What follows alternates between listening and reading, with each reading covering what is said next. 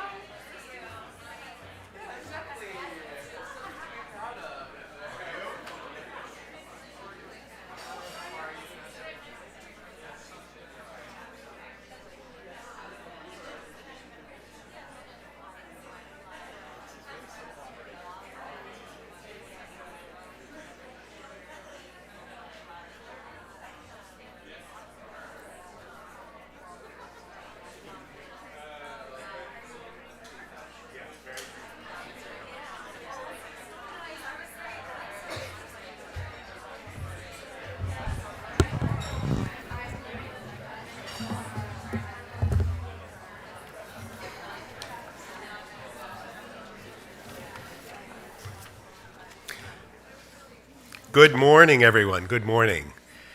And welcome to Georgetown, a very warm welcome to Georgetown on a little bit of a chilly day, but it's very nice to have you here for this important event. I'm Joel Hellman. I'm Dean of the School of Foreign Service here at Georgetown University.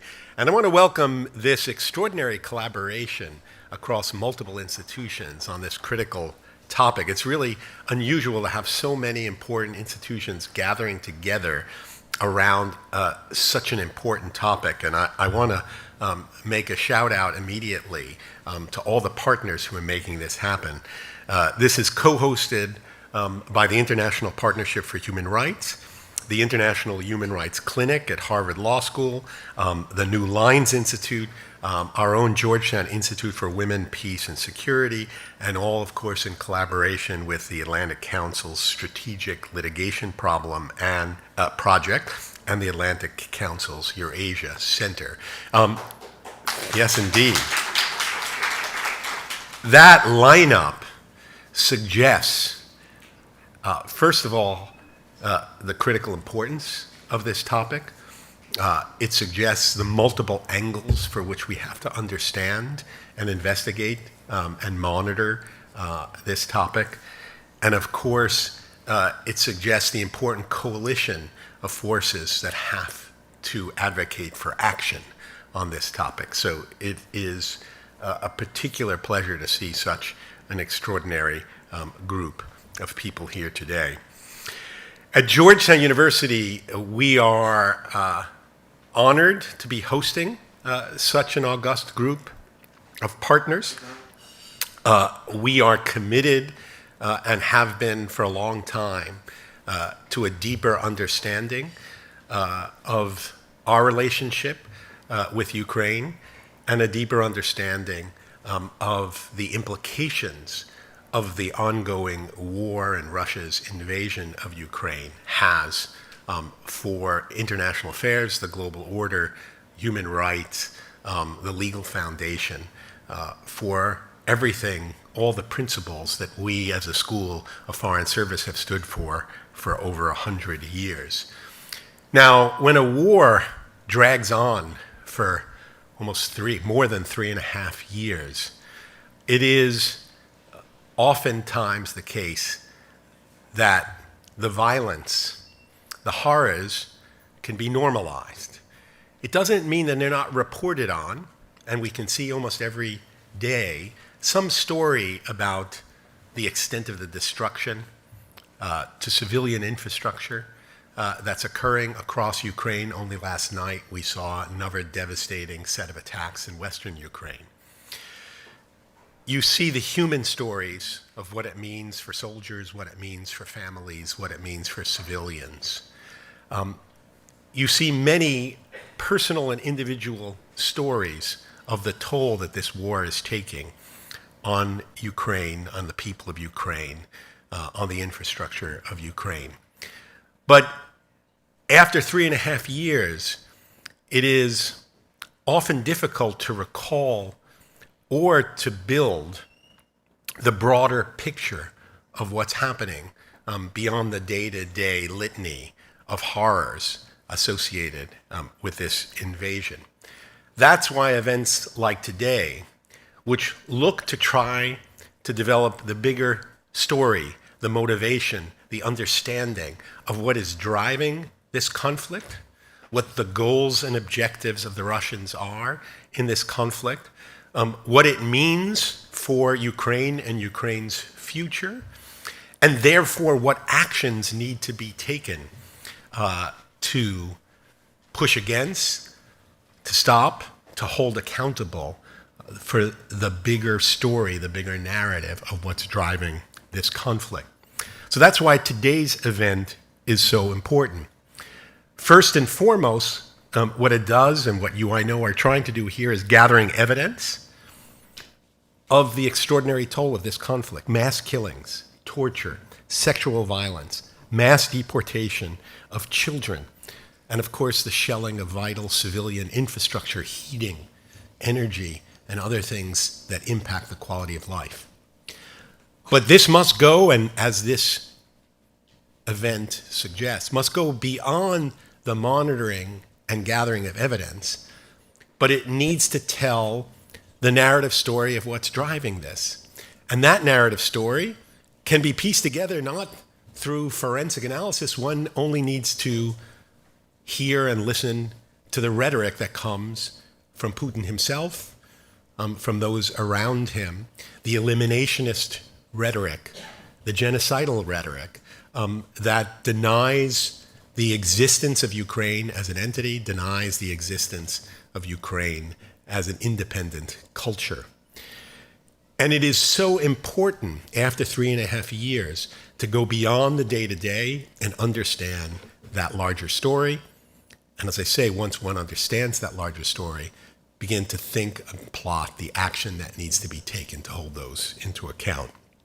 So this conversation matters. It matters for documenting the atrocities that occur in Ukraine. It matters for building the research, the testimonies, and developing the legal strategies necessary to influence proceedings at the international level, at the ICJ, at the ICC, that will take this to the next step of recognition, of legal action, and of accountability. We cannot look away despite the horrors that we see on a day-to-day basis. And we urge our students here at Georgetown, and while so many others are looking away, while so many others are normalized or even inured to the effects of violence, that we have to go deeper. We have to look even more seriously at what is happening, why it's happening, and what can be done to stop it. So it is in that spirit that we welcome you here today, that we recognize the importance of the work that you are doing, that we wish you success in building up that narrative, in building up that course of action that hopefully can move us to a world in which we take seriously our international commitments to human rights. We take seriously the role of the international community in condemning those who flagrantly violate those rights. So with that, I want to thank you for being here. I want to thank the extraordinary range of partners who come together today. And I want to begin the proceedings by introducing our neighbors. Those of you who know, the Ukrainian embassy is only down the block from Georgetown University. We are proud of the relationship that we have built with Ukraine and the Embassy of Ukraine over the years. We are proud of the extraordinary group of Ukrainian students that we have been able to recruit on scholarship over the last several years, and they have been making such an important contribution to our community. We are so pleased with the partnership we have had with the Embassy of Ukraine on so many events, so many convenings, and so many efforts to get the story of what's going on in Ukraine out into the world. So with that, let me introduce a representative from the ministry, from the Embassy of Ukraine here, the counselor from the embassy, Andriy Pasichnik. Thank you very much.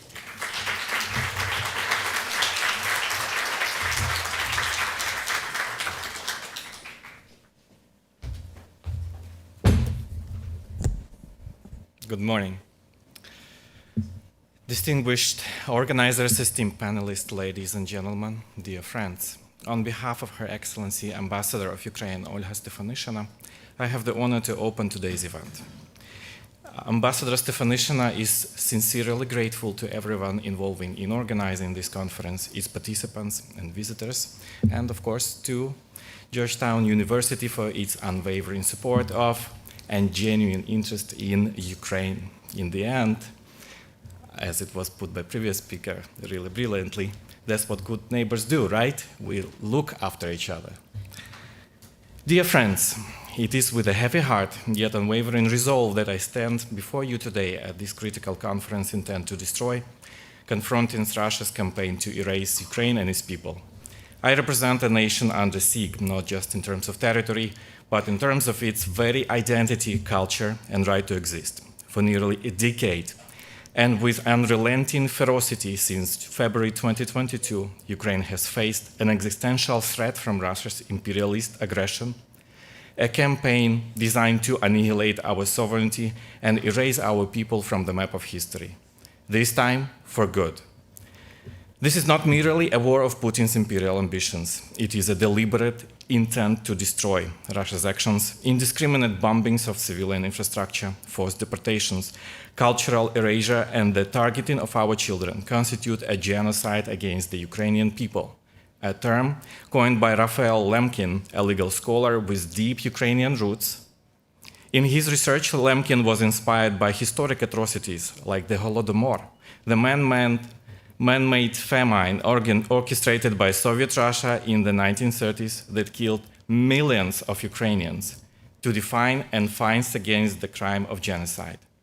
This tragic history repeats itself today. The Bucha massacre, where hundreds of civilians were brutally murdered during Russia's occupation in 2022, stands as a harrowing testament to this ongoing intent to destroy.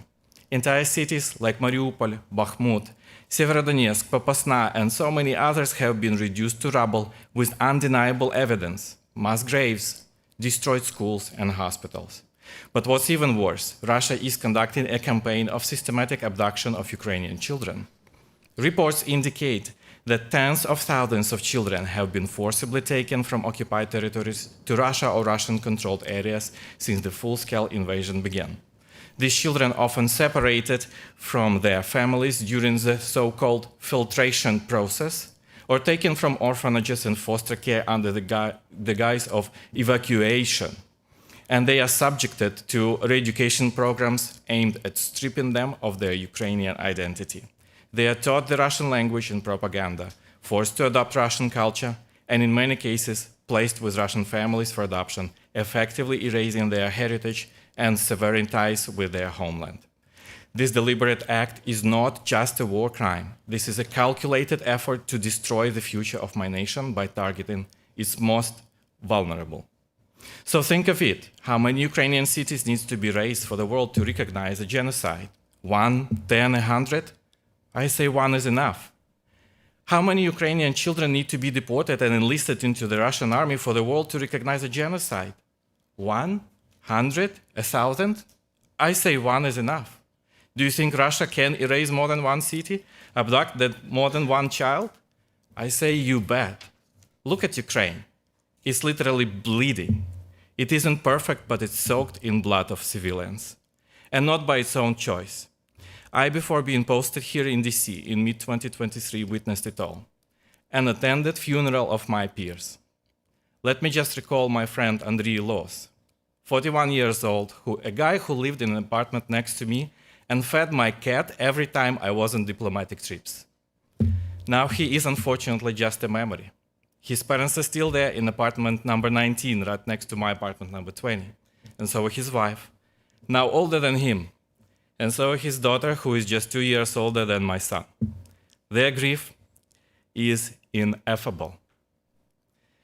Dear friends, Ukraine used all available options to respond to this existential threat, not just by mere force. Today, I would like to highlight Ukraine's fight for justice, something I personally pursued. Specifically, Ukraine's claim to the International Court of Justice against Russia for violating the Genocide Convention. This case came on top of the case that lasted since 2014 under the International Convention on Elimination of All Forms of Racial Discrimination. We argued that Russia's systematic cultural erasure, banning the Ukrainian language, destroying cultural heritage sites, and imposing Russian identity in occupied territories, particularly in Crimea, against the Crimean Tatars and ethnic Ukrainians, constitutes discriminatory acts aimed at erasing our distinct identity. We sought accountability for those violations alongside the false claims used to justify Russia's aggression. And the World Court found Russia in violation of its obligations. But was it enough? I say not at all. I say we must do more to bring Russia to account and think outside the box. Yet, amid this darkness, the spirit of Ukraine remains unbroken. Our people, farmers, teachers, artists, and soldiers stand united in defense of our homeland and the universal values of freedom, democracy, and human dignity. We fight not only for ourselves, but for the rules-based international order that this assembly upholds. If Russia's campaign to destruction succeeds, it will embolden authoritarian regimes worldwide to trample on sovereignty and human rights with impunity worldwide. Russia's propaganda is rarely true about anything but the fact that this is the war against the West. Ukraine's defeat means defeat of the West, and we can't let it happen. So I call upon you to confront this grave injustice with urgency and resolve. We need not just words of solidarity, but concrete actions, sustained military humanitarian support, sanctions, accountability for war crimes, and a commitment to rebuild Ukraine as a testament to the triumph of justice over oppression and aggression. Let us ensure that Russia's intent to destroy is met with our collective intent to defend, to legally retaliate, to rebuild, and to remember. Ukraine shall not be erased. I, as Ukrainian, guarantee that. We will endure, we will prevail, and we will reclaim our future. I urge you to stand with us in this defining moment of history. Together we can confront and defeat this campaign of cultural erasure and destruction. Thank you.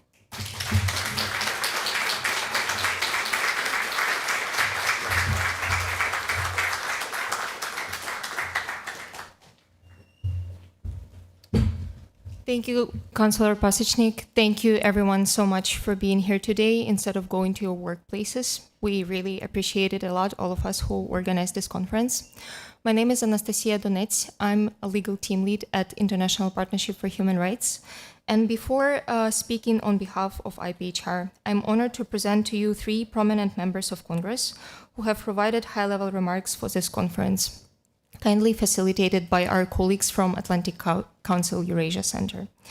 First, I'm honored to present Congressman Joe Wilson, representative for South Carolina and co-chairman of the Committee on Security and Cooperation in Europe, the U.S. Helsinki Commission, and co-chair of the Ukraine Caucus. Chairman Wilson is one of Ukraine's most accomplished champions in Congress and a leader on human rights and democracy across the region. I will now turn it over to the chairman for his remarks. Ladies and gentlemen, I'm Joe Wilson, member of Congress representing the people of the 2nd District of South Carolina, and also I appreciate being the co-chair of the Ukraine Caucus. I am grateful to speak with you today. In my role as the House Chairman of the U.S. Helsinki Commission and as a senior member of the Foreign Affairs and Armed Services Committees, I have seen firsthand the genocidal campaign by war criminal Putin to erase Ukrainian identity. I've been to Ukraine several times since the February 24, 2022 full-scale invasion by war criminal Putin, and I've seen the horrors of Bucha and Irpin. I have also worked on multiple initiatives to ensure that Russia war crimes are documented and that war criminal Putin is held accountable. The most important achievement we can do to stop the Russian war crimes is to sanction Putin and get Ukraine weapons so it can defend itself. When war criminal Putin is defeated, his documented genocidal campaign ends. Therefore, we must do our part to have the primary aim of victory. In August 2023, I was grateful to host the first ever congressional hearing on war crimes committed by Russia, appropriately in the courtroom 600 at Nuremberg, Germany, the same place where the Nazis were tried for crimes against humanity after World War II. War criminal Putin will one day be similarly tried for his crimes. Already, every incident of genocide, torture, and mass murder against humanity committed by Russia is being recorded and documented, and many legal procedures are already underway. This is the first cell phone war recorded in real time in history. The United States will continue to assist in these procedures to ensure that Russia is held accountable for its acts. The abduction of the Ukrainian people and the restoration of the failed Soviet Empire, with continued territorial occupation in Moldova, rigged elections in Belarus and Georgia, and the invasion of Ukraine and Georgia. The only way that Russia will be deterred is peace through strength. I'm grateful for President Donald Trump for the recent sanctions on Russian oil companies Rosneft and Lukoil, sanctions that finally hit against the oil that funds Russian mass murder of innocent Ukrainians. This is in the tradition of President Trump in his first term, canceling the Nord Stream 2 pipeline and standing with Ukraine while providing Javelin missiles to destroy tanks as they entered into the country. And also, he historically placed American troops for the first time ever in our valued ally, NATO ally of Poland. As a participant of the NATO Parliamentary Assembly, I've seen firsthand the resolve and appreciated unity, with Finland and Sweden joining as members, with nations now committed to 5% of GDP for defense. War criminal Putin was wrong to believe NATO division, as in my view, we will achieve peace through strength. Thank you for supporting the people of Ukraine. The world appreciates the courage and vision of President Vladimir Zelensky. God bless Ukraine. God bless America.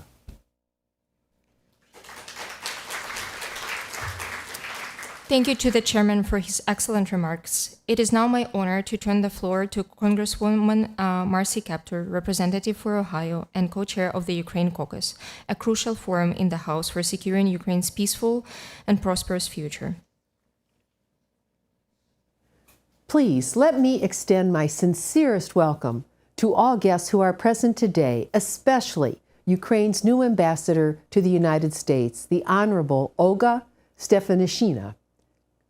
Much gratitude to Ambassador Herbst and the Atlantic Council for hosting this timely discussion, and I'm grateful for the opportunity to share a few words with you as you begin your discussion today. My name is Congresswoman Marcy Kaptur, and I'm the U.S. Representative for Ohio's 9th Congressional District, which encompasses much of Northwest Ohio that adjoins both Indiana on the west and Michigan on the north near Lake Erie. As a founding co-chair of the bipartisan House-Ukraine Caucus, which has nearly 100 members, I can assure you that our caucus shares your dedication to a free Ukraine. Ukraine is our modern era's test of liberty. Truly, Ukraine's future depends on her allies at all levels, including each of you and all of us joining you today. We must ask ourselves, how can the world of democracies ensure Ukraine wins and survives this brutal war perpetuated by Russia without provocation? Our effort must begin with our recommitment to provide Ukraine the resources that she needs to achieve victory. During the 118th Congress, a bipartisan majority passed multiple supplemental aid packages and support which supplied Ukraine with critical arms. This funding that could be provided only by the United States. That majority support for Ukraine remains. This Congress must activate its support to make clear to Ukraine, Putin, and the American people that America stands with liberty as Ukraine fights for hers. As President John F. Kennedy stated in his inaugural address 64 years ago, our nation shall pay any price, bear any burden, meet any hardship, support any friend, oppose any foe, to assure the survival and the success of liberty. Second, America and our allies, working in concert with Ukraine, must build the post-war frameworks which will secure Ukraine's freedom and prosperity for future generations. Without providing explicit and strong security guarantees for Ukraine, peace will not be secure. Furthermore, Ukraine will need to rebuild its infrastructure and economy. The free world can help with that. It should, and it will. No place on earth has suffered the loss of millions upon millions of innocent peoples as has Ukraine. Historically, it is time for the free world to measure up to this test of liberty. There can be no turning back. And third, we must hold dictator Putin accountable for the crimes he continues to commit against the people and the children of Ukraine. At Putin's command, Russia has killed thousands of Ukrainian civilians, kidnapped tens of thousands of Ukrainian children, and tortured Ukrainian prisoners. No lovers of liberty can let this stand. The litigation of Putin's crimes must be pursued vigorously at all domestic and international levels, because when justice prevails, freedom will reign. Lastly, let me share with you a quote from one of America's greatest Army generals, Omar Bradley. "We've learned how to destroy, but not to create, how to waste, but not to build, how to kill men, but not how to save them, and how to die, but seldom how to live. That challenge posed to us in 1948, prior to the historic Marshall Plan, remains intergenerationally for the free world our shining star, as we work to secure Ukraine's place among the free nations of our world. Russia extends over 11 time zones, and Ukraine but one. It is abundantly clear who the predator is. By your presence today, you are joined with Ukraine and the members of our Ukraine caucus to embrace this diplomatic challenge. If we work together, peace can be secured, and this terrible war by Russia can be brought to resolution. Thanks to all of you. Onward.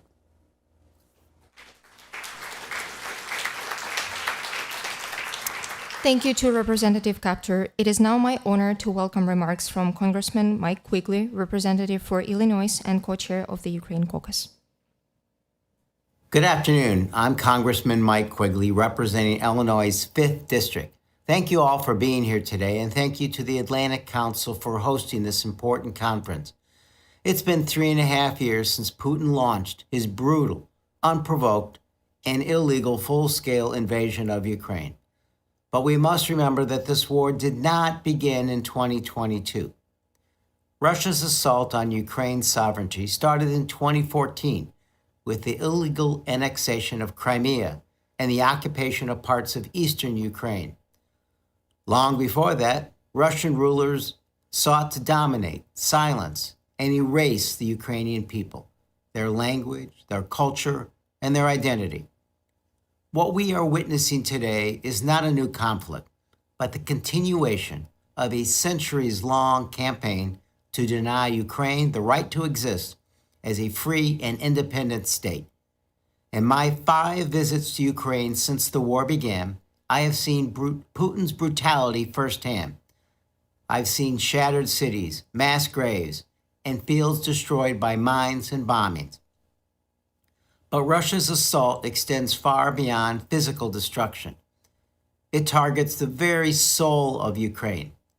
Churches have been burned, libraries and museums looted, and monuments to Ukraine's history deliberately destroyed. Journalists, writers, and teachers have been silenced, imprisoned, or driven into exile. Russia's campaign of terror constitutes a clear and ongoing violation of international law. Its deliberate attacks on civilians, infrastructure, and cultural heritage are war crimes under the Geneva Conventions. The systematic deportation of more than 19,000 Ukrainian children, many torn from their families and taken deep into Russia, is a crime against humanity. These atrocities are not isolated acts of cruelty. They are part of a coordinated strategy to erase a nation and its future. As co-chair of the Congressional Ukraine Caucus, I have repeatedly called on Congress to provide full support to Ukraine's fight for survival through military assistance, humanitarian aid, and diplomatic pressure. Days after Russia's full-scale invasion, I led over 110 colleagues in a letter urging the Biden administration to grant temporary protected status to Ukrainians displaced by the war. That effort helped lay the groundwork for Uniting for Ukraine program, extending humanitarian parole to tens of thousands of people fleeing the conflict. But my advocacy for Ukraine is also personal. For a decade, I represented Ukrainian Village in Chicago, one of the largest Ukrainian American communities in the country. Chicago's Ukrainian community has shown extraordinary leadership and compassion, raising millions for humanitarian relief, sending medical supplies, and offering refuge to families fleeing the war. Their resilience mirrors that of their homeland, and their voices remind us that Ukraine's struggle is not distant. It is a part of our own story as a nation committed to freedom and self-determination. Today, I am deeply concerned that the current administration's approach risks sidelining justice and accountability for Russia's war crimes. pushing Ukraine toward a settlement dictated by Moscow without consequences for atrocities and without Ukraine or our European allies at the table betrays both our values and our interest. Peace built on impunity is no peace at all. It will only embolden Putin and every autocrat watching around the world. The United States must lead with strength, unity, and moral clarity. Defending Ukraine means defending the principles that culture, freedom, and identity cannot be extinguished by force. The work is far from over. The world is watching, asking whether we will uphold our values and stand with a fellow democracy, or send the message to autocrats that aggression goes unpunished. Ukrainians themselves are watching to see whether we will continue to support the families who have been uprooted, the children who have been stolen, and the soldiers defending their homeland at unimaginable cost. Justice and accountability are not optional.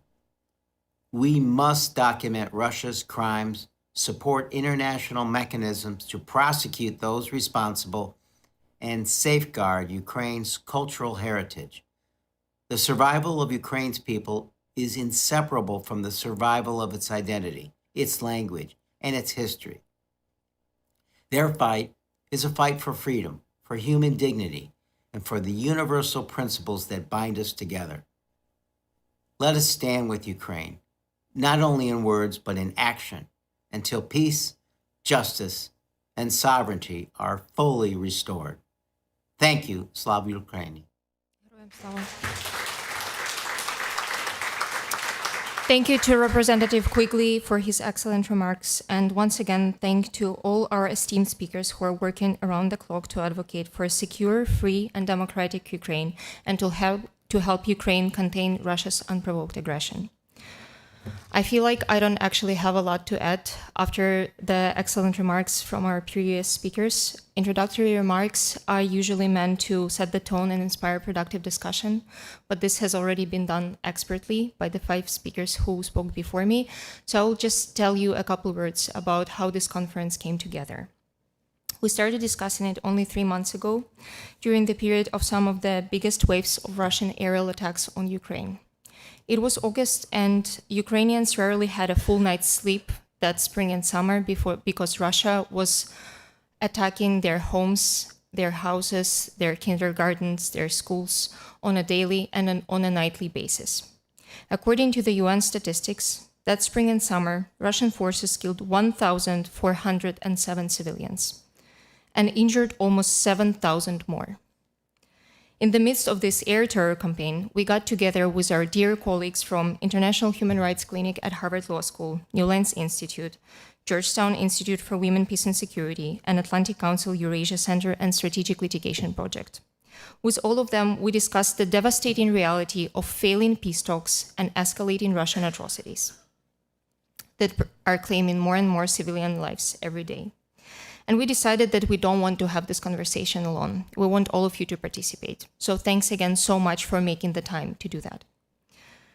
At the same time, when we pinned down mid-November for this conference, we dared to hope that by now there would be no immediate need for this discussion and no urgent need for action. We hoped that the US-led peace process would bring a ceasefire, followed by a lasting peace, and Russia's atrocities in Ukraine would come to an end. We would then have had the luxury of time to look back and discuss how the world can reckon with what Russian invasion has done to Ukraine, and how we can help Ukrainians heal, rebuild, and seek justice. It pains me to say that we were too optimistic. Over these last 3 months since August, Russia has once and again categorically dismissed every US and European peace proposal. Just like in the first months of its full-scale war, Russia keeps killing Ukrainians at scale. Regrettably, Russia just conducted another nightly aerial attack on Ukraine that involved 50 missiles and 500 drones. Cities under attack included a city of Kharkiv that is in the very east to a city of Ternopil that is in the very west of Ukraine. In the city of Ternopil, Russian missile hit an apartment building and killed 19 civilians. It injured 66 more civilians, including 16 children. So it pains me to say that Russia is not seeking peace, but it's seeking annihilation. Russia's relentless aerial attacks, torture, and terror in occupied territories make it clear that for Russia, this is not just a war over land. This is a war against Ukrainian people as such. This is a war against their very right to exist. Recognizing this truth and understanding the real intent behind Russia's invasion is essential if we are to find the right tools to stop them.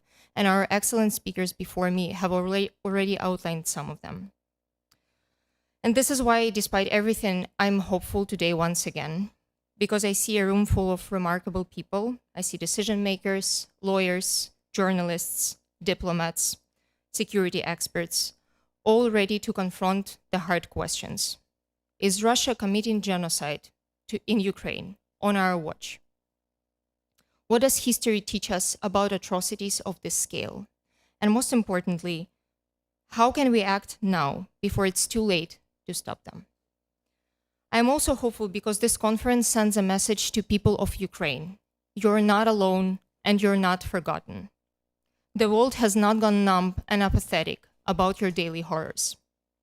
Despite what Russia wants to think, the world is not fatigued by supporting Ukrainians who are bravely defending their right to exist, as well as broader European and NATO security, with their own lives. Today's conference shows that some of the brightest minds in the United States and among other Ukraine's allies will stand by Ukraine until the very end of this existential battle and will not allow Russia to reach its ultimate goal. I thank you all very much for being part of this conference, and I'm looking forward to our discussions today. Thank you very much.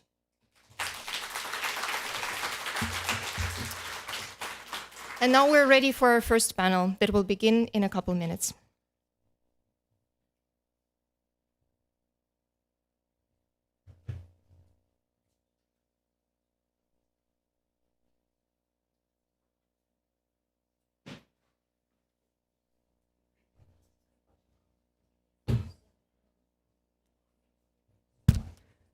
Good morning. If I could ask the panelists for the first panel to come up and have a seat.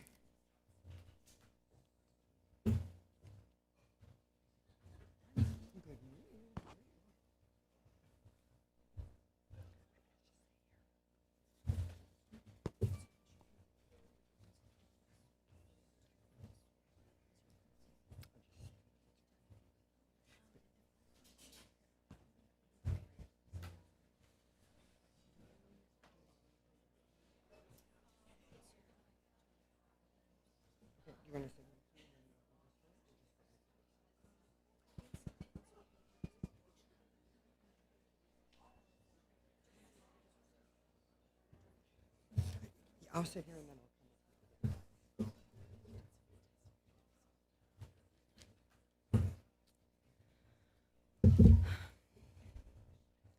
Thank you, everyone. We're ready for our first panel. And it is my great pleasure to introduce Erin Farrell-Rosenberg, our excellent moderator for the panel. Erin has spent years working for international justice, including at ICTY and ICTR, and is now a senior legal advisor for Mukwege Foundation. Erin, thank you so much for being here, and we're honored to have you as a moderator for this panel. Over to you.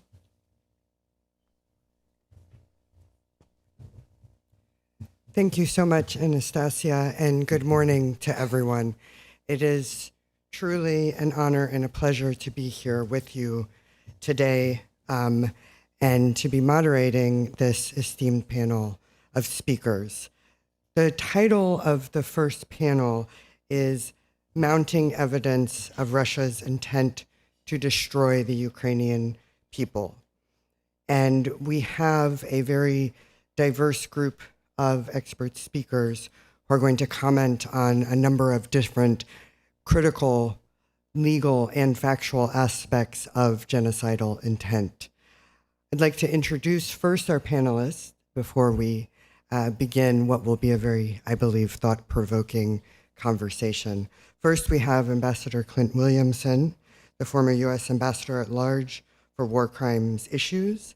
He is also the Senior Director for International Justice at Georgetown University and the lead coordinator of the Atrocity Crimes Advisory Group. Thank you for being with us, Ambassador.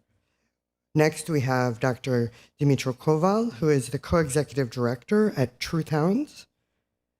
Svetlana Valko, the lead of the Ukraine field team for the International Partnership for Human Rights. Welcome.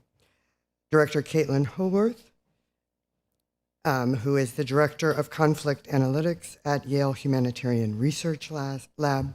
And last but certainly not least, we are very pleased to have with us Professor Susan Farbstein, the Director of the International Human Rights Clinic at Harvard Law School. So thank you all for being here. And with that, I'm going to begin with our first question to the panelists. We thought that the way to approach this question of mounting evidence of genocidal intent was to begin by hearing in terms of the evidence itself, before turning to the question of how that evidence relates to genocidal intent. With us are a number of individuals who work with organizations that are on the ground in Ukraine documenting atrocities, crimes, and human rights violations.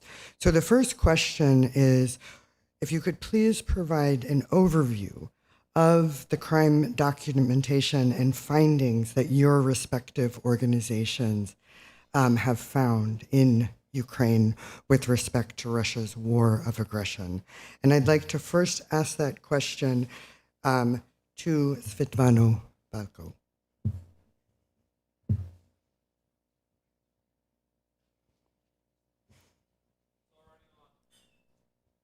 Thank you.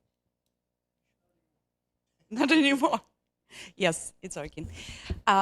Good morning, dear guests, colleagues, friends, and allies. As a team lead of field team, I work on the ground, and that's why I have an honor with a longer speech than others, because today we brought a few videos with survivors of crimes committed by Russia and Ukraine with the messages which they want to send to you. So my today's speech will be with the video of those who testify in what happened with them. First of all, I want to say that our team, were documenting war crimes and crimes against humanity in Ukraine since 2014. And the scale, of course, on Donbass and Crimea was huge, but not comparable with what happened after 2022. And despite the crimes are kind of the same, indiscriminate shelling, killings, kidnapping, etc., today I want to talk about two types of crimes which were not committed before full-scale invasion. First of all, of course, crimes against Ukrainian children. What we saw and what our respectful representative of embassy was introducing was totally new in the Russian-Ukraine war. And all those crimes started only after full-scale invasion. We see, first of all, forcible transfer of children to Russia. Approximately 19,000 of kids were transferred. It's a big amount. What we need to emphasize that it's not only orphans, people without care of parents who are in some institutions, but also people who has alive and safe parents. IPHR was documenting, and I do believe that some of you saw the report today about the Medvedchok camp. We reported a case of 300 parents in Kharkiv Oblast where in 2022 was a very intense fights on this territory, who agreed to send their kids for just 1 month to the summer camp on the territory of Russia. And then more than 1 year, they could not find their kids after this. They were looking for, they were trying to send them back, they were trying to bring them back, they were looking for help, and it was almost impossible for many of them. And this is something was happening with a huge scale, and we were investigating those who was organizing this system, including people representative of authorities like Minister of Education, but also businesses who were in touch with. But also we see that not only transferring, forcible transfer is a crime here, but also we have a lot of evidence that there was a huge campaign on destroying of identity of those kids. So many of them were prohibited to speak Ukrainian, think Ukrainian. Some of them got new names, and many teenagers who were transferred were sent to military camps, and some of them were even conscripted after they became 18 against Ukraine. Also, we could testify that many children with disabilities were forcibly transferred, sometimes killed because of lack of care, because they needed special care, and lost any connections with their relatives. My first video will be exactly about the place like this and kids with disabilities who were held in Kherson region in a special place with a special care. Please, colleagues. Доброго дня всім присутнім. Мене звати Вадим. Я 13 років працював в Олешківському дитячому будинку-інтернаті на посаді вихователя, а також тренера з паралімпійського виду спорту «Боча». На початок повномасштабного вторгнення в дитячому будинку перебувало приблизно 110 дітей різних вікових груп та різних захворювань. І дітям було дуже страшно та важко, адже дитині ти не поясниш, що таке війна і що відбувається. І я коли, в принципі, згадую той час, то у мене відразу піднімається пульс та серце наче вискакує, адже ті спогади залишились на все життя, і це дуже велике горе. З перших днів війни ми відчули на собі, що таке освобождення від росіян, що таке захист від росіян. Коли ми побачили, що вони забирають їжу, яку везуть з Херсону до Олешок для дітей. І вони просто майже все забрали. І коли водій їм навіть пояснював, що це дітям з інвалідністю, які тяжко хворі, їм було байдуже. Вони просто забирали їжу, тому що їм було важливіше, ніж дітям. Відносились до людей вони дуже жахливо та цинічно. Коли приїжджали в дитячий будинок, то привозили з собою купа камер, щоб попіаритись, показати, як вони піклуються про дітей. Розумієте, який цинізм? Вони на блокпостах забрали продукти, які везли дітям в дитячий будинок, а потім приїжджали з цукерками та знімали це на камеру, та просили їх, щоб люди та діти їм дякували. Це просто жах. Це дуже страшний час був. 21 листопада 2022 року дітей вперше почали вивозити з окупованих Олешок в різні регіони Росії, а також Крим, тимчасово окупований.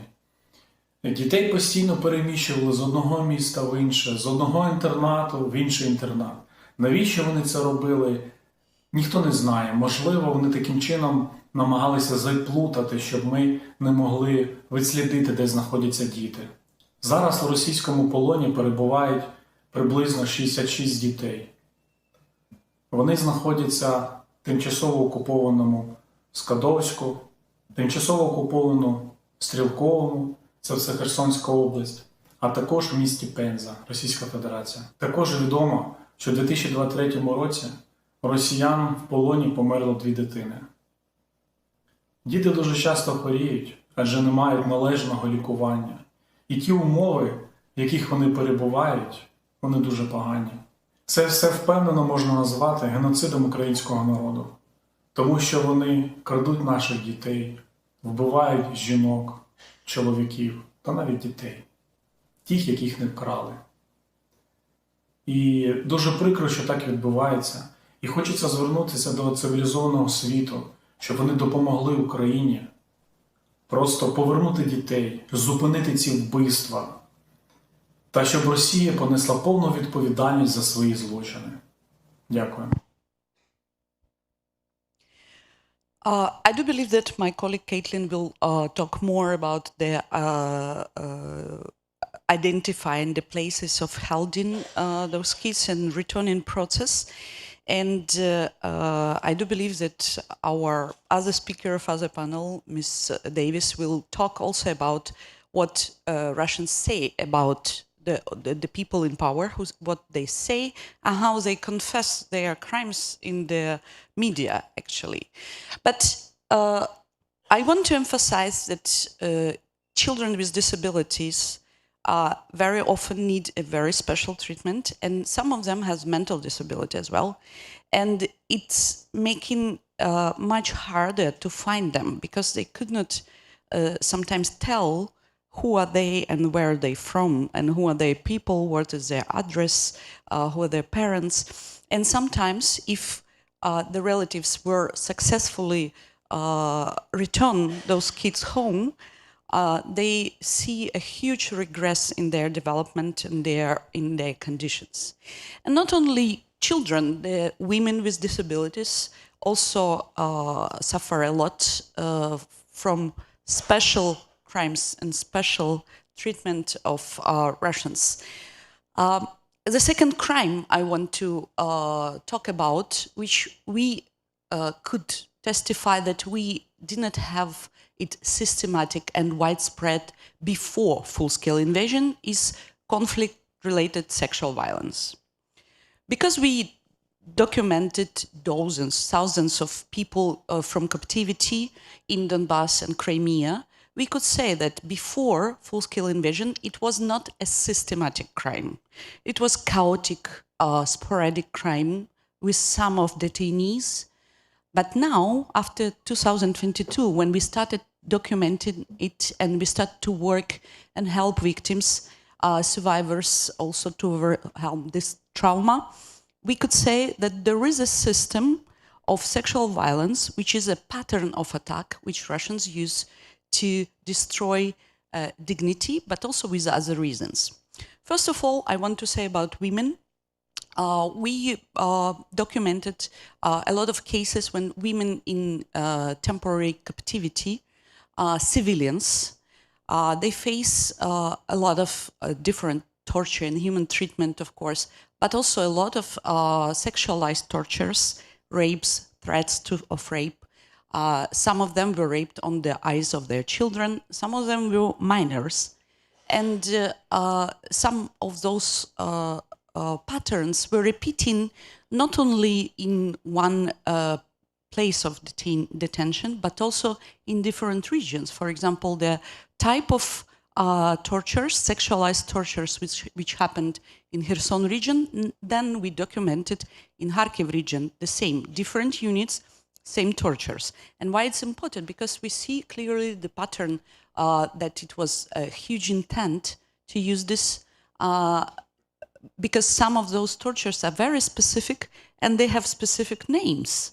For example, there is a tortures which called Call to Zelensky or Call to Biden, and that means that it's some type of genital electrocution.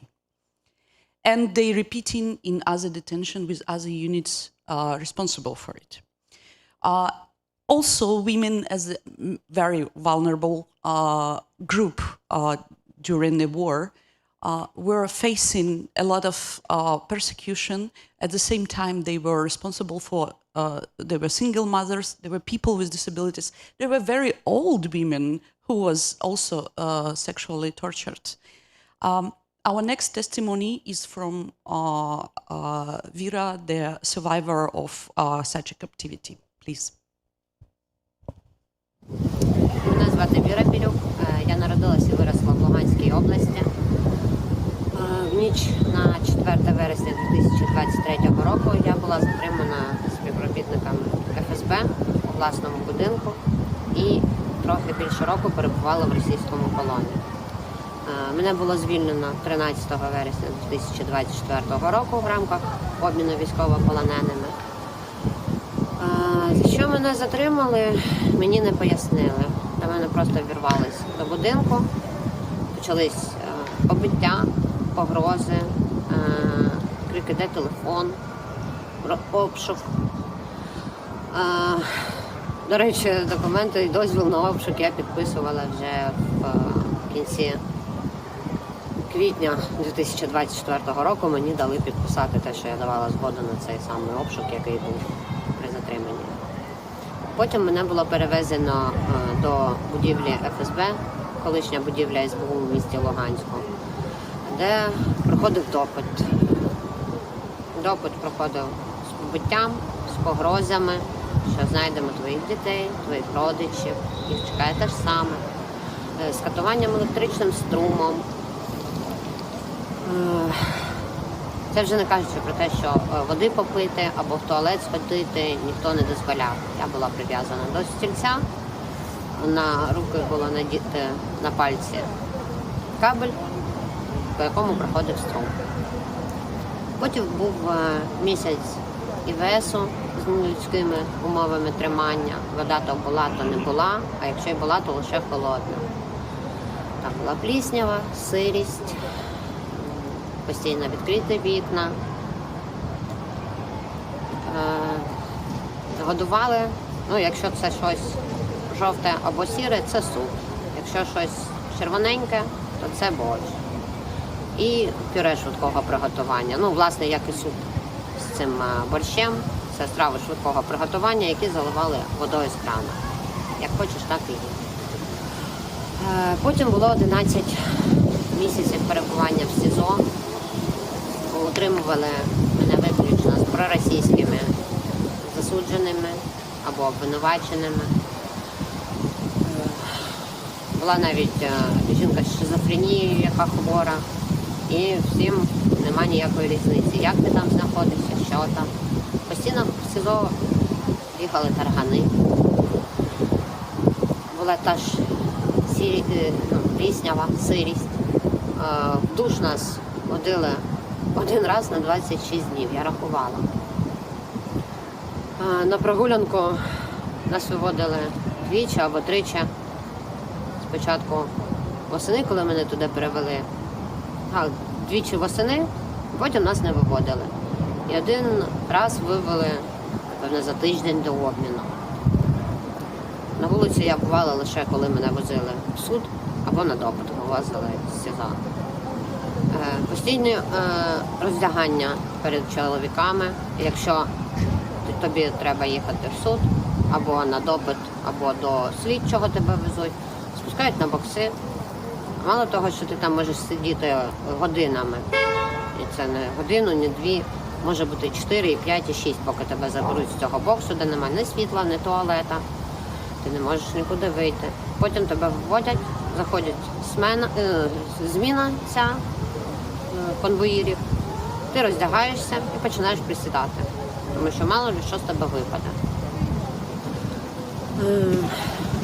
Я вважаю, що це геноцид, бо це знущання над українцями, бо щоб потрапити в російський полон, не потрібно взагалі щось робити не потрібно. Достатньо просто бути українцем, мати український паспорт, мати свої погляди на те, що Україна повинна повернутися. Я бачила випадки, коли затримували дівчат просто за те, що в телефоні, при перевірці телефона, виявляли або фотографію з українським прапором, або якісь стікери підтримку України, або якась публікація в соціальних мережах. Тому що там кожен день люди переживають знущання. Їх б'ють, їх катують, з них знущаються, їх не годують, вони не мають медичної допомоги. вони не мають зв'язку з родичами, вони не мають можливості подзвонити родичам або написати листа. Вони в повному вакуумі, і багато людей просто не доживають до обмінів. І Росія робить все, аби не відпустити цивільних. Якщо військових ще хоч якось міняють, то в цивільних шансів зовсім немає. Бо ми не комбатанти, нас не можна міняти на військових обмінах. Нас повинні міняти на цивільних. Росія не хоче віддавати тих, кого затримали. Бо тоді світ може дізнатись про те, що там відбувається. Що б'ють однаково. Що чоловіків, що жінок, що цивільних, що військових. Ми українці, і цим все сказано для них.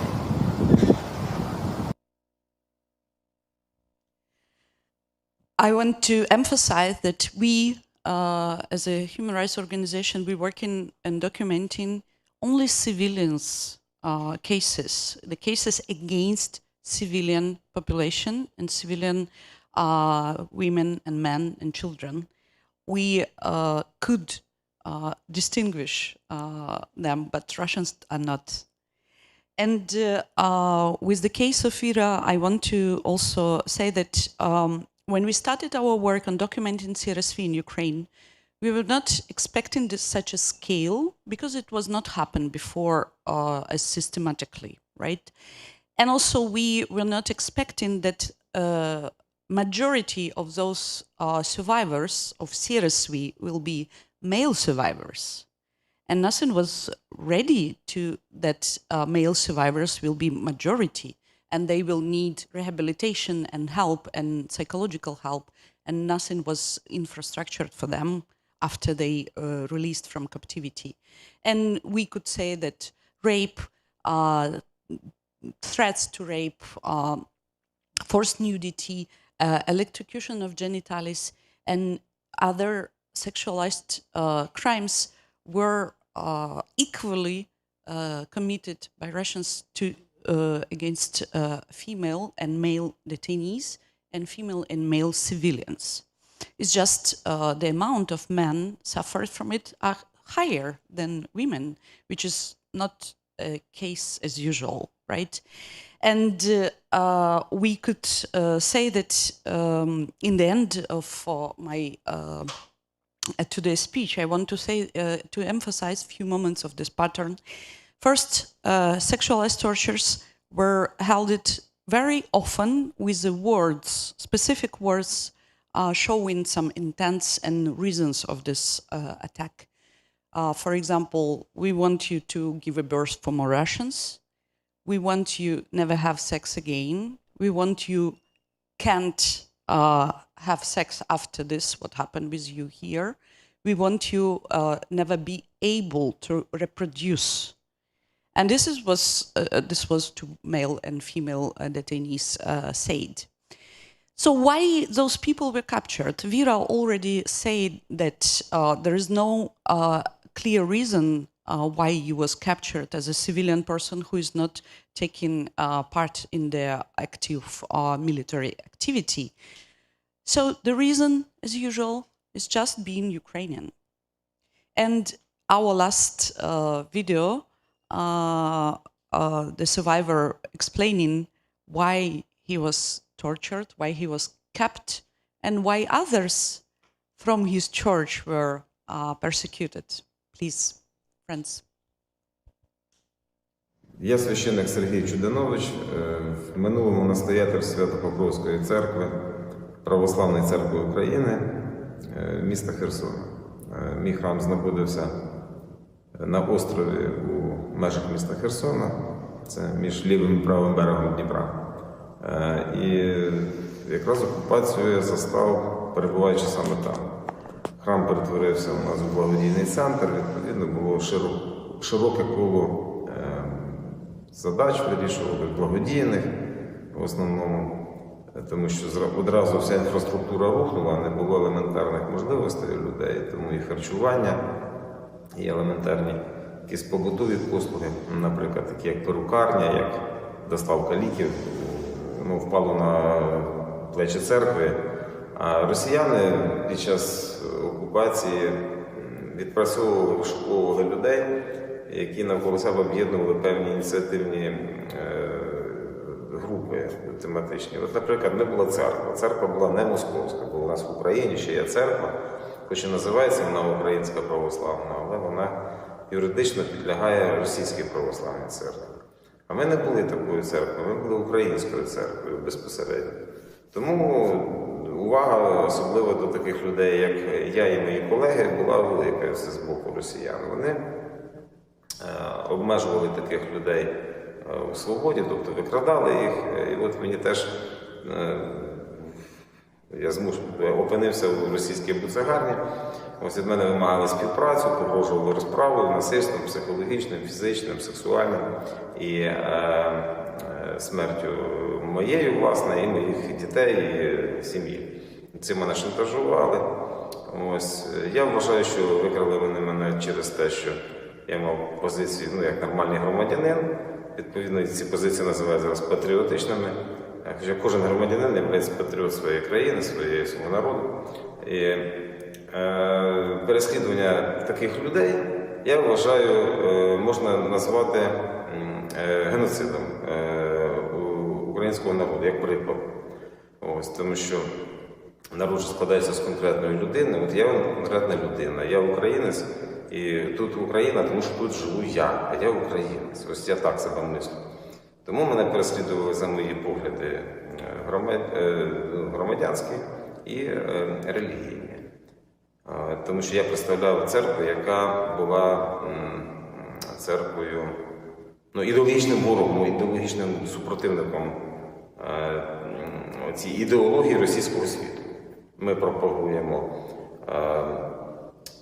незалежність церкви, бо незалежна держава існує. Ми використовуємо українську мову в богослужінні, в побуті. Ми проводимо широку соціальну роботу із різними людьми, які потребують цього.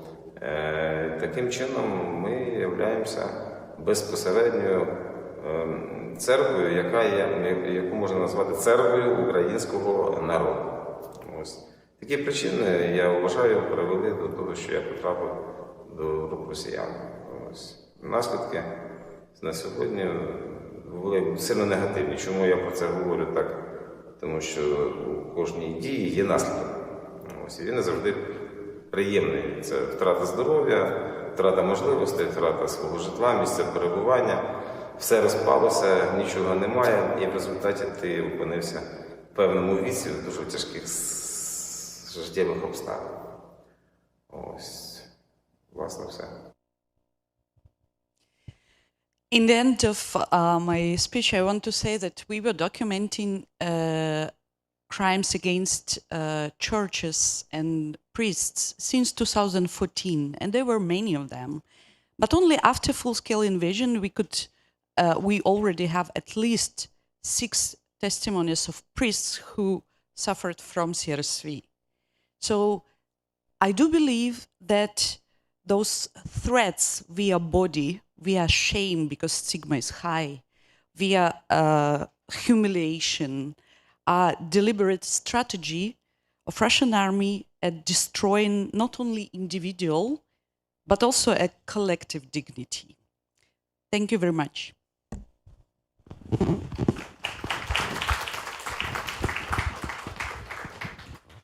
Thank you very much, Svetlana, not only for your presentation, but also for sharing the firsthand experiences of the Ukrainian people. Oftentimes when we talk about mass atrocity crimes, we revert to referring to numbers and statistics because of the fact that there are so many victims. And so letting us see the faces, names, and individual stories is so important to humanize what we mean by mass atrocity. If I could ask next Ambassador Williamson to comment on this same question. Thank you so much. Sure.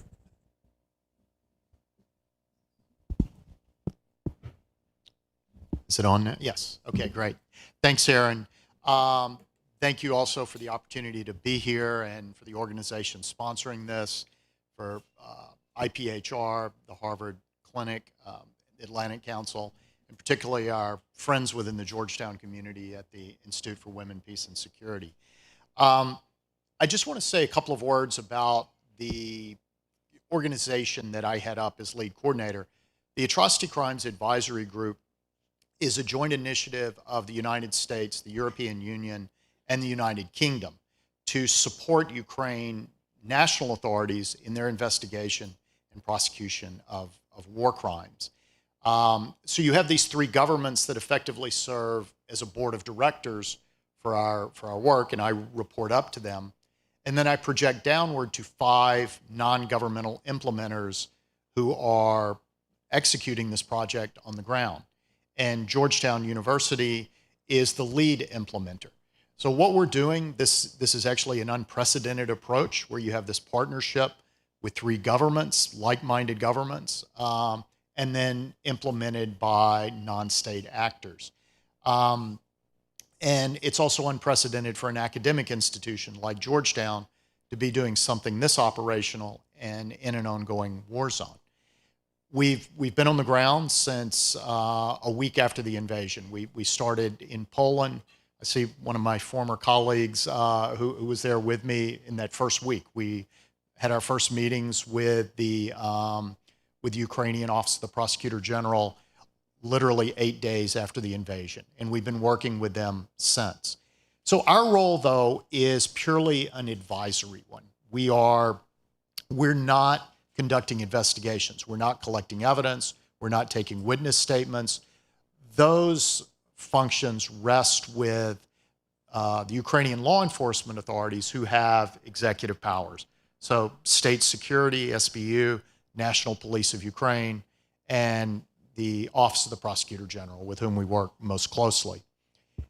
I think the 2 biggest challenge, well, let me just say this. So although we're not involved in the actual conduct of the investigations, we certainly have a lot of visibility on what the results of those investigations are, because we are advising the OPG in real time and trying to assist them to build stronger cases and to fashion these cases in such a way that takes advantage of the war crimes expertise that we're able to bring to bear. The 2 biggest challenges, I think, right now is first in just cataloging all of this information. As you may have heard, right now there's around 185,000 registered war crimes. That number is certainly exaggerated. This happens in all conflicts. You have duplicative reporting. You have some things that are common crimes that get categorized as war crimes. But even at the end of the day, we're still talking about tens of thousands of crimes that are going to have to be dealt with. So just managing this massive amount of information, which again is unprecedented in any conflict in which I've worked. Second, I think the other big challenge for us is, and for the OPG, is just trying to help them continue to develop their capacity to build cases that are that meet international standards. And this is going to be critically important for feeding these cases into universal jurisdiction prosecutions, for feeding cases potentially into the International Criminal Court, the Special Tribunal for Crime of Aggression, if it's set up. And then, of course, also doing these cases in Ukraine itself at a standard that is going to be accepted around the world. In terms of what the evidence shows, it really tracks with what's been reported in the media, what we've discussed here today. The largest number of civilians who have been killed or wounded has come about as a result of indiscriminate shelling, missile and drone attacks. We heard, I think, from Anastasia at the beginning about the attacks in Ternopil last night, where 20 people were killed, including 2 children. In areas that were under Russian occupation, places like Bucha and Irpin, there were significant numbers of extrajudicial executions, forced disappearances, and torture. It's unclear in areas that are still under occupation. And again, this is also a huge challenge, is, clearly we're able to develop a lot more evidence in those areas that are under Ukrainian control. What is happening in areas that are still under occupation, it's quite opaque. But in a place like Mariupol, the level of crimes is unimaginable. but we just have not had the visibility or the access there to document those in great detail. Among people who were detained by the Russians, either in occupied territories or those taken to camps in Russia, there's overwhelming evidence of torture, particularly of sexual violence. As Svetlana said, what we've seen in Ukraine is a somewhat unique phenomenon. I've never seen it in any other conflict in which I've been involved, and that's the fact that male-directed sexual violence has actually been the predominant manifestation here. And that's, I think, largely a result that there are many more men that have been detained, but almost all of them have been subjected to sexual violence. Finally, we've seen lots of evidence of targeting, destruction, and theft of cultural heritage, and of course, of the abductions and forced Russification of children, which is particularly chilling, and again, I think is unprecedented in any other conflict. And these last two are especially relevant in a discussion of genocide. I think we'll get more into that in just a moment. Thank you so much, Ambassador. Next, if we could hear from Dr. Kova. Thank you, Erin. Hello, everyone. My pleasure to speak to you today. I will try to restrain the inner lawyer in me and try indeed to talk about facts, but still I feel that there is a need to address some of the foundational issues when it comes to the work on documenting but also investigating of the crime of genocide. But before going into these foundational questions, I'd like to address the elephant in the room, and I hope that it's not only me who sees it. And that's regarding this, what we can call a course of genocide investigations, which has to do with the what I call a ghost from the past, the previous instances of genocide. So basically, there is this way of thinking about genocide that tries to compare modern genocides to the genocides from the past. When it comes to Ukraine, it's usually compared against the genocide in Rwanda, genocide against Bosnian Muslims, the Holocaust, and the genocide against Furu, Zahava, and Masalit in Sudan. But I would say, and that's the first foundational point, Ukrainian genocide is very different. And it's different in many senses, but most importantly, it's different because what drives it is the imperial consciousness of the organizers of the aggression and, matter of factly, organizers of atrocity crimes all over Ukraine. Quite often, this same imperial thinking also motivates the direct perpetrators to do what they do, what you heard from Svetlana, for instance, on the occupied territories. So this imperial thinking is very important for the theory of genocide in Ukraine because, for instance, it explains to us how Russians see Ukrainians. They see most of Ukrainians as almost Russians. They consider some of those who do not meet their criteria of being Russians as those who have to be re-educated. Or if their education fails, that have to be eliminated or subjected to severe tortures, inhumane treatment, or other inhumane acts. So many things that is happening in Ukraine can be explained if we use this imperial lens for the explanation of what is happening in Ukraine. Next foundational pillar of the investigation into genocide has to do with the idea of nation. So the previous criminal tribunals failed to, they actually didn't even need to define, to give the precise definition of the notion of nation. ICTR came closest to that in one of the cases, in Akayesu case. It indeed gave some very brief definition of what nation is, but that definition can't work in all the contexts, and it does not give us the feel of nuances when it comes to different nations that might be subjected to genocide.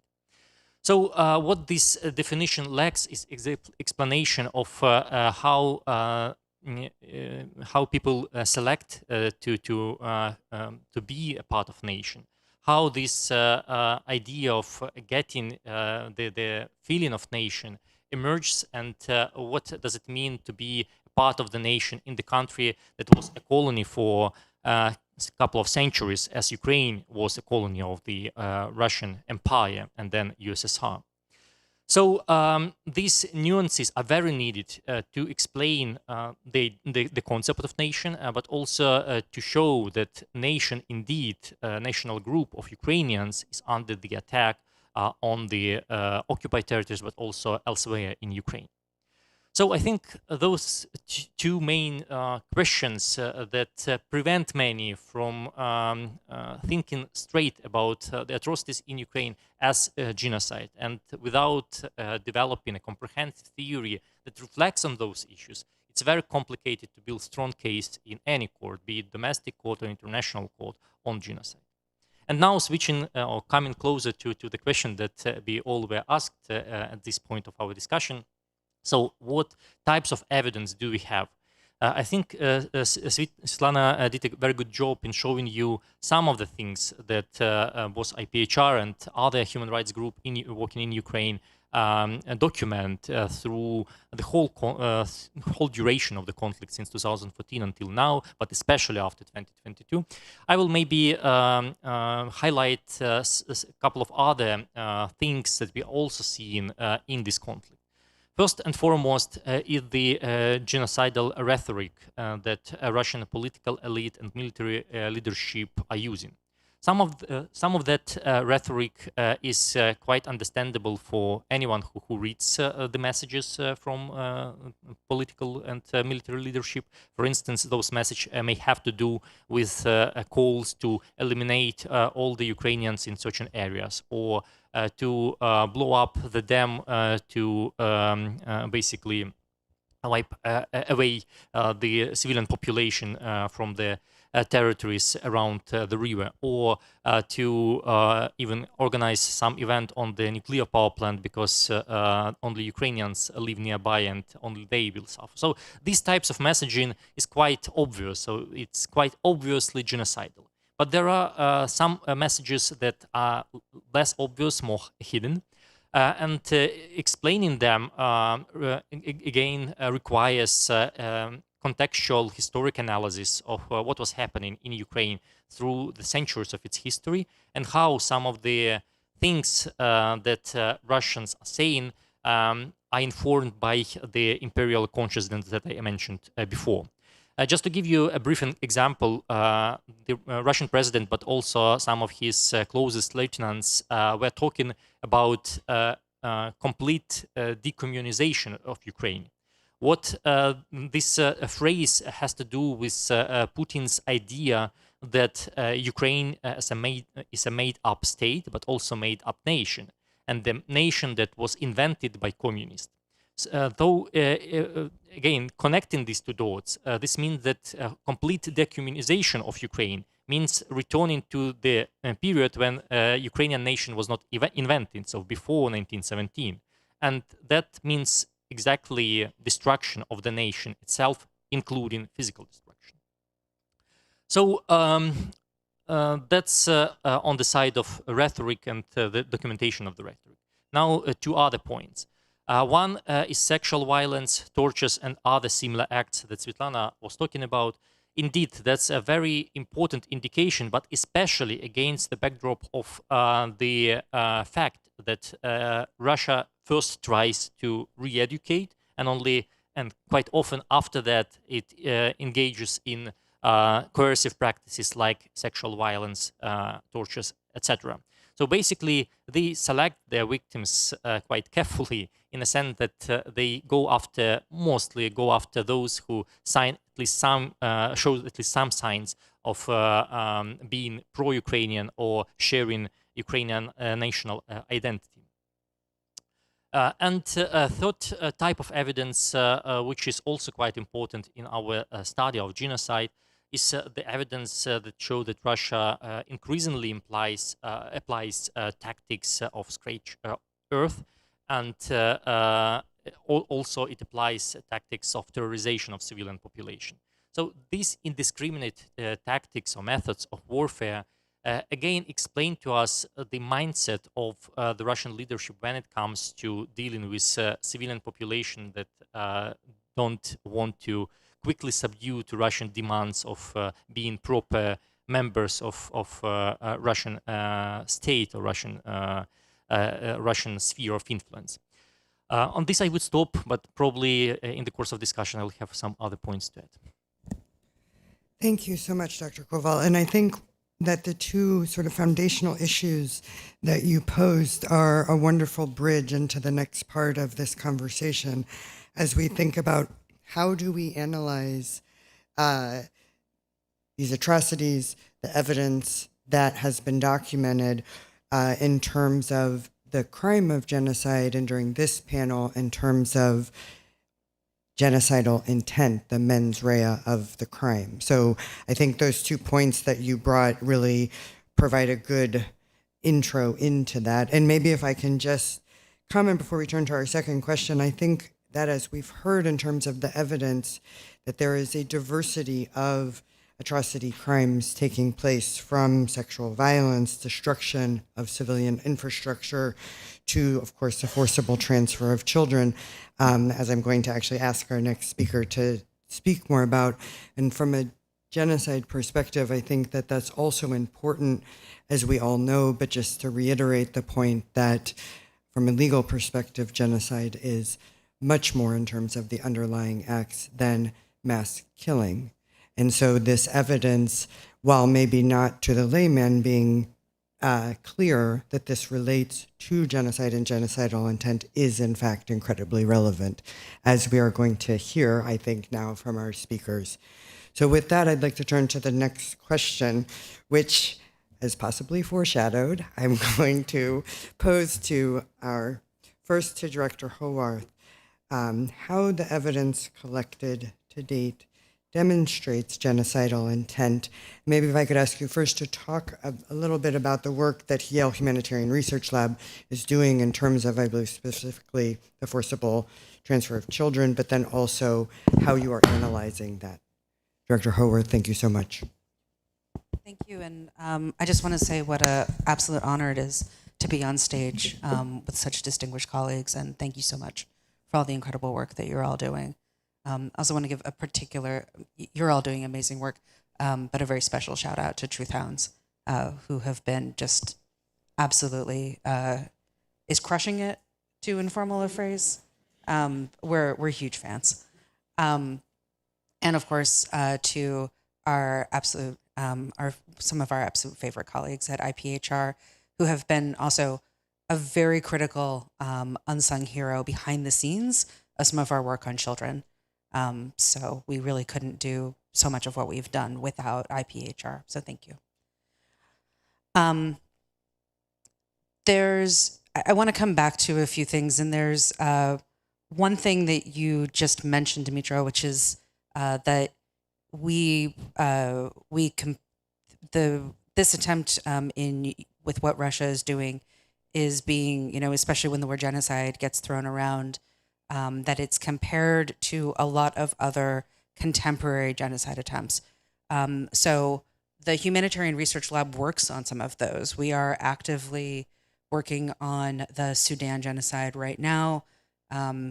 It is incredibly close to my heart. I've been working on Sudan since 2011, and I will get a bit emotional with you if you ask me about it. It has been an incredibly hard period, as the people in Al Fashir have been systematically wiped out in the tens of thousands over the last few weeks. And I would not hesitate to not make that comparison in Ukraine. But the comparison that I would absolutely make historically would be to the Holodomor. And for one critical reason, not because famine is being attempted on the people of Ukraine this time, and that's not because their crops have not been systematically damaged, which, by the way, has a great deal to do with Sudan and the famine in Sudan, and overall attacks on international aid and the capacity of international aid to respond to crippling food insecurity around the world, which Ukraine has been one of the biggest suppliers of grain. So all of this is linked. Our work is all linked. But because, especially for a authoritarian leader who is obsessed with the Soviet era and with Stalin's era particularly, what could be more important than the Holodomor, and thinking of that period in terms of crushing a people, crushing their spirit systematically and brutally and silently. This, I think, is an incredibly important historical precedent when it goes to the mindset. And there are so many things that when we are looking for evidence collection, what we are looking for are where are the indicators of intent? And they can sometimes be in surprising places. So we use a combination not only of the open source material, which are government documents, budgets, public statements. These are crimes which have to be committed out in the open. I think that really can't go understated because they have to be justified and justifiable to the Russian people in order to be perpetrated successfully. You can't have your military, you can't, and most importantly, especially when it comes to the crimes being committed against children and Ukraine's future, you cannot have the participation of your society at this scale without having sort of that broader event. So, hi, Simon. Sorry. One of my favorite people. Please say hi to him.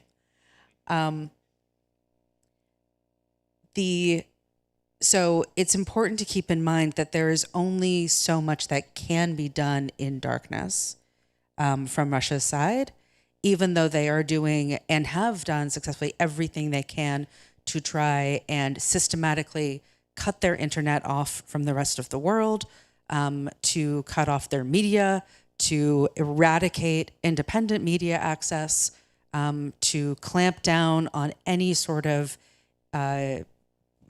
anyone speaking out or saying anything out of turn. But what we keep finding over and over again is that the truth not only keeps eking out, it leaps out because the families that are fostering or adopting these children, the teachers that are involved in the schools, the administrators, the people in the budget office, the governors, everyone needs a photograph. Everyone needs to demonstrate their role in the official scheme. A lot of that is pro forma in order to say, well, I am responsible. I'm part of this thing that is part of the president's key, critical agenda.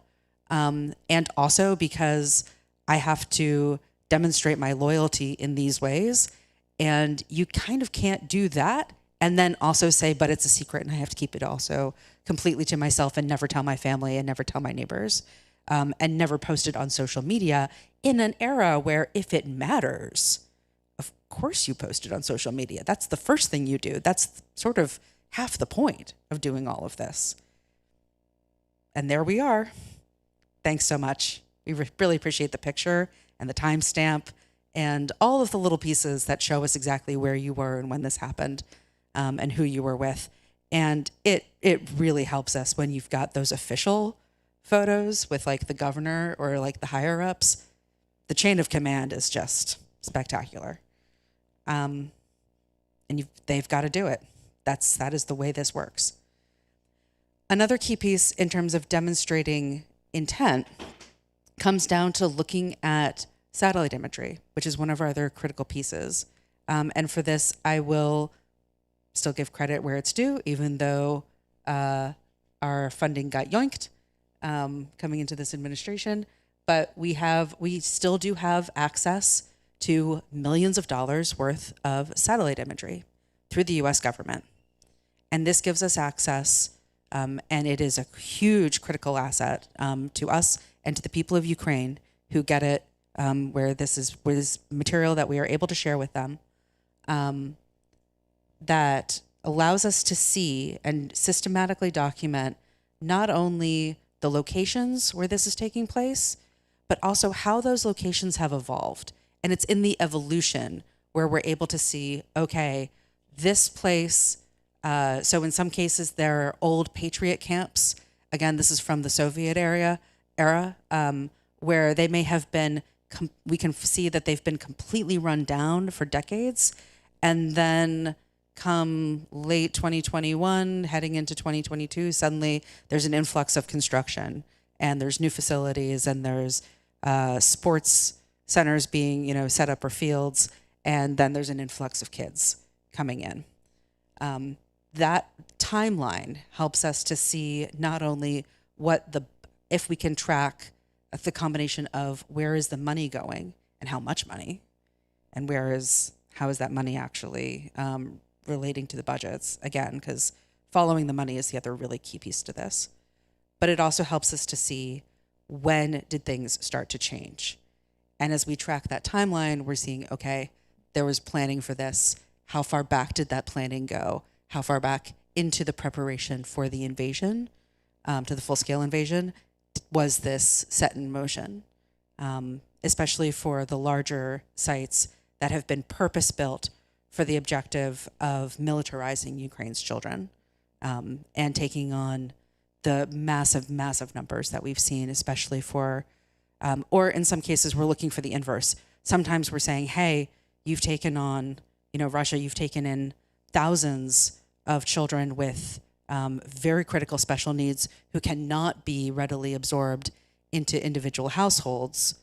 So we're not seeing the influx that we should be, perhaps, in hospital, healthcare facilities and others.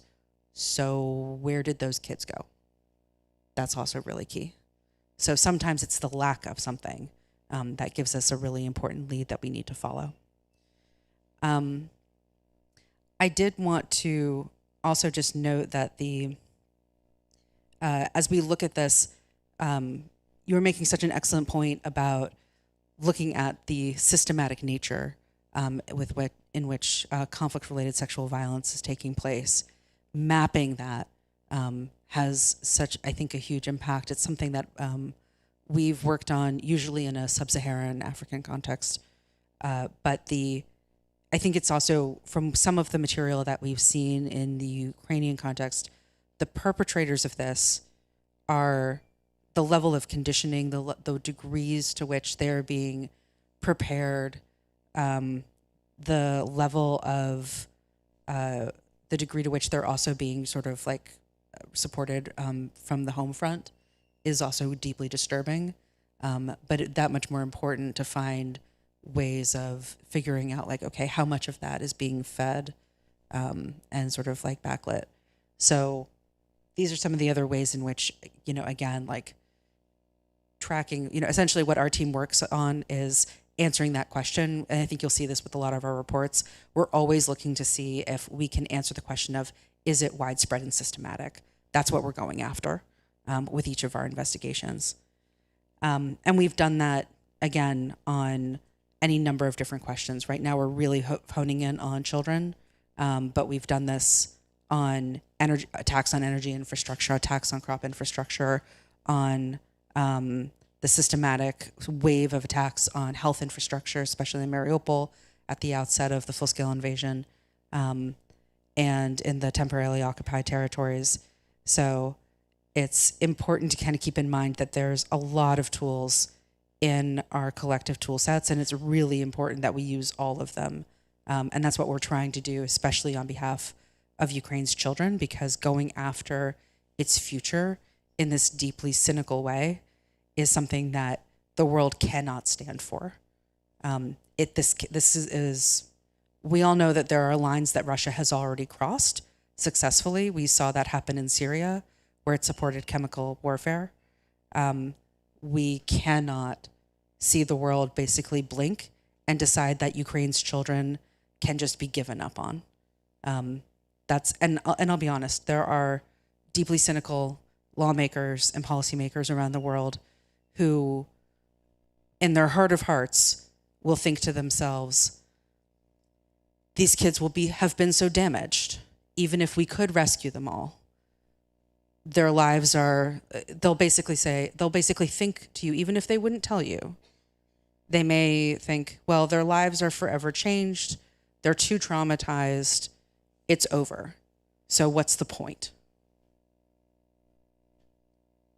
Here's the point. First of all, and forgive me for being crass in, was raised Catholic. I actually went to kindergarten through 8th grade at the little school that's a block away from here. So my bad for what I'm about to do, but fuck that shit. I've met some of these kids. They are by far the toughest and some of the absolute best that Ukraine has to offer. Also, don't ever bet against the Ukrainians. Just don't do it. In a back alley, if you've got a choice on who to pick on your team, pick the Ukrainian every time. I don't care what it's about, but pick the Ukrainian. Because if they're on your side, you're going to come out of it and you're going to be okay. That's the message that we need to make sure we have for the rest of the world and for these leaders. You don't bet against these kids.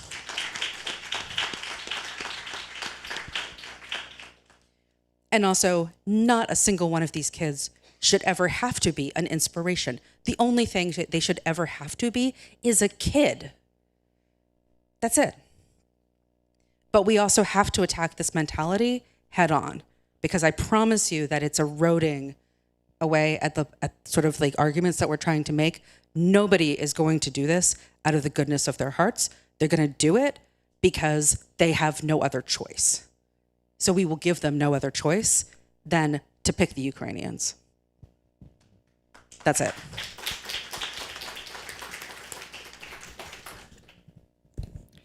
Thank you so much, Caitlin. I think that your remarks were both informative but also very powerful, and really reminding us that this is not an abstract academic conversation. Yes, this panel is about a legal question, but underneath that is an entire people, children, families, in Ukrainian communities. And so thank you again for really making us focus on that. If I can now turn to same question, I'm going to ask Professor Farbstein if you can share with us some of your thoughts on what the evidence shows in terms of genocidal intent. Great.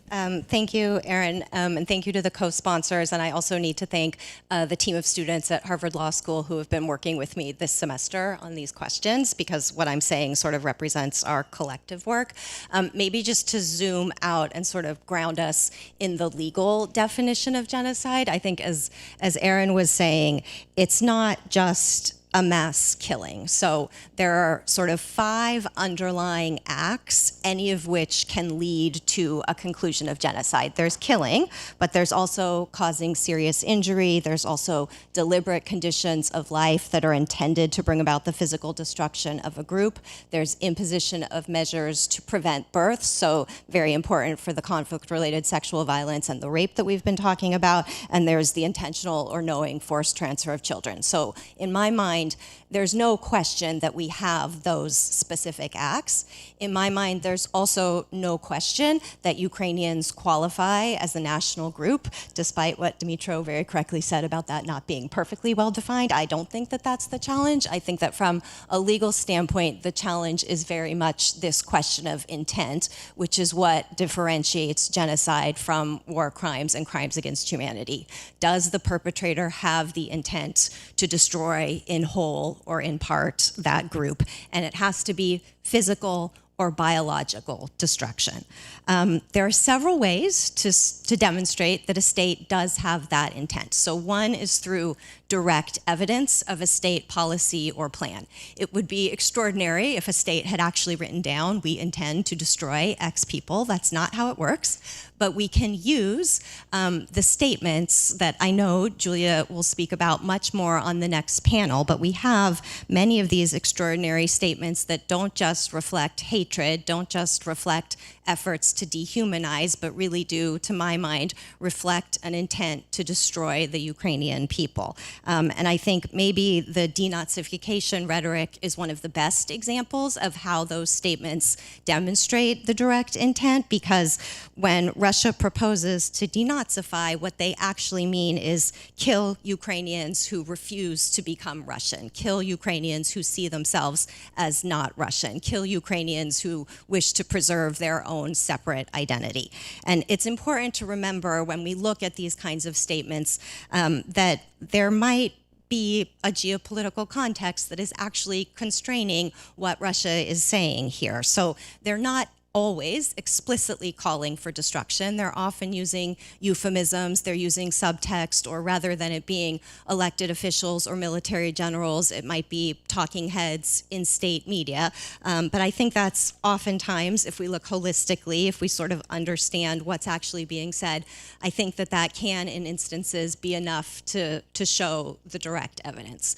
Then the second category that's equally important is indirect or circumstantial evidence. And we can draw inferences of intent from that kind of indirect or circumstantial evidence. And again, the international tribunals have told us that we can look holistically when we're assessing that kind of indirect evidence. So we can look at the context, we can look at perpetration that's systematic of these acts, we can look at targeting of victims in the group, we can look at repetition, we can look at use of derogatory language. So I think when you combine the statements and you look at the scale and the repetition over time of the kinds of atrocities that are being committed, we look at the infliction of the serious mental harm, we look at rape, we look at forcible transfer of children, that taken together we can infer the intent that would be required.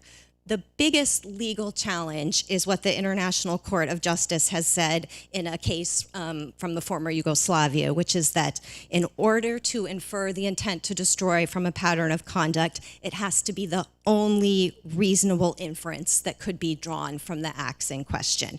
And that there's a lot of ink that's been spilled about what does only reasonable inference mean, especially because you could imagine, for example, counter arguments that maybe, rather than intending to destroy all Ukrainians, Russia is actually attempting to secure certain strategic locations, or maybe it's actually intending to defeat the Ukrainian military, or maybe it's actually intending to pressure the Ukrainian government into surrender, and that those could be other intents that could be inferred. But to succeed, that kind of argument relies on the idea that when you're inferring specific intent, you have to eliminate all other possible plausible explanations. So under this interpretation, genocide could really not coexist. Genocidal intent couldn't coexist with any other intents. And I think that reading that kind of restriction into sort of the text of the Genocide Convention has to be wrong. It would defeat the purpose of the convention, and we know that it's also just a fiction,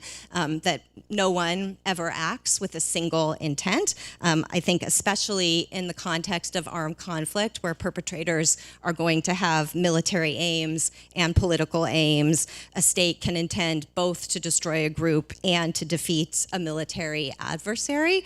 And this is also reinforced from the case law from both the ICJ and the International Criminal Tribunal for the former Yugoslavia. If you look at the cases related to the massacre at Srebrenica, the court said there that genocidal intent did coexist with other intentions, and that the genocide was committed in parallel with and as a means of pursuing other aims. So we can have genocidal intent that coexists with other intents, especially where they sort of align or they relate or they reinforce each other.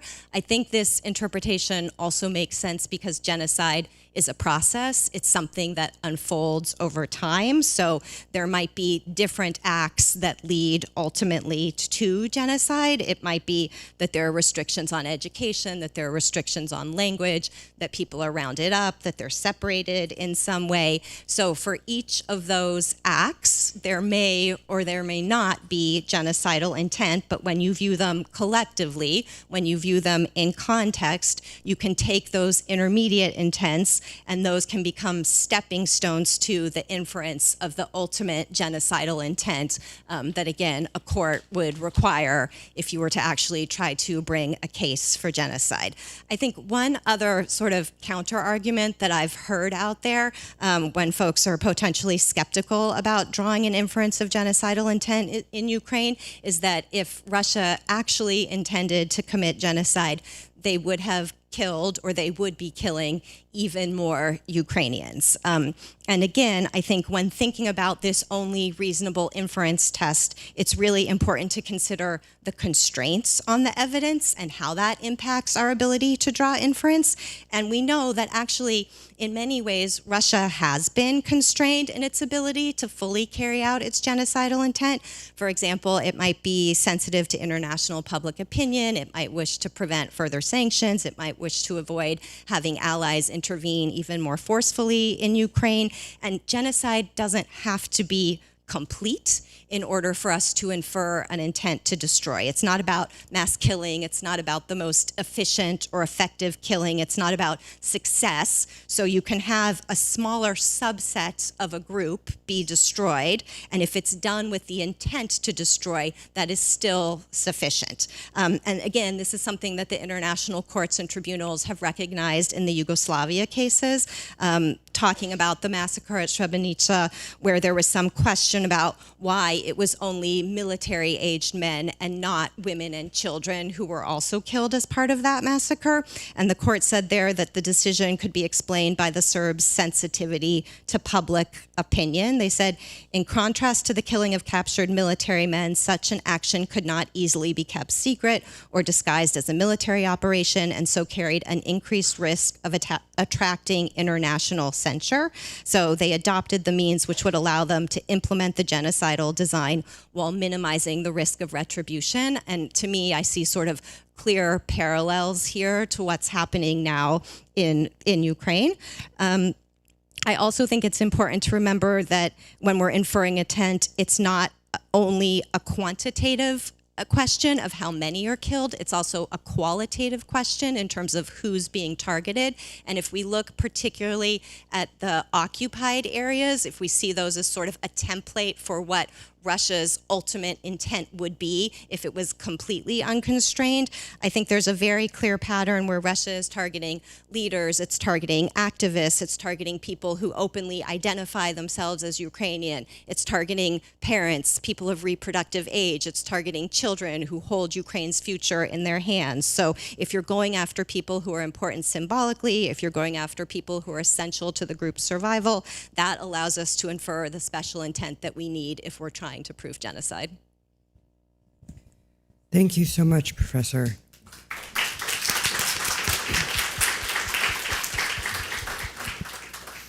One of the things about being a moderator is a very conflicting role because I would actually love to just spend the whole day listening to my panel, but my job is to stay within the time limits of this first conversation. So frustratingly, I am not going to be able to take advantage of this extraordinary group of speakers. We are going to move to the third question, and then I'm hoping to be able to have time for at least one question. But keeping sort of with what we've heard in terms of genocidal intent, we've had a discussion, I think, which is fair to say, is looking at the legal analysis from the perspective of potential judicial proceedings, whether from a state responsibility perspective at the ICJ or individual criminal liability, potentially at the ICC or some other forum.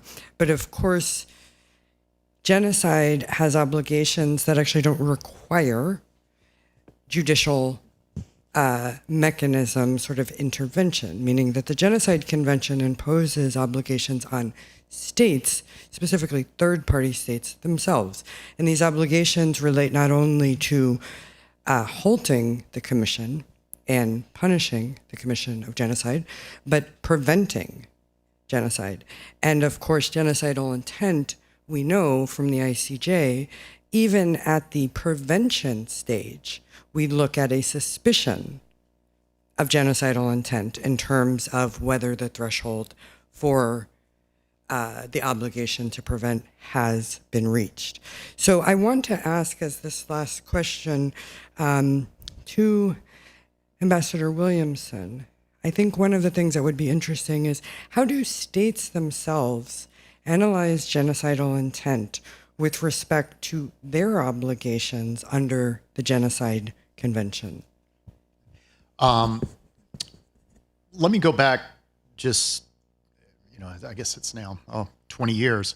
But I was at the White House at that time on the National Security Council staff, and this corresponded with the genocide that was taking place in Darfur.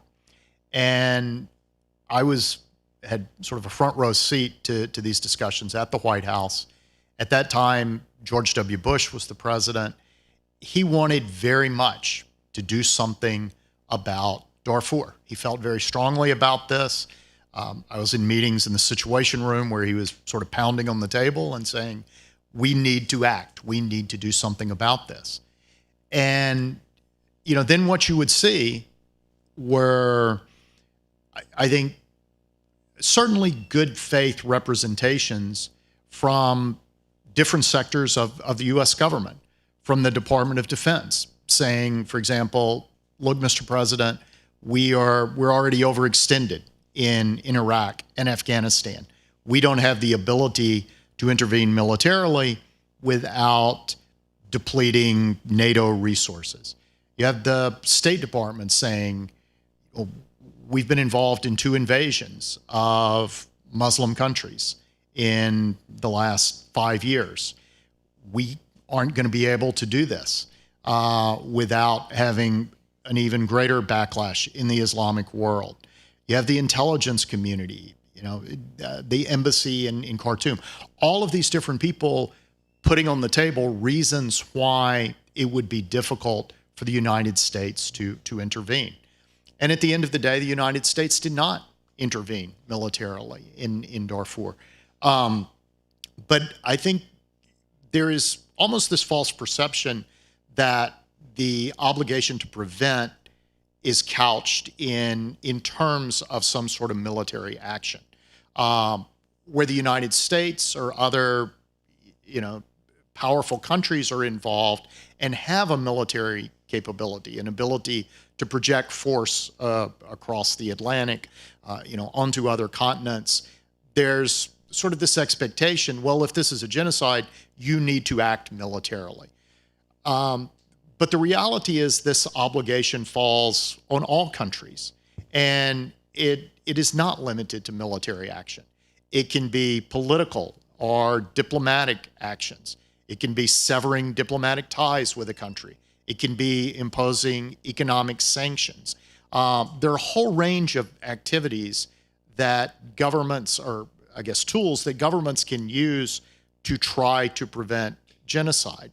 And in terms of a process of, at least let me speak from the U.S. perspective, on how a genocide determination is made, all of this was going on and ultimately resulted in a determination from Secretary of State Colin Powell that there was a genocide occurring in Darfur. What came out of this then was a discussion in the U.S. government that we needed a more systematic approach to making these determinations. We needed to make sure that there were inputs from different components of the U.S. government, from the intelligence community, the State Department, the Justice Department, Department of Defense. And so a process was eventually set up that would culminate in a recommendation from the legal advisor in the State Department to the Secretary of State and ultimately to the President about such a determination. So this whole process was put in place, and then it's largely been ignored since then. So it's, there is a process, but there's also the ability of political leaders, the President, Secretary of State, to act unilaterally. To be perfectly honest, I do not think there is a serious discussion in the U.S. government about a genocide determination for Ukraine. And part of that goes back to what some of my colleagues on the panel have talked about, of kind of these perceptions of what genocide is. Nevertheless, what you have seen in the U.S., what you have seen in among our European allies in particular, is a willingness to try to prevent what they see as going on in Ukraine, whether that's characterized as war crimes, crimes against humanity, or genocide. And I think it's just very important that this be continued, however it is characterized. But it's, sometimes we can get too spun around the wheel on the semantic way that we are characterizing something. Genocide has importance for the people who are victims of a crime.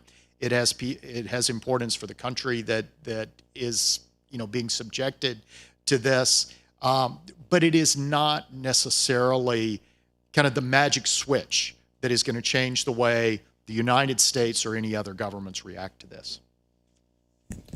Thank you so much, Ambassador, for that remark. And I think maybe just to pull on what you said, I lead the work of the Dr. Dennis McQuiggy Foundation on conflict-related sexual violence, and we've heard several of our panelists talk about this and the various ways that it's perpetrated. And just to make the point that as someone who works with survivors of sexual violence, it is not necessary that sexual violence be genocide for us to care. It is horrific and incredibly damaging in its own right, and worthy of being both prevented and halted if it occurs. And I think that applies, as exactly as Ambassador Williamson said, to all of the atrocities happening in Ukraine, however they may be classified. And classification should never be used as a justification for non-action. I would like to really thank our panelists. I so wish I had more time with you, but I do want to, having had the privilege of asking you questions, now ask if the audience has any questions for our panelists before we move to the next conversation. Yes.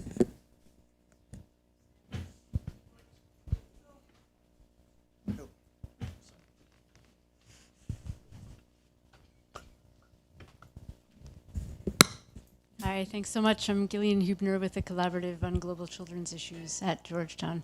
Just a question specifically about U.S. government funding. I know the ACA had received significant funding. What is the status of the U.S. government contribution to the ACA now? Okay. So at the beginning of this year, right after the Trump administration came into office, I think, as everyone knows, there was a freeze on all funding across the board on foreign assistance projects and stop work orders that were issued. Subsequently, there were reviews that took place within the State Department, which resulted in about 90% of USAID projects being definitively terminated. About 60% of State Department projects were terminated, and 40% were retained. The project, the funding that Georgetown receives to lead ACA and to implement it on the ground was actually retained. So two of our partners within ACA also received U.S. government funding. Theirs was terminated. And at the beginning of the year, of about 15 significant accountability projects in Ukraine, now we are really the last significant one that's still standing. And so we've made it through these review processes, and we actually received additional funding at the end of September, another $3 million that was allocated to us by the State Department. We seem to have strong bipartisan support in Congress and a willingness to continue this. But right now we have, from what we had previously with remaining funding and this additional funding, the ability to operate probably until the end of 2026. Thank you for that question and for that answer. I'm very sorry that we don't have more time for question and answer.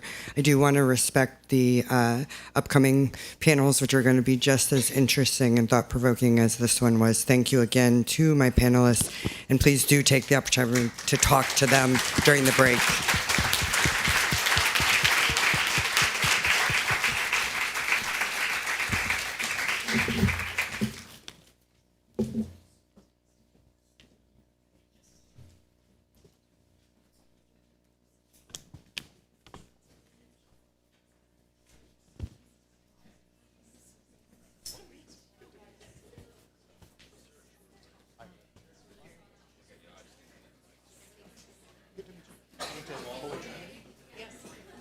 my daughters. So they were there from pre-K through 8th grade. They're in busy now.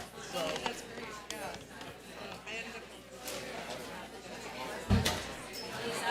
Yeah. yeah.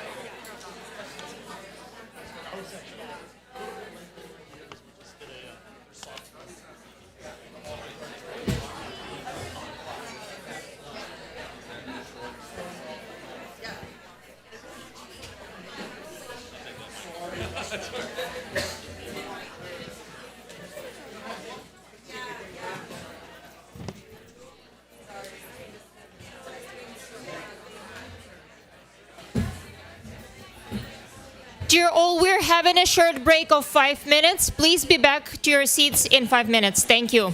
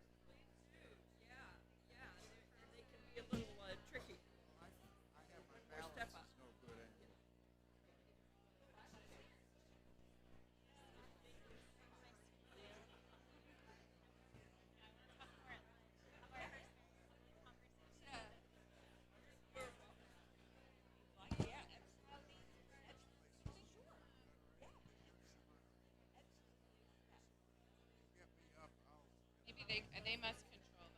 Okay. Yeah. Good. Great. We'll see. So should I go sit here? Local.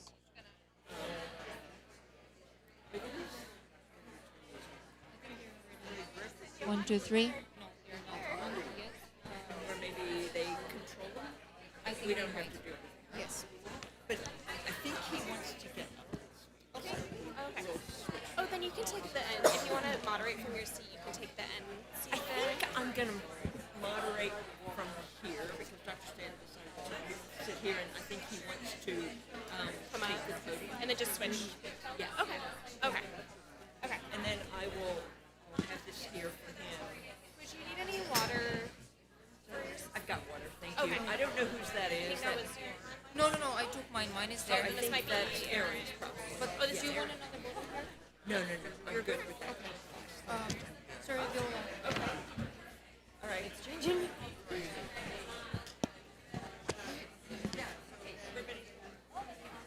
Everybody has mics. I think I'm going to stand up here because I don't want to hold the mic. I've got notice and Yeah. I'll just briefly introduce you. Your surname is Ginger. Do I pronounce it Ginger. correctly? Ginger. Yeah. Thank you. Viola. Viola Ginger. Thank you. Okay. Okay, I think we will begin now. Okay? Dear all, please take your seats. We're about to begin our second panel. If everyone could please take their seats. I know you're probably having some really important conversations, but please interrupt them for this panel. For now, you will have another break and then lunch to talk.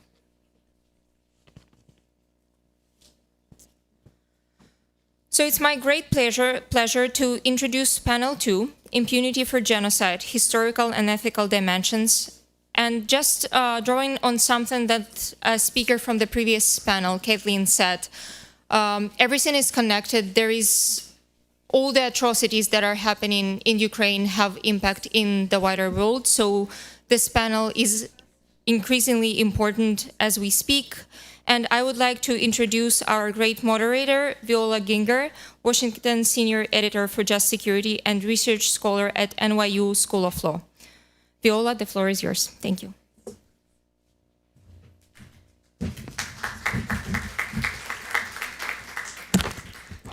Thank you very much, Anastasia, and thank you to IPHR and to all of the amazing co-sponsors of this event. It's a real pleasure to be here and to be here with this very distinguished panel that I think will teach us a lot today. So I'm very much looking forward to hearing their input. And I've been particularly struck by a lot of the discussion already and some of the comments today, the Dean's reference to deeper understanding of the U.S. relationship with Ukraine, the Chargé's comments about Ukraine's pursuit of justice, Representative Wilson on this being the first cell phone war, and so many other comments, and I think we will be touching on that as well today. Representative Quigley reminded us that this began in 2014, this conflict, and even before that to a certain extent. I spent a little time in Ukraine in the late 1990s and early 2000s, supporting emerging independent media after independence. And I recall being in Crimea and speaking to journalists, speaking to members of the public there, and hearing about how Russia even then was handing out passports like candy, trying to solidify its hold on Crimea. And that was even long before 2014. And I know the Ukrainians were painfully aware of what was going on even then. Anastasia mentioned Russia is not seeking peace, Russia is seeking annihilation, and asked, what does history teach us about these patterns of atrocities and the world's response? And I think that was a really important sort of framing idea there. I also would encourage as many of you as possible to look at today's piece that was published at the International Partnership for Human Rights. It was written by Susan Farbstein from our previous panel, and Anastasia Donets and Tamar Rusashvili. Encourage you to look that up at ipHronline.org. There were two key elements of that struck me in that piece. The international community's recurring failure to fully recognize, let alone respond to this reality is more than a strategic error. It is a profound moral and legal failure. Hesitating to name Russia's crimes for what they are, acts of genocide, emboldens Moscow to intensify its campaign of extermination. And one of the subheads in that piece, impunity is the engine of atrocity. So I think that sets the stage very well for this panel, and look very much forward to discussing with you and hearing questions from the audience. Just to introduce this distinguished panel, Dr. Gregory Stanton, from left to right from your audience perspective, is the founding president and chairman of Genocide Watch. He was at the State Department, where he drafted the UN Security Council resolutions that created the International Criminal Tribunal for Rwanda, and he was a driving force in creating the extraordinary chambers in the courts of Cambodia, the Khmer Rouge Tribunal. And Dr. Stanton has a long history with Ukraine. He was a legal advisor to Ruch, the Ukrainian independence movement from 1988 to 1992, during which he gave a number of speeches in what we now know as the Maidan. After independence, he advised the Rada Committee that drafted the post-Soviet constitution for Ukraine. Dr. Christina Hook is assistant professor of conflict management at Kennesaw State University's School of Conflict Management, Peace Building and Development. She's a non-resident senior fellow with the Atlantic Council's Eurasia Center. She previously served as a policy advisor at the U.S. Department of State, including for several years with the department's Atrocity Prevention Task Force, working in coordination with the U.S. interagency to prevent and respond to global mass atrocities. She's a former Fulbright scholar to Ukraine and has conducted multiple years of research fieldwork across Ukraine since 2015. She's the principal author of a July 2023 New Lines Institute, New Lines Institute and Raoul Wallenberg Center legal assessment of Russia's genocide in Ukraine, and author of a July 2022 article in Foreign Affairs entitled "Why Russia's War in Ukraine is a Genocide." Sitting next to her, is Kimberly Hart, Director of Policy and Programs at the Georgetown Institute for Women, Peace and Security. She previously served as USAID's Human Rights Team lead and on USAID's Atrocity Prevention Team, where she worked with the U.S. interagency to prevent and respond to mass atrocities. She has supported peace building and human rights efforts in more than 50 countries worldwide. And Julia Davis. She's founder of Russian Media Monitor and a columnist for the Daily Beast. She also provides reporting and analysis about Russia and Eastern Europe for the Center for European Policy Analysis. She's author of the book, In Their Own Words, How Russian Propagandists Reveal Putin's Intentions. She'll be talking about that today. And at Just Security, we've been fortunate to include some of her finds in our collection of Russia's eliminationist or genocidal rhetoric against Ukraine. So thank you all very much look forward to our discussion. But let's start with a few opening remarks first. Dr. Stanton, if you could lead the way.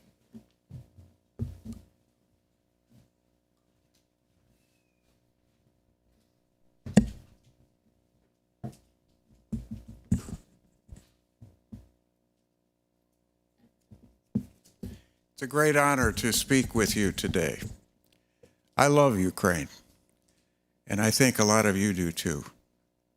So we're here at a time of great peril for Ukraine because Russia intends to extinguish Ukraine. I want to talk today about why and how we can see genocide coming. And I want to do, if you will, a brief comparison about one of the other genocides that we know about, which is Rwanda, because I was there too before that genocide happened and saw it coming and tried to warn the president. I was there in 1989 running a seminar on genocide prevention. Has to be one of the least successful seminars I ever ran. And I went in to talk to the president. I had previously had dinner with the president of the Constitutional Court, Joseph Kavaruganda, one of the first people to be murdered in that genocide. And I said, what about these ID cards? They say Tutsi, Hutu, naturalized, and so forth, and Twa. These could be used for genocide. He said they already have been. I said, well, can't you outlaw these? You know, you're president of this Constitutional Court. He said, no, we don't have judicial review. You're going to have to see the president about this. So in 1989, I went in and met with the president, and I said, please change these ID cards because they will be used for genocide. At that point, it was like a mask went down. He didn't want to hear what I had to say. Well, as you know, I said, if you don't do something, you're going to have a genocide here within 5 years. And of course, that did happen, 1994. We could see it coming because by that time I had developed a process model of how genocide works, how it develops.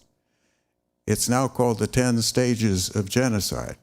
I've always regretted I chose the word stages because it gives you the impression that it's some kind of linear model, and it's not. Most of these stages happen simultaneously. I just should have used the word processes because genocide is a process. But I just want to go through the 10 stages. I'm sure many of you are very well aware of it, so I won't spend much time on it. The first stage is classification, the us versus them stage. In Rwanda, obviously, Tutsi and Hutu. In Ukraine, Russian, Ukrainian. In the second stage is symbolization, where we give names to these classifications. Sometimes they even impose symbols on people, like the yellow star that the Nazis imposed. The third stage is, and keep in mind, these are not linear. Please don't get this 1, 2, 3 because they all happen at once in many cases. But anyway, the third is discrimination, where the targeted group is discriminated against. In pre-genocide Rwanda, the Tutsis were just replaced, discriminated against for jobs and for lots of other positions in the government. In Rwanda, when the Russians invaded in all their occupied territories, the officials were replaced by Russians. And of course, what happens also is you have discrimination against any Ukrainians who happen to be kidnapped and brought to Russia. The fourth stage, and this is where really the downward vortex of genocide gets going in its most vicious way, and that is dehumanization, in which you try to equate the targeted group with the less than human. In Rwanda, you call the Tutsis cockroaches. In Ukraine, you call them Nazis. It's ironic, by the way, that Putin uses the word Nazis. We call what he's doing there mirroring. My view, in fact, is that Putin himself is a Nazi, and that he's really just expressing what he intends to do, that he says the Ukrainians are planning to do to the Russians. It's called mirroring. The next stage is where you have organization of hate groups. It can be just the military or the police of the state that's planning to carry out the genocide. In Rwanda, in fact, the Presidential Guard and the Interahamwe were the organized forces. You then have polarization, where you try to drive out all moderates, anybody from your group who might be able to stand in the way of genocide. That is what has the first people to be killed in a genocide are usually people from the perpetrator's own group. The prime minister in Rwanda, a moderate Hutu, the president of the Supreme Court, Joseph Confronting, they were murdered the first day. In Russia, you had the singling out of dissenters. Navalny was murdered. So were many others who could possibly pose a threat to the complete authority, the totalitarian authority of the Russian state and Putin. In the next, if you will, stage, the preparation stage, the plan is made for the genocide. This was clearly, what has happened in Ukraine is clearly a planned genocide. You had 100,000 troops at the border of Ukraine before the genocide really got underway. And yet the world basically did nothing. We had, frankly, an incompetent American president who was not willing to act. And we still have, I think, a reluctance to act, to do what we need to do to arm Ukraine so that they can take out the Russian missile bases and air bases, which are used every night to bombard Ukraine and to kill people. The stage after the preparation stage is persecution. And we've seen that, of course, most vividly in the kidnapping of children, which is, by the way, also an act of genocide under Article 2E of the Genocide Convention. We have persecution in all kinds of other ways. Whenever there's, in the occupied territories, anybody who is not completely in line with the Russian rulers is tortured or put in prison. And then finally, after persecution, if you will, is extermination. And the reason why it's called extermination is because the people who do it think they're actually purifying the society. They think they're doing good. And they're actually trying to eliminate Nazism, is the Russian term for it, in Ukraine. This extermination can continue until it is finally stopped.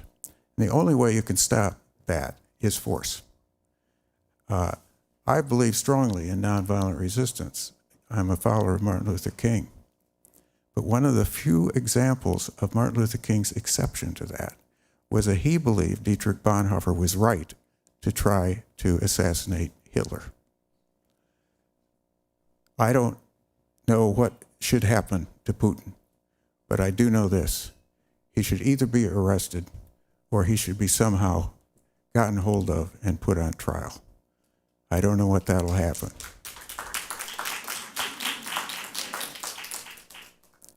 But the final stage of genocide, in fact, it begins at the beginning of the genocide, is denial. It goes all the way through the genocide. It goes through it, and then long after it, the way Turkey still denies, for instance, the Armenian genocide, 100 years later. That has been the pattern in all genocides. And in fact, in the case of Rwanda, they're still deniers of that genocide, even though we created the ICTR to try the perpetrators and to prove with 62 convictions that this was a genocide. Russia still denies the Holodomor. It still won't admit that the Holodomor was perpetrated by Joseph Stalin and by the Soviet state. I won't want to go over my allotted time here, but I would like to refer you to the paper that was written by one of our best staff, Emily Mullen, whose mother, by the way, is Ukrainian Canadian. And I would like you to look at that on our website. It's at the top of our website right now. Just put it up. And it's simply called The 10 Stages of the Russian Genocide in Ukraine. And it's right there on our website, genocidewatch.com. So please have a look at that sometime today. I just want to close with a poem that I just wrote while I was sitting here. And it's just called Blood and Bones. It's in the pattern of a villanelle. Ukraine's soil is soaked with blood. Stalin's ghost haunts Holodomor fields. Bones are buried at Babi Yar. Putin's drones demolish schools. Bucha's basements were torture rooms. Ukraine's soil is soaked with blood. Stolen children cry at night. Dawn reveals each night's devastation. Bones are buried at Babi Yar. Widows mourn their husbands' deaths. Russian troops rape teenage girls. Ukraine's soil is soaked with blood. Ukraine will conquer death with life. Ukraine's blood will nourish birth. Bones will rise from Babi Yar. Thank you.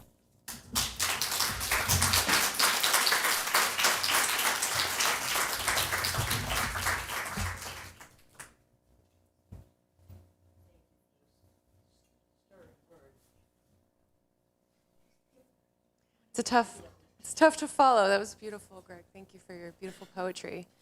It's such a pleasure to see all of you here and to host this event here at Georgetown today. You know, when Greg mentioned his least successful atrocity prevention training, I think everyone who's worked in this space unfortunately has their own story like that. I worked at USAID when this war started, and prior to the war starting, a number of the atrocity prevention experts in the US government, some of whom are here today, worked very hard to raise the alarm bells, along with a lot of you, about atrocity risks, and I think I can count this as one of my least successful campaigns as well. The point being, and Greg also echoed this, that atrocities are never a surprise. We always can know that they're coming, they're consistent risk factors and warning signs, and it's what we do about them. And one of the best predictors of whether there will be future atrocities is whether there have been past atrocities and how recent they are.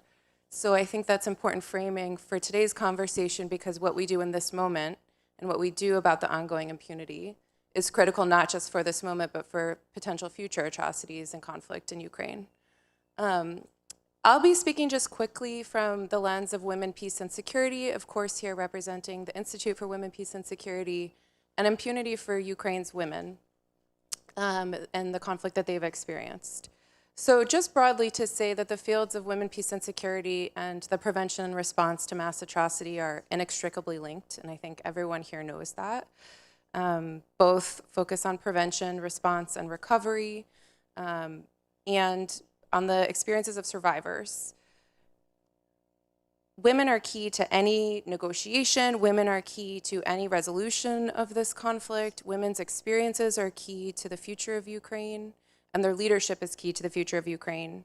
I know the previous panel spoke, of course, about many of the crimes that Ukrainian women have experienced in this conflict, and there are many, from attacks on civilians and civilian infrastructure to widespread but underreported conflict-related sexual violence. Just as recently as September 2025, we saw 376 documented cases, but of course that's likely an underreporting.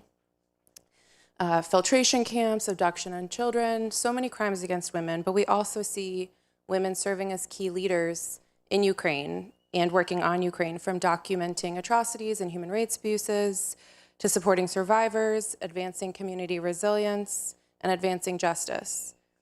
It's also worth noting the important work that the government of Ukraine has done to be survivor-centered and to provide justice for victims of this conflict. Ukraine was the first country to adopt interim reparations for conflict-related sexual violence during ongoing conflict, and that's a really critical step. And I think in terms of what comes next in supporting women in this conflict, I'm happy to talk about it more, but I don't want to abuse my time allotment. The key thing is listening to women, and it sounds obvious to everyone in this room. I see a lot of women in the room, but it doesn't always happen, and it's always something that we really have to fight for, to have that space, to have our voices be heard, to have the voices of women who've experienced this conflict directly be centered in any conversation. about impunity, about justice, about accountability. Justice looks different to different people. It looks different for women often than men. It might look different regionally. And women's perspectives are absolutely central to that conversation. So I think I will leave it with that really strong recommendation that we need to take our cue on how to address impunity and how to address this conflict from Ukraine's women, and discuss a little bit more when we have more time for Q&A.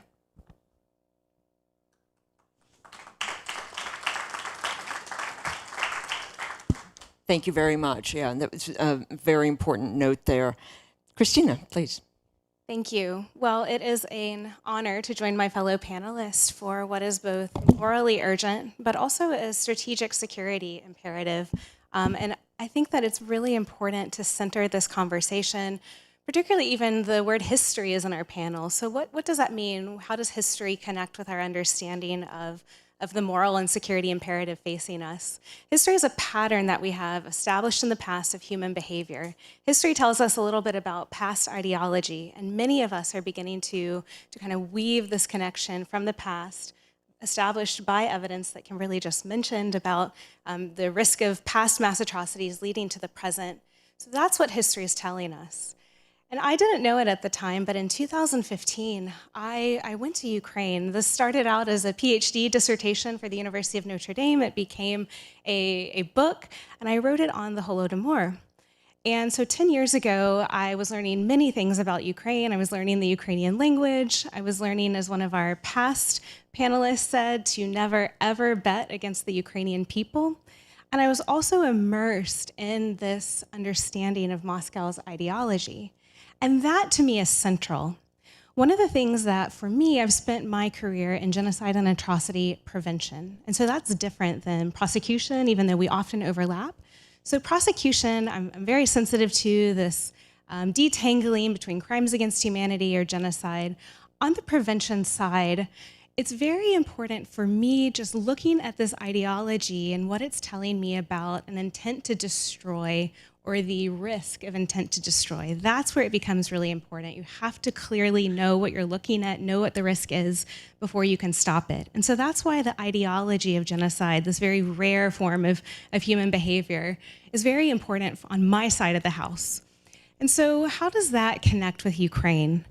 When we assess Russia's ongoing genocidal assault of Ukraine, it is so important to connect it back to the first years of the war, beginning in 2014 with the annexation of Crimea and the sparking of conflict in eastern Ukraine. But it's also important to just recognize that as one chapter in this longer and very violent relationship between Moscow and Ukraine. So for centuries, Russian imperial and Soviet authorities have pursued policies that have been aimed at dismantling Ukrainian identity. Tell me if this sounds familiar. This is the historic past, through language bans, through the repression of cultural and religious elites. I believe we watched a video with a religious person leader today. Through mass imprisonment, and then most devastatingly through the Holodomor. So the Holodomor was an artificially engineered famine. Now there's this growing consensus in my side of the house and Holodomor studies that we do have evidence in the archival records that are now declassified of Stalin and his inner circle's genocidal intent. And so what is this telling us? This is telling us of how violent this ideology is. And what begins to be really important for the present is that this ideology has never been significantly challenged, not by a way that Russian elite would recognize challenge, would recognize standing up to this ideology. So again, there is past violence in the Moscow-Ukraine relationship, and there's ongoing violence, but what is tying it together is this ideology. And it's this imperial worldview that treats human beings as disposable resources to be used in service of empire, to be used in service of state building. Obstacles to this are viewed as perfectly reasonable to be eliminated, notwithstanding the fact that they are, in fact, precious human beings. And this core logic has remained remarkably consistent to a degree where a person like me is constantly checking our priors. You get nervous when it looks like there's too much of a historical connection. But in this case, we see it quite clearly. And I think one of the reasons is that this thread of Moscow's violent impunity has served them well in the past, and that's rather devastating to say. But something that I think is so important for me as an American citizen is to recognize that even during the Holodomor, you had about 4.5 million people killed in less than 2 years. And in November of 1933, just months after the peak of that killing, FDR officially recognized the Soviet Union. And so there has been this past sense of behavior that the Russians interpreted as supporting their violence or supporting the utility of that violence.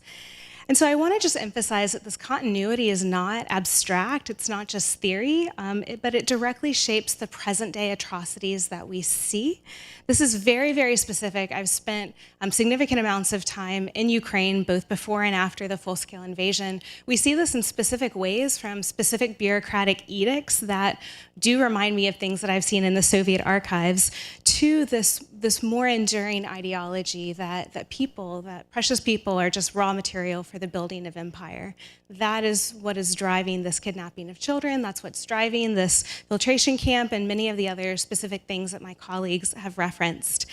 And I think that it's really important to just be really clear-eyed about what we're facing, to be really clear-eyed that when you're facing a problem of this magnitude, that solutions that might have worked in 2014 won't work today, solutions that might have worked in 2022 won't work today, but really the risk of not acting continues to be significantly greater. I think it's really important to understand that there is a special venom that leaders like Putin and other Moscow tyrants have had towards Ukrainians, but we have seen their pattern of violence also waged against other people. I'm currently thinking about people in many African nations, including the Central African Republic. I'm thinking of Syria, I'm thinking of Georgia. And so what we tend to see is that when this violence is not checked, it continues. And what we can also see from the historic Moscow-Ukraine relationship is a real commitment to saying it in a very crass way, as Russian leaders might, incorporate the resources of Ukraine into Russia's war machine. And by resources, I of course mean their children, I mean their people, and I mean the really innovative military technology that Ukraine has come up with. I want to point out that, this is a more recent history, but historians of Soviet Ukraine would tell you that there were times where 80% of Soviet Ukraine's GDP was creating military weapons in service of Moscow, which in the past was aligned against the United States, and despite some rhetorical tricks today, remains aligned against the United States.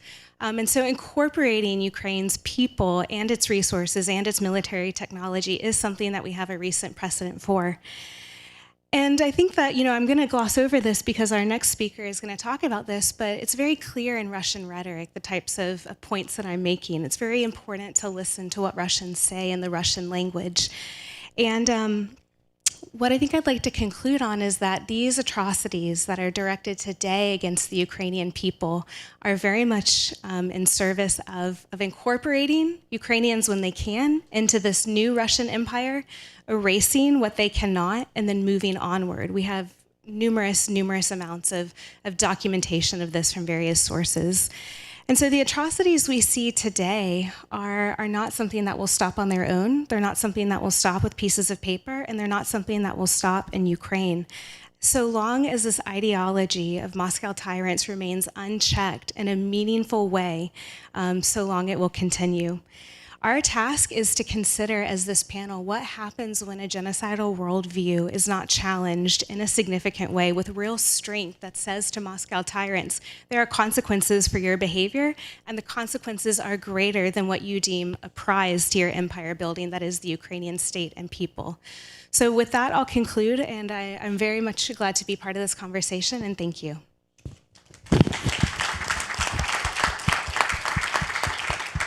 Dr. Hook, that was very good and a very good segue, as you say, to Julia and what she'll be talking about, the practical, everyday effects and reflections of that ideology. Julia, please.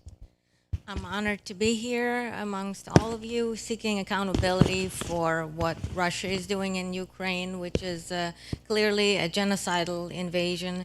And I've prepared a short clip where you can hear prominent lawmakers, militants, and state media's mouthpieces tell you in their own words what they want to do to Ukraine and the way they perceive this conflict. So if we could start with the clip, please.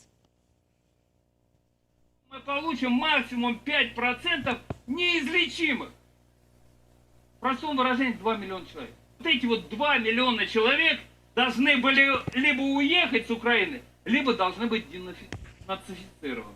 То есть быть уничтожены. Убьем сколько нужно, убьем 1 миллион, 5 миллионов, хоть всех истребим. Вот денацификация как раз-таки происходит, как правило, отбитием головы. Кто не захочет жить с нами, причем активно, того пристрелят. Убить не из чувства ненависти. Мы должны их убить из чувства любви к своим детям, потому что это обеспечит наше выживание. Все просто. А почему ты считаешь, что если Россия убьет, например, 2 миллиона носителей идеи, Украина вдруг замирится? Ну, у нее не будет выбора для начала. Да. А врач у кошки изгоняет глисты, то для врача это специальная операция. Для глистов это война, а для кошки это очищение. Вот. Ну, главное, что, понимаете, на Украине болезнь так запущена, что уже никакими уговорами, переговорами, ничем там ничего это излечить невозможно. Там возможно только хирургия, солнцепек. Это нужно выжигать. Совершенно так. Мне скажут, ой, это не христианский путь. Христианский вполне. Уничтожать без всякого сомнения. Дети, они рассказывали про то, что Украина оккупирована москалями. Таких надо было в Писыне. Прям вот там, где плыны кача. Вот прям топить этих детей, топить. Надо Сказал, было. что, так сказать, москали оккупировали. И сразу прям бросаешь в реку с бурным течением. Сморякова хата. И вот прям в эту сморякову хату прямо забивать и сжечь. Прям вот. Сейчас приходит в голову, еще раз скажу, уничтожить к чертовой матери все живое в Харьковской области в наказание, чтобы неповадно было. Если мы берем цель, это, к примеру, один город, там одна область, еще что.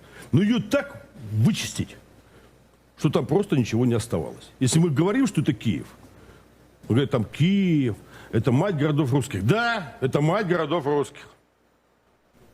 Но если надо, чтобы от Киева остались руины, и там стоял наш флаг сверху на этих руинах, я думаю, к этому надо прийти. Сейчас я киевлян буду жалеть, да? Не дождетесь! И так жизни нет. Не дождетесь! Все! Нет Киева!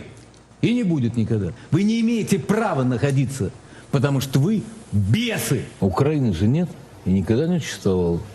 Война, на которой мы сегодня находимся, Украина, многие люди эти вещи, они не понимают этого, они не хотят это осознать, а реально для России эта война была именно священной войной, никак по-другому. Мы там стали буфером от того сатанизма, который продвигался все ближе и ближе к нашим границам, по сути своей уже полностью окружив Россию. Иншаллах, дальше вообще сомнений не должно быть. Пока Владимир Владимирович Путин не остановит нас, мы, иншаллах, дойдем до Берлина. Наши братья, они прежде всего защищают ислам. Мы сегодня на священном джихаде! На священной войне От вас зависит судьба страны. Если мы не победим, не Россия, мир исчезнет. Аллаху Акбар! И с нами Бог. Мы или победим, или человечество исчезнет.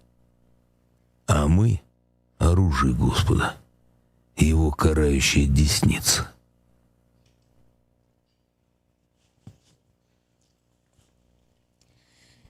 And in addition to that, here are some more examples of what happens in Russian state media.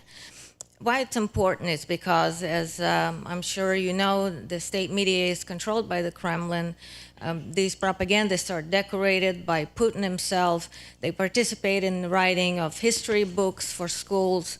Putin is said to watch programs, specifically the one hosted by Vladimir Solovyov, personally on a regular basis. He is clearly aware of what they are saying, and it's clearly being done with full support of the government. In the beginning, state media predicted a quick and easy victory in Ukraine. Margarita Simonyan said that Russia would be able to take Ukraine in 2 days. Her husband, Tigran Kiosayan, said that they would be able to do it in 5 days. Analysts predicted that the Ukrainians would greet Russian troops with sweet bread and flowers. And in some programs, they argued whether it would take 8 minutes, 9 minutes, or maybe 11 minutes for Ukraine to fall when Russia attacks. In the beginning of war, Putin's propagandists were euphoric. Margarita Simonyan demanded champagne in the studio. She was the one that told everyone in anticipation of this invasion, which went on for years before the full-scale invasion, that it would be just as quick and easy as Crimea. The sanctions would be just as easy to overcome. So she was very excited, and so were many other propagandists and everyday Russians. And the reason that it was so easy to convince average Russian that this invasion was worthwhile, the roots of that start back in the Soviet Union, because growing up in the Soviet Union, in our school, teachers would tell us to speak the human language, meaning Russian. So Ukrainian was suppressed even back then. People speaking Ukrainian were portrayed as uneducated villagers, and Ukraine was portrayed as someone who should not have inherited all that they did after the dissolution of the Soviet Union, and retaking it was said to be the only correct course of action. Once the invasion started, there were false claims that Ukrainians were greeting their so-called liberators with tears in their eyes. Of course, that's not what was happening. So the narrative started to shift. Ukrainians that rejected the invasion were portrayed as traitors. There was a lot of imagery showing German Nazis being executed by hanging in the center of Kiev, with propagandists threatening Ukrainians that resist the invasion that the same fate awaits them as the so-called traitors of the Soviet heritage. Back in September 2021, before the invasion, there was a new government guidance on emergency burial of corpses in peacetime and wartime. So the government was clearly preparing for this invasion, and they've prepared guidance that would allow them to dispose of as many as 1,000 corpses in a 24-hour time period. This new guidance became effective in February of 2022, before the beginning of the full-scale invasion. And this wasn't quietly done. It was discussed in the media, and it was justified under the guise of NATO supposedly planning to attack Russia. Of course, they were indeed they were preparing to attack Ukraine themselves. Destroying massive numbers of Ukrainians became portrayed as something that is necessary, because it was said that only the might of weapons can cleanse Ukrainians from their desire to be Ukrainian. Russian lawmakers and propagandists came up with the number of 2 million, as you heard in the video, and this number came up on multiple occasions. They believe that once they destroyed 2 million of the most proactive Ukrainians that refuse to see themselves as Russians, the rest will fall in line and Ukraine will collapse. Russian propagandists across different state media channels asserted repeatedly that Ukraine does not exist, it never existed, it's an artificial formation. There's no such thing as the Ukrainian language. It's merely a dialect. And that Ukrainians are just mentally ill Russians who could either be cured or killed. They insist that the Ukrainian identity needs to be eradicated in order for Russia to prevail in Ukraine. And they have to focus on eliminating the Ukrainian language and Ukrainian identity, which they see as anti-Russia, as something that is hostile to Russia. Propagandists explained that if they were to prevail in this war, Ukrainians would have to be reprogrammed, and by that they mean punitive psychiatry, and those that are not cured by this method will be shot, as you heard in the video, or otherwise eliminated. Russian propagandists allege that Ukrainians who fight back against them are not human. They call them zombies, they call them slaves of the West, and they say that there's nothing human left in Ukraine in terms of people that are resisting this invasion. Also, another line of rhetoric on Russian media, in the Russian media, is that Ukrainians are genetically defective, that their blood is diseased with a genome that makes them not like Russians, and they even argue that Ukrainians visually resemble pigs because of this genetic defect. They also dehumanize Ukrainians, comparing them to animals and insects. The most common comparison is to pigs. They also compare them to bed bugs, worms, and pondering why they're not being killed en masse like rats. Because Ukraine is so valiantly resisting Russia's invasion, their military experts and media mouthpieces argue that the only way to prevail is to cleanse the area along with all inhabitants so that there's nothing left. And if they have to plant their flag among the ruins, then so be it. Propagandists also claim that it's a choice between Russian children or the Ukrainian children.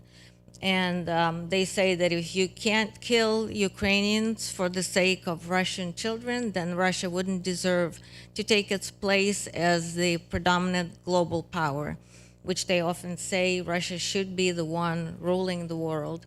And defeating Ukraine for them means defeating the West, and therefore taking their place as the leading nation instead of the United States. State media also claims that this is a holy war, and they're trying to appeal to every religious element in Russia, be it Orthodox Christianity or Islam.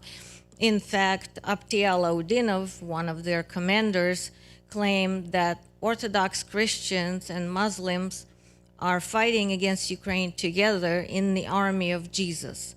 So it's a very perverse way of putting it, but they basically will say whatever they have to and appeal to any group that they have to appeal to justify killing Ukrainians, calling them demons and devils and saying that they have to be eliminated.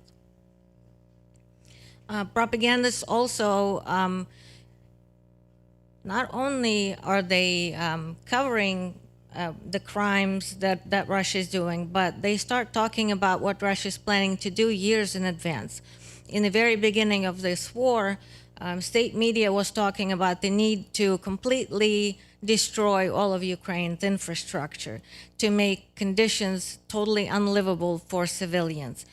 And now we can see that in action, where they're actually trying to destroy all of Ukraine's infrastructure, to plunge Ukraine into medieval ages. And they actually have the audacity to call these strikes humanitarian, because they say that in doing so, they're potentially shortening this war. In fact, all they're doing is terrorizing civilians and making conditions unlivable for them. They justify war crimes against Ukrainians, not only soldiers, but also civilians. They talk about murdering prisoners of war, murdering people that are trying to surrender. Former head of RT's broadcasting, Anton Krasovsky, was talking about a horrific video of a Russian soldier beheading a Ukrainian, and said that while the video was horrific, he would not condemn him or anyone else doing the same. They there was this misconception in the West that if only we could show to the Russians what's really happening, they would rebel against Putin's regime. But in fact, Russian state media is showing Western coverage there because they know people know how to use VPNs and circumvent their limitations. So they are showing exactly what we see in the West, except they label it fake. And they don't explain why it's fake. They just say it's fake. So when the same people might see this coverage, they've already been brainwashed to think that it's fake. And besides that point, even if they knew that this was real, when they were already conditioned to see Ukrainians as pigs, worms, bedbugs, they may not actually care that this is happening. They might believe that it's necessary. Russian officials and state media redefine the terms Nazi and genocide. So when Putin and his mouthpieces say Nazi, what they actually mean is the so-called Russophobia. So when they're saying Nazi, they mean people that are anti-Russian or people who oppose Russia's invasion. That's what Nazis really means when they mention it in the state media. It's not a conventional term that we would use in the West. And in terms of genocide, on the screen there you see Maria Zakharova, who actually said that when Russians were denied visas, that amounted to genocide against the Russian people. So as you can see, they have completely perverted those terms. When they say Nazi and genocide, it's not what we would see as our own terms. They acknowledge Russia's imperialist objectives. They say Russia is an empire, Russia needs a czar, and that Russia expanded through territorial expansion in the past and is continuing to do this now with Ukraine. Lawmakers and military commanders also say that utter destruction of Ukraine is completely acceptable. They acknowledge Russia is not interested in a ceasefire. And the quote there from Vladimir Solovyov says, "You want a ceasefire and I want your death." That's a pretty good summary of the way they see Ukrainians.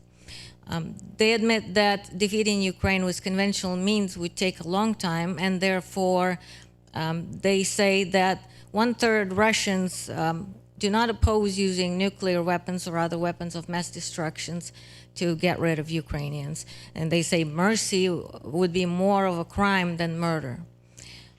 In 2025, state media published a piece that said there is no other option. No one should remain alive in Ukraine. And it argued that that is the only way Russia can decisively win. Military commanders, lawmakers, and propagandists constantly acknowledge that Russia will not stop at Ukraine, and they plan to use Ukrainians to join them, just like they did with Chechnya, where there are now Chechens fighting alongside them in this war against Ukraine. They want to use Ukrainians in the future to attack other countries. They constantly say a bigger war against the West is on the horizon, that the whole world fears Russia, and rightfully so. And they predict Russia will ultimately rule the world, and they will reach their final destination in about a decade. They say, yes, we are rabid warmongers, and we don't need peace. So this is a small slice of what I see and hear in the Russian state media.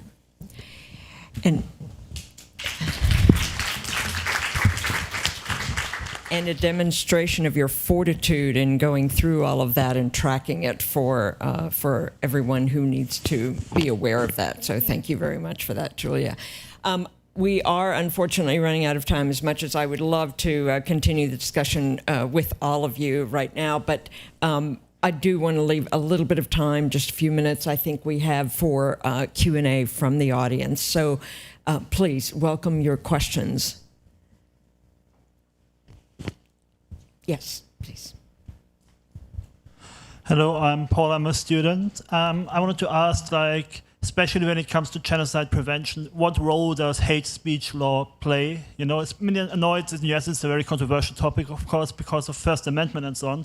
But a lot of European countries, you know, there's extensive hate speech law, and also it's often forbidden to deny certain genocides, like the Holocaust in Germany. So would you say this is also could perhaps have helped in case of Ukraine? Yes, Dr. Hook, please. Sure. So one of the ways that I approach this, and it's also in working with the many different data points that our panelist Julia has just shown the audience, one of the ways that I think this is very constructive to tackle at the global level is keeping the conversation at the level of direct and public incitement to genocide. That is something that's in the Genocide Convention, and it's therefore been ratified or acceded by about 143 countries now. And that means that it has not just been signed on to like a UN General Assembly resolution, but it means that it has been brought into a country's domestic legislative system. So that's why, for example, even though the US was a part of crafting the original Genocide Convention, it wasn't actually ratified in this country until under the Reagan administration, many decades later. So I think, for at least my mind, and there might be other strategies, one of the things that is most constructive is to keep that at the level not of necessarily hate speech, which is something different, but because we have sufficient evidence to say that this is direct and public incitement to genocide, that's where we've kept the conversation with all of the requisite legal penalties. Just one comment. For people who have lived in a genocidal society, as I have, what happens with hate speech is it creates a culture for genocide. Individual instances of hate speech, are themselves usually protected speech, as they are here in the United States. But as she was just saying, if you can show that there's a incitement, in other words, that there's a direct result that is intended by the speaker, then you've really got an incitement to genocide. Genocide Watch has a project right now that we are doing with the United Nations to enlist the artificial intelligence companies to develop the software to recognize hate speech and not take it down, answer it. Answer it instantly. That is exactly what she was getting at with the local level. Answering it, taking it down is too late. Answering it instantly is the way it needs to be handled. And so we hope that with the AI companies, we can develop what is needed to do that. Kim, did you want to Just a quick addition, and I totally agree.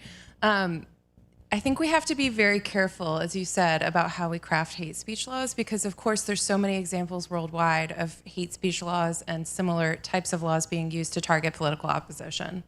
And we've seen this in many conflict countries even now, where you have laws that can be overly interpreted and you have prosecutors and judges who are not trained on them specifically, and it can become really problematic. So really narrowly crafting these legal frameworks is important, but also to add that, similar to what Greg was alluding to in terms of tech companies, when you look at media regulatory bodies, they're critical spaces for training and early intervention, where you don't necessarily need a legal framework, but you can train, radio hosts, and obviously not the kind that we heard about here, but in other countries, how can we use regulatory processes to address and take down content that is problematic? So I think it's important when we think about the legal framework to also think about the other complementary frameworks, and exactly to the point on early community intervention. How do we train civilians themselves on how to identify problematic speech and talk to their neighbors and friends about them in a way that is authentic? We have decades and decades of data and experience about how this has worked in other countries and in the region. So that's really critical as a tool set too. How do we help people identify the problematic language, but then do something about it in a way that connects to the networks that they already have? Thank you. Thank you very much for those remarks. We have time for one more question and just a quick round of answers. Yes, please. Really quick. Hi, I'm Allie Kane. I'm the Human Rights Policy Officer here at the delegation of the EU to the US. Quick question, kind of, but we'll see. I was going to ask Julia in particular, I'm wondering what if there's any reliable polling coming out of Russia in terms of how these narratives and just like the state propaganda is impacting the Russian people. And I'm wondering if there's one particular narrative that seems more convincing to the Russian people that's coming from the state propaganda. Thank you. Well, I wouldn't trust any polling coming out of Russia. I find it problematic, but it seems like a very large percentage of the Russians are fully on board with this, and they support the war efforts, which is kind of shown indeed where they are directly participating, contributing funds towards the war efforts. So unfortunately, it's been quite an effective campaign.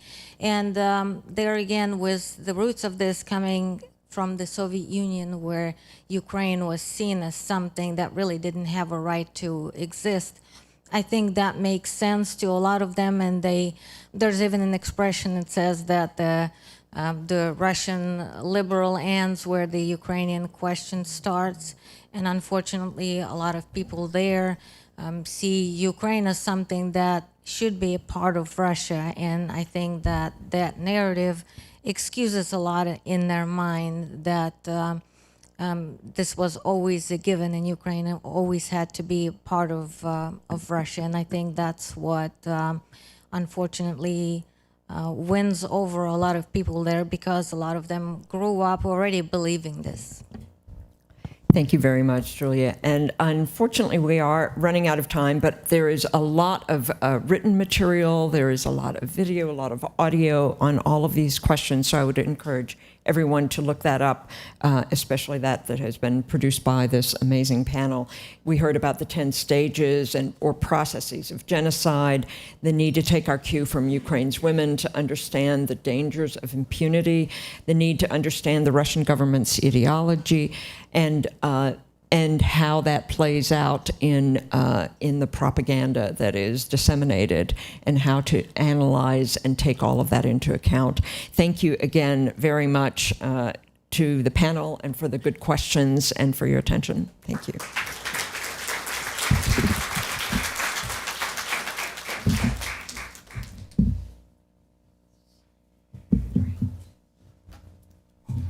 Viola, thank you so much for an excellent moderation, and our dear esteemed panelists, thank you for your participation and your insights. There is a lot of information to digest. On top of that, we're serving lunch right there.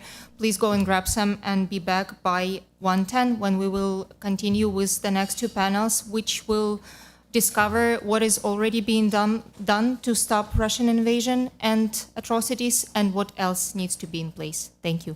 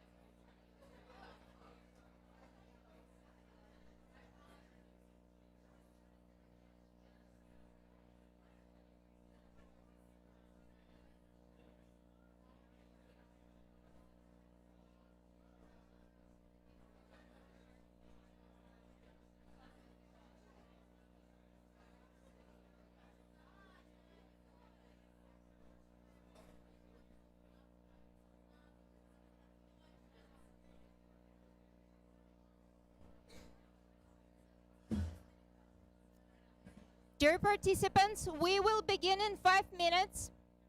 I hope you all are enjoying your lunch. Is this working?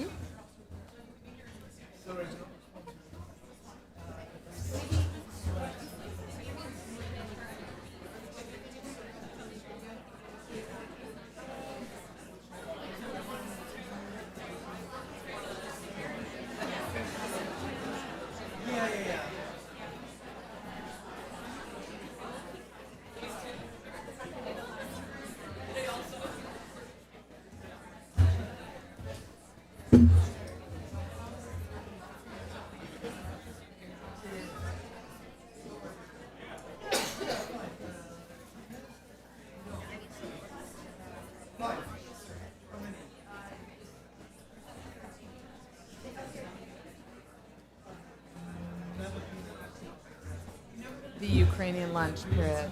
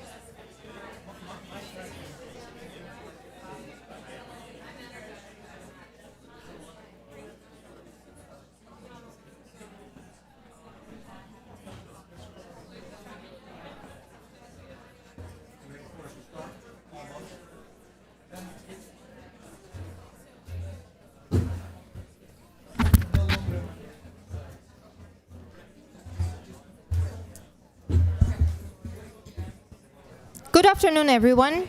I hope you had a nice lunch and had an opportunity to mingle and talk to each other a little bit about what you heard in the first two panels. We are about to begin with our panel 3. So for all who have just joined us, welcome. Who are still here, for those who are still here, thank you for being with us. And we're about to begin.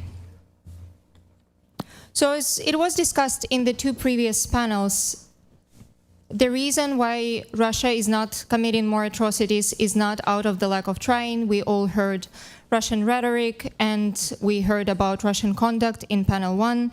And to one of my colleagues' points in panel 1, to the point of Susan Farbstein, Russia's intent to commit atrocities in Ukraine is constrained, and it's constrained by the resistance of the Ukrainian people and Ukrainian military, but also by the support given to Ukraine by its allies. While Russia keeps killing Ukrainians at scale and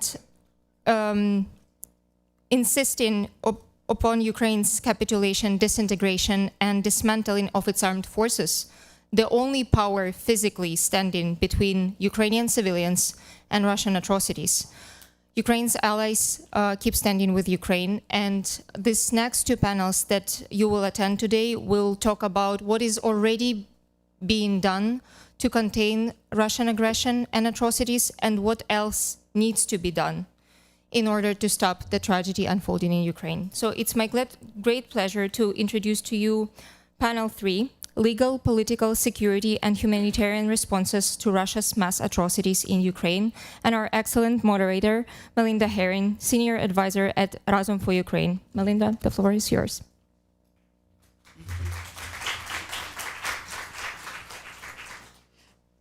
So thank you so much for the chance to be here. Congratulations to the organizers. This is a fantastic turnout, and I'm also a non-resident senior fellow at the Atlantic Council, so I want to also say that as well. So I have the privilege of spending an hour with you, and we're going to figure out how we can use the law, politics, security, and humanitarian responses to respond to Russia's outrageous behavior in Ukraine.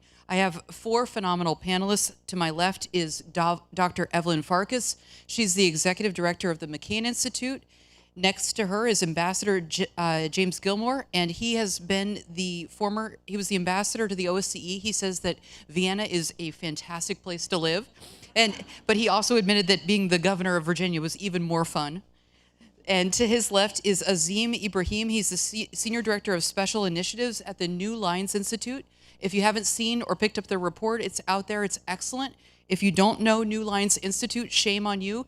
They do really, really interesting work, and you should definitely follow along. And then finally, to his left is Mykola Yurlov, and he's the deputy director of the International, you have a really long title, you ready? The International Cooperation and Representation Department of the MFA of Ukraine, and we're so happy that he could be here. He flew in from Kiev, so thank you, Mykola, for being here with us. He didn't fly in from Kiev. He took a train, and then he flew in from Warsaw. So, yes. Yeah. Sorry, we want the airports open. Exactly. Evelyn, start us out. So how has the U.S. responded to Russia's mass atrocities in Ukraine? What should it be doing that it has not done so far? And please give us a little synopsis of Biden's response and then now the new Trump administration. Yeah, I mean, so I should preface this by saying I'm not a lawyer. I'm not an international lawyer. I'm a political scientist who focuses mostly on the security equation. But I will say that at the McCain Institute, we've had robust programming on Ukraine, which we are going to beef up in the next year as well. And some of that programming did focus on working with the former prosecutor general in Ukraine on getting accountability. Why? Because we had a U.S. administration that had an ambassador at large focused on human rights and atrocities, focused on the issue not just of getting justice for the children who have been abducted, but also for all of the people who have been tortured, raped, and otherwise abused by the Russian military and the civilian political leadership and their war of aggression. So we were working closely with them and looking at how we could get technology companies, encourage U.S. technology companies to help in the effort, because there was a lot of evidence that was being provided through technology, through technological means anonymously, and also, of course, evidence that could be uncovered using technological means. So there were various things that the Biden administration was doing that the nonprofit kind of NGO world was working on as well. I don't see a lot of activity these days, but frankly, it may be that they're not reaching out to us. But we do know that there's no high-level government official in the current administration speaking out directly on a regular basis about the atrocities. Yes, President Trump, to his credit, has spoken out about the Russian attacks on civilians and the impact on families in the urban areas. And I believe that Secretary Rubio has also mentioned atrocities, but there hasn't been a real direct, labeling of the aggressor here. And that is, of course, driven by President Trump's idea that if he conducts himself in a fashion that's more, I guess, pleasing to the Kremlin, that he might be able to get a diplomatic accommodation out of Moscow, and we're seeing this right now. I will say, and this now I'm going to pivot a little bit to my security, wearing my security hat, there will be no justice if we have an imperfect security settlement. If we have an imperfect settlement, there will be no justice, there will be no accountability, and ultimately that means there will be no lasting peace. And that is what worries me at this moment. Evan, let me push you, though. You said that the U.S. has not recognized the Russian Federation as the aggressor. True, and I think almost everyone in this room would want that. What difference would that make? Like, it makes us feel good, but does it change anything legally? Well, yeah, I mean, legally, I'm not a lawyer, so I can't speak to the legal ramifications, but certainly in terms of norms and in terms of encouraging not only the Ukrainian people to understand that they will see some form of justice, it will encourage others who are waiting in line, the Syrians, the Chechens inside the Russian Federation, who have suffered the same horrendous treatment by the Russian government. And so that is one part of it. The other part, of course, is deterrence. You need to show the world and the other would-be and current torturers that they can't get away with this sort of criminal behavior. So let's turn to the lawyer on the panel, Ambassador Gilmore. I think you are the only lawyer, but if I'm wrong about that, do correct me. And I want to ask you the hard questions. So we know from looking at Ukrainian history that Ukrainians want justice more than anything. It's the central demand. It's the reason they keep going to the streets every 10 years. But there's a problem. The war's ongoing. We expect it to go on for much longer. How can the Ukrainians get some kind of justice even now as the war rages on? Is the right approach to collect as much evidence of crimes as the Ukrainians are doing very well now and ask people to hold off on legal action until the war is over? Or is there a different way to approach this? Well, let me start off by saying that everything so far has been said. This is the old political joke. Everything has been said, but not everybody said it. So I think it's my turn to take a crack at this. Dr. Stanton said that he loves Ukraine, and I have not had a chance to connect with Ukraine in that way. I've only been there once, but I interact with Ukrainians consistently at the OSCE. I do what I do on this issue because I love the United States of America. And I understand the significance of this war and this approach by Russia to the safety and security of the people of the United States. And that's what drives me. The direct answer to your question is I don't think anybody ought to hold off on anything. I think that the more that you do, the better it's going to be. I think if they gather up the information and they can put it forward in any tribunal or any type of organization whatsoever, that's a plus. Now, why do I say that? Because I'm a lifelong politician. I've been doing this since I was 17, and I understand the value of messaging, of what you say in politics is very, very significant. Now, the U.S. has this long tradition of believing that the military action is the most important thing. We care a lot more about NATO than we do about any other international organizations. But my experience is that the power of messaging is the most important thing, particularly in diplomacy. But I will start off by saying very quickly that all of this stuff, military, drones, trench warfare, tanks, airplanes, diplomacy, messaging, 20-point programs, peace plans, and so on, it's all politics. Everything is geopolitics. The question is, what instrumentality you're using to achieve a political goal, which is why, for example, I don't believe that bringing Putin to the bargaining table is the objective at all. If you are willing to give up the way we did to Hitler in Munich, Putin would have raced to the bargaining table. He'd be happy to be at the bargaining table. The goal is not to get Putin to negotiate or to enter into negotiations, have a ceasefire so we can enter into negotiations. The goal is whatever the political objective is that you're trying to achieve. And in this particular instance, it is the safety, security, and sovereignty of the country of Ukraine that I dealt with when I was ambassador at the OSCE, an organization of 57 countries headquartered in Vienna. They are a real country. They really exist. They're there. Down through history, they have been there. And our objective ought to be to prevent the Russians from engaging in aggressive warfare and conquest. That's what the objective ought to be. Therefore, a negotiation that gives Putin any kind of victory whatsoever is opening the door, in my view, to a very dark 21st century that will probably mean a third world war.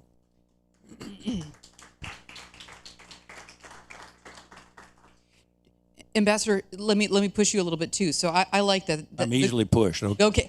By the way, do you like governor or ambassador better? I don't know. What should we call you? Okay, Ambassador, you said safety, security, and sovereignty of Ukraine should be the goal. Does President Trump believe that? Oh, well, I don't know. I'm not in government right now. I was President Trump's ambassador at the Organization for Security and Cooperation in Europe in the first term, and I sort of thought maybe it'd be a good idea to go into the administration again, but as time has gone on, I've concluded that I shouldn't be in the administration. The best thing for me to do is to be an independent voice out here. But, well, what is your question? What do I think that President Trump wants to do? I think that President Trump moves a lot. He moves from place to place and from goal to goal a great deal. Some of it is tactics, and some of it is frankly puzzling to me. But I think that my voice has been consistent in that when it looked like that there was a lot of efforts to bring Putin along in a peaceful way that was not realistic, I was critical of that type of approach. When several weeks ago we sort of flipped and said, well, enough's enough. I'm going to begin to do the sanctions. I'm going to begin to do these things. Then I was on the radio and TV saying, that's great. That's terrific. There's now a report this morning that there's a new plan that's being developed by Steve Witkoff, who I think should not be anywhere near this issue. You can applaud. Go ahead. And I view it with trepidation because I want to come back to the main point, which is what I would urge on the president is that he keeps his eye on the ultimate goal. And the goal is not a ceasefire. The Ukrainians have to make that decision. They're the ones that are fighting and suffering deliberately because of this war, these war crimes and this war of terror on the people of Ukraine. So they have to decide, not the United States. But at the end of the day, we need to keep our eye on the prize, what the goal here is. And the goal is that Russia cannot be permitted to succeed in a war of aggression, because if they do, it opens the door to aggressors worldwide. It means international law is out the window. It means that a peaceful 21st century is not likely, and that the serious danger, not just in Europe, which I consider to be of vital interest to the United States, but in the Pacific, which is also a vital interest of the United States. And the door will swing open to a new way of doing things in the world, one based on aggression, terror, war crimes. The horrible things that are going on right now in Ukraine can become the order of the day in the world in the 21st century. And I believe that the United States has a stake in not allowing that to happen. Thank you so much for using your voice. It's wonderful to hear someone from the first Trump administration speak so passionately about the issue of Ukraine. Mykola, grab a mic. Tell us, how has the government of Ukraine, this is a very open-ended question, take it where you want, how has the government of Ukraine responded to the mass atrocities since 22? Well, the mass atrocities have been going since 2014. Let me start with that. Let's start at 22, though. Let's focus on the big war. The answer to that question necessarily pertains the link to 2014 and the absence of any international reaction to the Russian war of aggression. Even today, we've heard that the war began 3 years ago. Did not. I can attest as a person coming from Sevastopol, Crimea, that the war began 11 years ago when the Russians invaded and took over my home city and began their mass atrocities against Ukrainians and Crimean Tatars in that territory. Unfortunately, the response of the international community has been insufficient, to put it mildly, which enabled Russia to continue its atrocities in Syria and bomb Aleppo and enable Assad's regime use of chemical weapons. And then it came back to us in 2022. So the immediate response has been through the creation of what we call a comprehensive web of accountability, which includes the Special Tribunal for the Crime of Aggression, the International Compensation Mechanism, the International Criminal Court, which is very important for Ukraine and for the whole world, and the international and national investigation of atrocity crimes, which is conducted with very generous help of our colleagues and partners, including from the Atrocity Crisis Advisory Group and many, many others today on the panel as well. If you allow me, I'll briefly touch on each of these elements. Special Tribunal for the Crime of Aggression is filling a critical accountability gap in the existing regime of the Rome Statute and the Kampala Amendments. Notwithstanding the existing of the crime of aggression in the Rome Statute, the ICC cannot prosecute because Russia is neither the obviously member state, nor there will ever be a UN Security Council referral.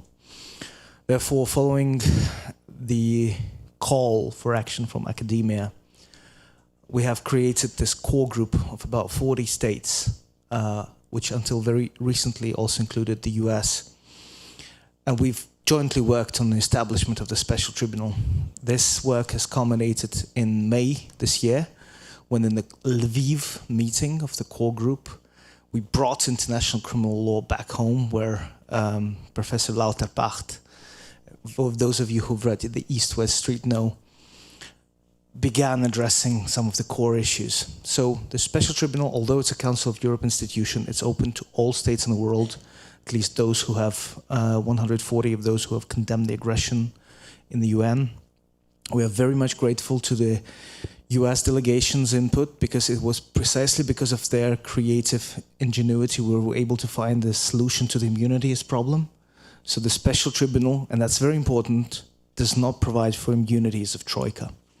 There is a technical, temporary prohibition to pass the cases of Troika members while they're in office, but that does not preclude the prosecutor of the Special Tribunal from indicting Troika members. So we expect the Special Tribunal to launch next year. We're finalizing, Ukrainian Council of Europe has signed the bilateral agreement. The next step is the so-called enlarged partial agreement of the Management Committee, which would allow member states to finance the Special Tribunal. And For us, and I cannot agree more with the words of His Excellency, this is a necessary element for just and lasting peace, durable peace. Without this special... One thing we 100% agree with Russians on is that we need to address the core reasons of the war began. But the way the Russians perceive the core reasons the war began is the existence of Ukraine as an independent state, that they want to erase us from existence. I know this very much because since childhood I was born and raised among Russians. They dream of nothing else than world conquest and domination. They don't need peace, they don't need prosperity. That's been discussed at great length today. If we do not address the core reason, Russian expansionism, the war will come back. Not necessarily to Ukraine, it could go to other Baltic states. It could go to Kazakhstan, it could go to Moldova.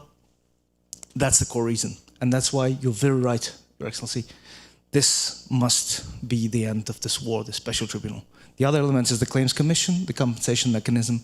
Russia has caused more than $1 trillion of damage since 2014. That's why we're creating this 3-level compensation mechanism, the register of damage, launched and operational right now. The Claims Commission, we've just completed negotiations, and there will be a diplomatic conference where we sign the convention establishing the Claims Commission in The Hague in December, and then the compensation fund. For the compensation fund, we expect to use the Russian immobilized assets of the central bank, which count to about 300 billion. We very much greatly appreciate the support we received in the US with respect to the Repo Act passed last year by the Congress, an extremely important piece of legislation, groundbreaking, innovative, because it relies on the international law of countermeasures, which allow the states to seize and transfer central bank assets of the Russian Federation to pay some sort of advance reparations to Ukraine. I can go at great more lengths, but I understand we're limited in time, so I'll finish briefly with the ICC. So we worked on the ratification of the Rome Statute. Ukraine became the 125th state. And one very clear message I want to make. The ICC is important not only for Ukraine. The International Criminal Court is a critical element of the security infrastructure overall. Because if we kill the ICC now, and we understand and respect some concerns that several states have about this, but we need to talk to address those concerns rather than go for killing of the institution. We could talk about, for example, adding a new crime such as combating transnational drug trafficking. We could talk about addressing of the concerns with respect to sovereignty of non-state parties, but the ICC must remain. It is at the forefront of keeping the international law relevant and ensuring human rights and protection against atrocity crimes. Thank you. Thanks a lot, Mykola. That was a lot. I have a really practical question. You outlined 3 layers of compensation. Can you please tell, not all of us follow this really closely, can you tell us, I've been so impressed with your DIA platform. So if you take your phone out, you live in Ukraine, your driver's license is on your phone. If I have a baby, I can register my baby on my phone. I can get divorced on my phone. I can get married on my phone.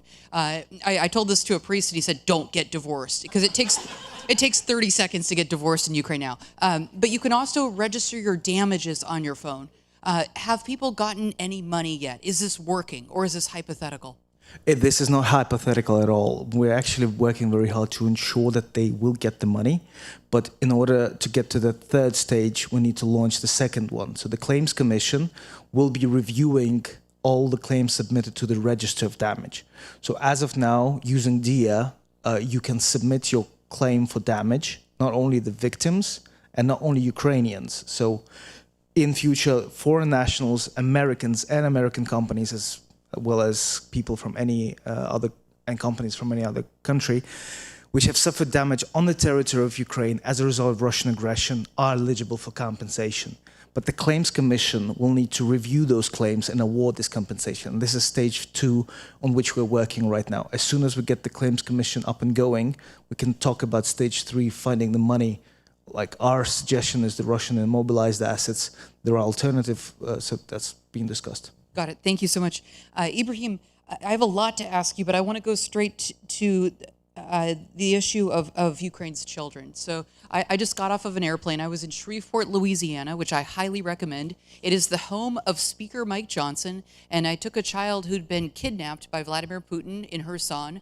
They held him for 6 months in Crimea, near your hometown, and he was finally released, but he's one of officially 20,000 Ukrainian children who've been kidnapped. The real number is several hundred thousand, probably closer to 700,000. This issue, Ibrahim, is gaining more traction here in the United States. I know it's starting to gain some traction in Europe as well. What can be done to return the remainder of Ukraine's children, to get some real justice? And we know that Ukraine's future and indeed Ukraine's security depends on the health and well-being of its children.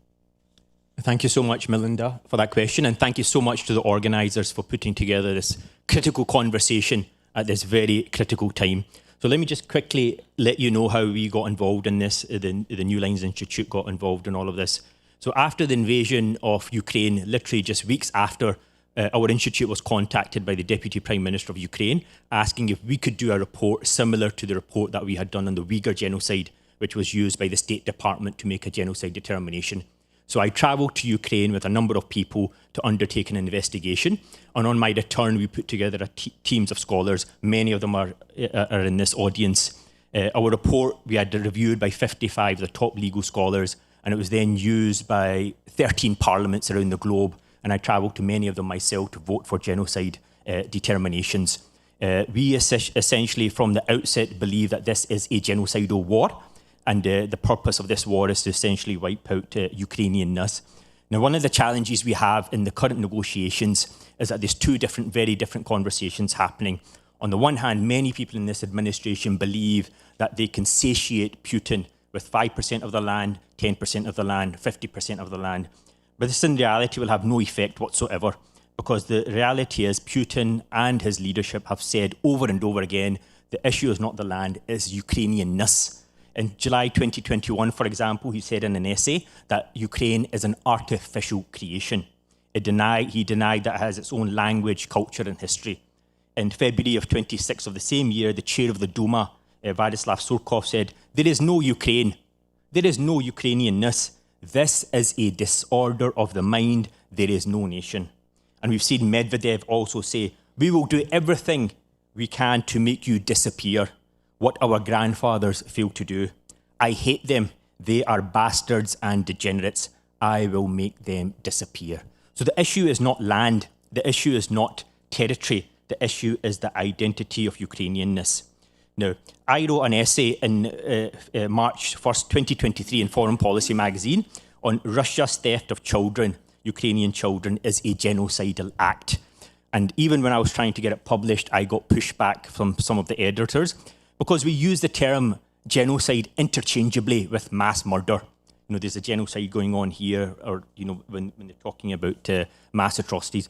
But as we all know, and as we've discussed, you know, genocide comes in many forms. There's 5 different forms of genocide, and forcibly transferring children is certainly one of them. And the numbers, I'm not fully up to date with the numbers, but the numbers I have is 180,000 children have been transferred into Russia to stop them coalescing and dispersed, stop them coalescing as a single identity group.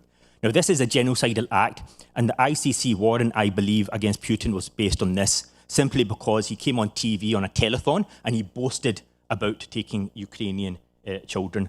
And we've seen this in the rhetoric as well of soldiers on the ground, that we will rape the Nazi whores until they don't want to have Ukrainian children anymore. And there's even the UN Special Rapporteur said that Viagra was being distributed to some of the Russian soldiers. Now, my last conversation with the Ukrainian prosecutor, he said, this was a previous one, he said they have identified 400 people that have been involved in this trafficking of children and within this genocidal act. In terms of what they're going to do about it, I suspect there's very little they can do about it until the war's over, and this is part of the negotiations. But one thing I want to touch upon very quickly is that why is Russia doing this? Yeah, so we've touched upon this is a genocidal act. They're trying to eliminate Ukrainian identity, but I think it goes a little bit deeper than that as well. I think from Russia's perspective, this is an actual strategy for a much larger reason. I remember General Michael Hayden, when he was director of the CIA, he said in one of his speeches that the biggest challenge that the world is going to face over the next 100 years is not the rise of China, is not nuclear proliferation, it's going to be the demographic challenge, the change in populations around the globe. Now, the areas in which these populations are going to increase the most are the areas that are least able to sustain it. Countries like Ethiopia, Nigeria and Yemen, the population is going to double. In Liberia, Afghanistan and Congo, the populations are going to triple. At the same time, you're going to see populations in the West decline dramatically. Russia is going to be actually the fastest declining population. They are expected to lose a quarter of their population over the next century. Then in 1991, the Russian population was 148 million. Today, it's 146. By 2050, it will go down to 135. Russia needs 2.1 children to replace the current population and maintain their economic stability. Their actual rate is 1.5. At the same time, they have some of the lowest life expectancies in Europe at 73, whereas the average in Europe is 80. And then you have outward migrations of tens of thousands of young, educated Russians leaving the country. So Ukrainian children, they're ethnically the same, they speak Russian, they're essentially a very effective way to try to integrate them into Russian society. Very similar to what the Nazis did during the Second World War, Germanizing Polish children. And we also have to believe, and we also have to remember that over 10,000 of those children never returned. So this is an overt strategy. It's not just, it's a practical strategy from Russia's perspective to maintain its population growth, but it's also a genocidal policy.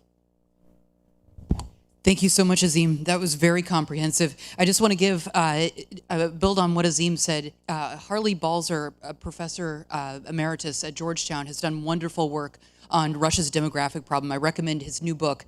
And then another book for further reading is Eugene Finkel's new book. It's called Intent to Destroy, Russia's 200-year quest to dominate Ukraine. And it builds on a lot of the themes that Azim just mentioned. I highly recommend both Balzer and Finkel's books. Thank you so much for that. That was very comprehensive, excellent. So, Azim, let me ask you one other question. And I really mean this most sincerely. Most think tanks that I spent 10 years at a think tank do very boring work, but you guys do such terrific work. And I just thank you from the bottom of my heart for the courage that you had in doing this work. And I think you guys just really put your finger on issues that others don't do. So you recently published my colleague Yulia Ziskina's groundbreaking report on Russian assets. And I'd like to highlight a new report that your team just published on the increasing human costs to Ukrainian civilians. And there are so many of them. We could do a whole conference on it. And the ones at the top of my mind are PTSD rates, and they're astronomical. Divorce is up. There's huge tensions on families. And the stresses of winter are here. I know everyone here saw the hits on Ternopil last night. So given the realities of the war and the current moment, we are stuck with Donald Trump, just to put it really directly, and we don't know which way he's going to go, and the war is going to continue. How can Ukraine's friends and allies best support the Ukrainian people? So what we have to understand is that the political environment has changed dramatically. This is a harsh reality. This administration, as well as the population in Europe and the United States, they have now got fatigue in terms of supporting this war. They do not see, many of them don't believe we should be paying for this war any longer. They think it's at a stalemate and we need to get out of it. And even within this administration, many of them believe that we have to pivot our focus to China, which is a peer competitor, and let the Europeans manage this. This is just the reality. Now, one of the reasons we did this report on the Russian assets, which became the basis of the Repo Act, we were the first institution to put this together. We called it the multilateral action model for reparations, was simply because we knew that when this war is over, there's going to be a very difficult sell for European politicians, American politicians to say, look, we funded this war, now we need to fund the reconstruction. It's much easier sell to say, look, we have to get Russia to pay for this. And it's also a natural form of justice. Russia was the aggressor, Russia should pay for this. And we also knew that the international system is no longer operating as it should be. We have a situation now in which a member of the Security Council, a nuclear power, has invaded its democratic neighbour in Ukraine. And another member of the Security Council, a nuclear power, is threatening to invade its democratic neighbour Taiwan. The system is not working. The last reparations that were made was when Iraq paid Kuwait $52.4 billion. And in fact, the final payment was only made 3 years ago. But we must remember that was only done after Iraq was invaded by an international coalition, Iraq was occupied by a coalition, and it was mandated by the Security Council. Now, none of these three things are going to happen with Ukraine. Clearly, Russia is not going to be invaded, it's not going to be occupied, and clearly the Security Council is not going to mandate it with Russia's veto. So new innovative mechanisms are required, legal mechanisms are required to essentially get the aggressor to pay. And I'm absolutely convinced that if we use frozen Russian assets to pay reparations for Ukraine, the Chinese will definitely think twice before they get involved in any adventures in Taiwan. Every member of the Politburo in China, they like to make their money in China, but they like to invest it in the West. They like to send their children to the West as well, because they know that once you fall foul of the government, you disappear overnight. Like Jack Ma, Bo Xilai, Desmond Shum, So the last thing they want, you put pressure on them with their assets, they will really think twice before. And this is the most natural form of justice, that we get Russia to pay for this aggression. Thank you so much. Appreciate that answer. Mykola, talk to me about justice in Ukraine. Do the people of Ukraine feel like they're getting any justice now? You outlined the different mechanisms, and it sounds like you guys have put a very thoughtful and comprehensive plan together. But what do you do about the demand for justice now? I can start with a personal story. This summer, I've buried a close friend of mine. He was a battalion commander, Serhiy Mighalatiy. We used to serve together in the security service. About 7 years ago, he quickly rose through the ranks when he joined the Territorial Defense Forces. At 30 years old, he was killed in action in Kharkiv region. I went to his widow and his daughter, and I said, well, in addition to all the condolences, we will make sure that Russia pays what they've done to Seryoha, to call sign Filin, may he rest in peace. And the demand for justice is a fundamental element of Ukrainian national identity, as has been discussed in this panel as well. We will never compromise on justice, and this is something that many of our partners do not understand, that, oh, well, special tribunal, just give it up on negotiations. That doesn't work with Ukrainians. The person in Ukraine who will start as a politician or a member of government saying, well, you know, we need to exchange peace for tribunal, he'll get kicked out of his office and maybe killed there on the street by an angry mob.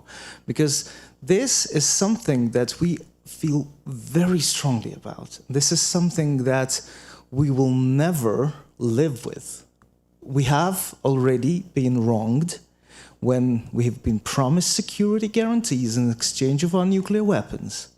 We have been promised territorial integrity in exchange of the Black Sea Fleet, which we were forced to give to Russia in 1997, in exchange of recognition of Crimea as a territory of Ukraine. And we've been already wronged after the Minsk agreements of 2014 as well, including by those who promised security to us. So this is a point of no return. There will not be a just and lasting peace in Ukraine unless there is justice for those who have been wronged. Absolutely. I want to bring in the ambassador and Evelyn. Go for it. So as we know, Axios broke a story last night saying that the Trump administration is looking at putting together another plan and another go at some kind of peace negotiation. The details are coming out today, but in general, if I have to summarize it in a sentence, Ukraine is going to give up a lot of territory. They're going to give up both Luhansk and Donetsk Oblast. The U.S. would recognize Crimea and Donetsk as Russian, and Ukraine doesn't have to, and the lines in Zaporizhia and Kherson would be frozen. And the details are still being bandied about in exchange for U.S. security guarantees. What do you make of this idea? Evelyn, start, and then Ambassador. Well, I mean, the devil is in the detail of what is the security agreement, but also going back to this idea of giving 12% of Donetsk to Russia just like that is not politically feasible for the Ukrainian government. And even though, of course, de jure, the Ukrainian government will not accept any change in its borders, de facto, maybe there is a compromise, but ultimately, it cannot be a ceasefire. So ultimately, leaving aside this 12% business, because I think, I just think that's politically untenable. But even if you say, okay, the Russians can keep the territory de facto where they are today, and in exchange, Ukraine gets a security guarantee. If it's a real security guarantee, meaning Article 5 NATO or a U.S. Senate ratified bilateral security guarantee, then maybe if I were sitting in Kyiv, and I can't speak obviously for the government or the people of Ukraine, then that might be something that is tenable in addition to some kind of accountability, that what we're talking about today, and of course help with reconstruction. Well, I've got a lot of thoughts about this. I was in Kyiv a couple of years ago, and I never met with Zelensky, but I did meet with about another 12 cabinet officials, and I asked all of them the same thing, which is, if the Russians invade you, what are you going to do? And the message was uniform, consistent, off the same talking points, which was, we will fight to the last man. And so far they have. So I think they're to be believed. I think that it's right to focus on what the Russian objective is. I would refer everybody to the Tucker Carlson interview with Putin. Now, I disapproved of that exercise. I thought that was the wrong thing to be done, but it didn't stop me from reading it. And I, read exactly what Putin said he wanted to do, which is the elimination of Ukraine and the reestablishment of Russian empire, and that Ukraine is the first step in the establishment of a Russian empire. So I think we have to ask ourselves, is that in the American national interest? Well, as a soldier during the Cold War and, a person who's lived through this kind of thing and seen the Berlin Wall, I don't think the division of the world is good for the United States of America. So that being said, I want to add a couple of things while I've got a chance here, and that is that the OSCE is often derided as a talk shop, but and so is the UN, by the way. But the power of messaging and standard setting is very important. The OSCE, if you really read about it, nobody knows anything about it. I didn't know anything about it when I was appointed. It came out of the final act and the conclusion, really, at the beginning of the conclusion of the Cold War. It has 10 principles, and Russia's in violation of all 10 of them. Territorial integrity, the immutability of borders, human decency, common human rights. All of these things are being violated right now. But the point is not that.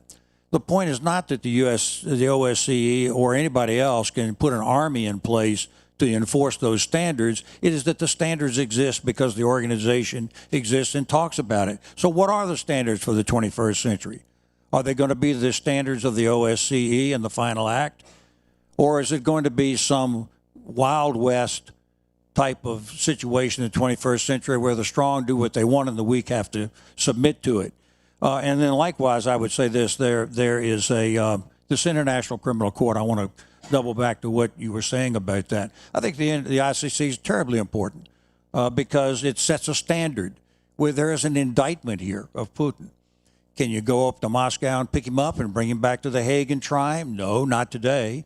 If there is a regime change in Russia, which I predict at some point, then at that point Putin can probably be rendered for that kind of trial, together with this other cohorts, including this lady who is guilty of working with this stealing of the children. But one more thing. The indictment actually does matter, whether you can actually bring him to trial today or not. Take note of the fact that he wants to use the BRICS organization to try to undermine the West. He wanted to travel to that meeting, and it was held in South Africa, and they would not guarantee that he wouldn't be arrested under the indictment. So he didn't get to go. Brazil, he wanted to go and vacation, I understand, and relax a little bit in lovely Brazil. And Brazil said, you can't come we're not going to give you immunity from arrest. So he couldn't go to Brazil. Germany has said that if he crosses into Germany, he will be rendered into The Hague for trial. And maybe most importantly, Putin says that if he flies over Poland, Poland says that if he flies over Poland, they will force his plane down and arrest him. So Putin is already restrained just by the indictment, which he can't yet be tried for. What's important about it?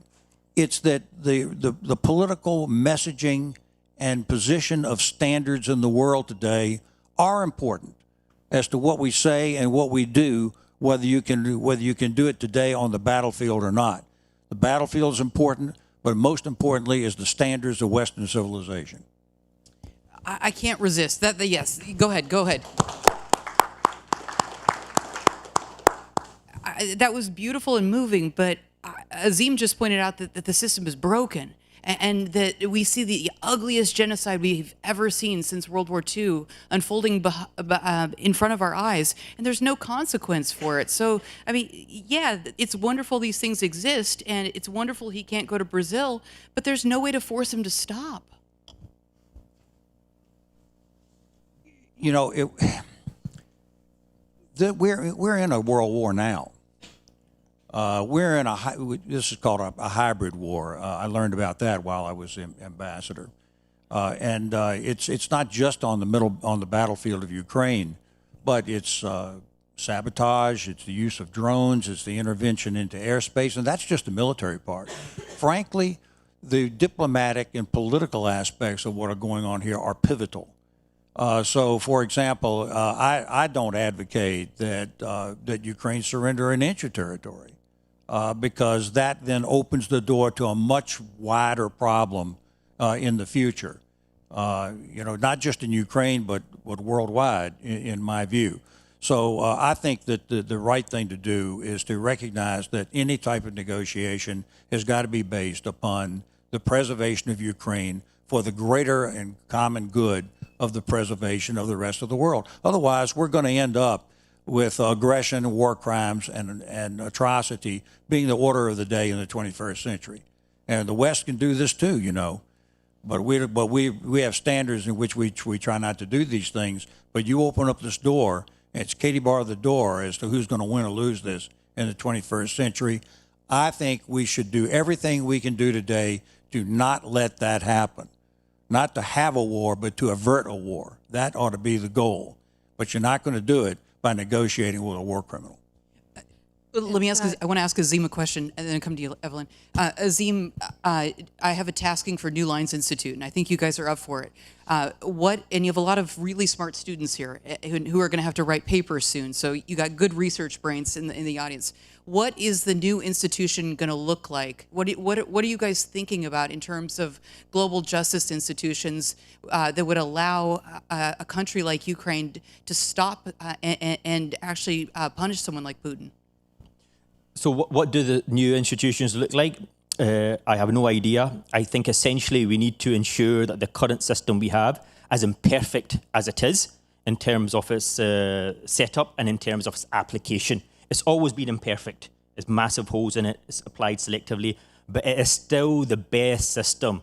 The international rules-based order post-1945, it is still the best system that we have ever created civilizationally. For those whose memories don't go back that much, before that time, borders would change on a regular basis. Until this system came in place, borders were essentially fixed, and there was a price to pay. Even if it was just reputational, there was a price to pay. And now this system is being dismantled. What's going to happen after that is going to essentially become a free-for-all. And it's hugely disappointing. The Europeans and the Americans are not fully supporting the system, whether it's in reference to the Ukraine or whether it's in reference to Gaza or anything else. Because once that's dismantled, it is the smaller countries that will pay the price. I'd also just like to point out very quickly, everybody seems to be extremely critical of Trump and what he's trying to do. But we have to be realistic here. At least Trump is trying to put an end to this war. If Ukraine is not in a good situation, they're in a very difficult situation. This is the reality. There is now a stalemate in this conflict, and it's essentially almost like a frozen conflict. There is not a clear path to victory for Ukraine, and the cost they have paid has been astronomical. If I had to assign a hierarchy of blame in terms of why this whole situation unfolded as it was, I would first of all put the Europeans there at the top. They mismanaged their own security out of greed because they wanted to buy cheap Russian gas and allowed Putin to build up his war machine. I would put at number 2 the Biden administration and their incrementalism and their inability to provide Ukraine exactly what they needed, which they eventually reversed. They did not provide Ukraine with the absolutely critical components and weapons that they needed to have a swift victory, which they could have achieved at the outset. If you remember when the discussion of the HIMARS came, the high mobility artillery rocket systems, they said, we're not going to provide this. And then eventually they did provide it. And it made a huge difference in terms of taking out ammo dumps and logistical lines. They then said, we're not going to provide M1 Abrams tanks. And then eventually they said they did, but it was too late because the counter-offensive of Ukraine had already started and they had to use Soviet-era tanks to protect their infantry. They did the same thing with the F-16s. It was this over-cautious incrementalism by the Biden administration that got us to where we are. One British general told me very clearly that, look, what the Americans are doing is essentially not giving Ukraine what they need to win, but essentially to survive. And this is essentially what has led to the situation as it is now. And the cost has been so astronomical that this war really does have to come to an end. The British Ministry of Defence estimates that on the Russian side, there has been 900,000 casualties on the Russian side. And remember, these are just poor young farm boys that have been conscripted. There's nobody from St. Petersburg or Moscow that has been conscripted. It's these ethnic minorities that are being sent into this meat grinder. They also estimate that 200 to 250,000 Russian soldiers have been killed. BBC Russia estimates that about half of this, 109,000. It's still a huge cost to pay. The Ukrainian General Staff in May 2025 said the casualties of Ukraine are 1,000 to 1,200 a day, every single day. Killed, wounded, missing, or captured. The Ukrainian population has declined from 47 million to 35. The entire generation of 70 to 25 years old have been decimated. I met a Canadian general who's involved in the training. He said the average age of a Ukrainian soldier is now 42. This is not sustainable at all. There has to be a way out of this. All modern wars are essentially decided decided on the economic base that you have. Russia has managed to not recover its economy, but has essentially managed to stabilize it. Last year, 2024, oil sales in Russia were $235 billion, which was an increase of over 0.5% the year before. They have managed to evade all the sanctions and recover from that. Azim, let me stop you there. That was an excellent intervention. And you need to come to Washington, D.C. and throw bombs here more often and then get back on a plane and go back to London. This was fantastic. Evelyn, I interrupted you. I'm sorry. And then we're going to turn to our audience. Well, I think that right now the dynamic is not in place for a really fair, just settlement. But there are levers that can be pushed. There are pressure points that the Trump administration and our European allies could use to push for a just peace. The Ukrainians are on the right track. They have been targeting Russian oil depots and refineries very strategically. They have been targeting, first and foremost, the ones that require Western technology to be repaired, ones that are exporting oil and creating revenue for the Russian government. They've also been targeting ones for domestic consumption. So you see lines, President Zelensky refers to this regularly now, lines at the petrol stations in Russia and the price of gasoline going up for Russian consumers. That is a strategic decision that could turn the tide if the Europeans also, together with the United States, cut down on the shadow fleet, so illegal transport of oil. And I would say, that we have to add the reality that Azim did not update us on the Russian economy, because the Russian economy is not doing very well, and it's actually becoming a worse situation. Yesterday, the Duma passed a law increasing the value-added tax in Russia. It's not going to solve their problem, but they're trying to keep inflation down. It's at 8%. It went down from 10, and the interest rates are 16.5. So the Russian economy is not doing well, but Putin's trying to play for time. We could seize the initiative and give Ukraine a better deal in the end. And that's our job, is to convince them. And one other thing I was going to say before, but I forgot, was that these are not sabotage operations. These are attacks, and they've been going on for more than a year. And what happened in Poland most recently, these two bombs that were ignited on the railroad tracks where they're providing munitions from Ukraine, from Poland to Ukraine, that was an attack. And it needs to be taken as such by NATO. They need to treat it as an Article 5 attack and say to the Russians, you do that again, and you will be met with kinetic force. That's called deterrence. Let me add one thing before. I got to take a question or I'm going to get in trouble. You can answer the first question. Well, let me just add something to build on what Evelyn has said. That I don't think we ought to be letting the Russians off the hook here by some kind of Quisling negotiated Munich type peace settlement. I think the Russians are in trouble. I don't think, as Evelyn said, they're winning this war. Strategically, there have been some very important strategic changes. President Trump, to his credit, has got the Europeans focused on their responsibilities in this ongoing war. The Finns and the Swedes have now joined NATO, which I consider the most important development since the fall of the Berlin Wall. The Russian economy is not in good shape. The sanctions are hurting. By some reports, over 1 million Russians are killed and wounded in this war. These are terrible costs that are going on right now for Putin's delusionary desire to somehow recreate a Peter the Great type of Russian empire. Again, I think that all is not lost. I think strategically Putin has not prevailed. He can win a battle today on the battlefield, but strategically he has lost and he isn't going to win. And so I think that at some point we ought to just continue as long as the Ukrainians can hold out. Right on. Okay, so we have time for maybe 2 questions. If I could have the mics come by. Here you go. Take my mic. Go ahead. So everyone has done a very admirable job of describing the Russian genocide being committed in Ukraine.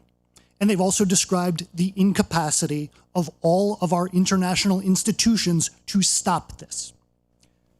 What's the argument against sending NATO planes with NATO pilots and NATO mechanics using NATO munitions to hit Russian military targets in occupied Ukraine or something of the sort?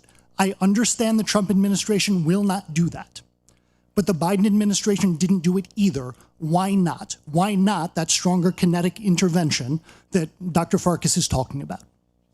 Well, I would make a big distinction because I'm not calling for an unprovoked intervention. What I'm saying is that and I'm talking about NATO territory, not Ukrainian territory. Now, I am on the record having argued for a no-fly zone over Ukraine because I think if we declared a no-fly zone, the Russians would think twice about flying aircraft in and shooting missiles and cruise missiles and drones into the Ukrainian airspace. We could have secured the Ukrainian airspace at any moment when we wanted to, if and when we had the will.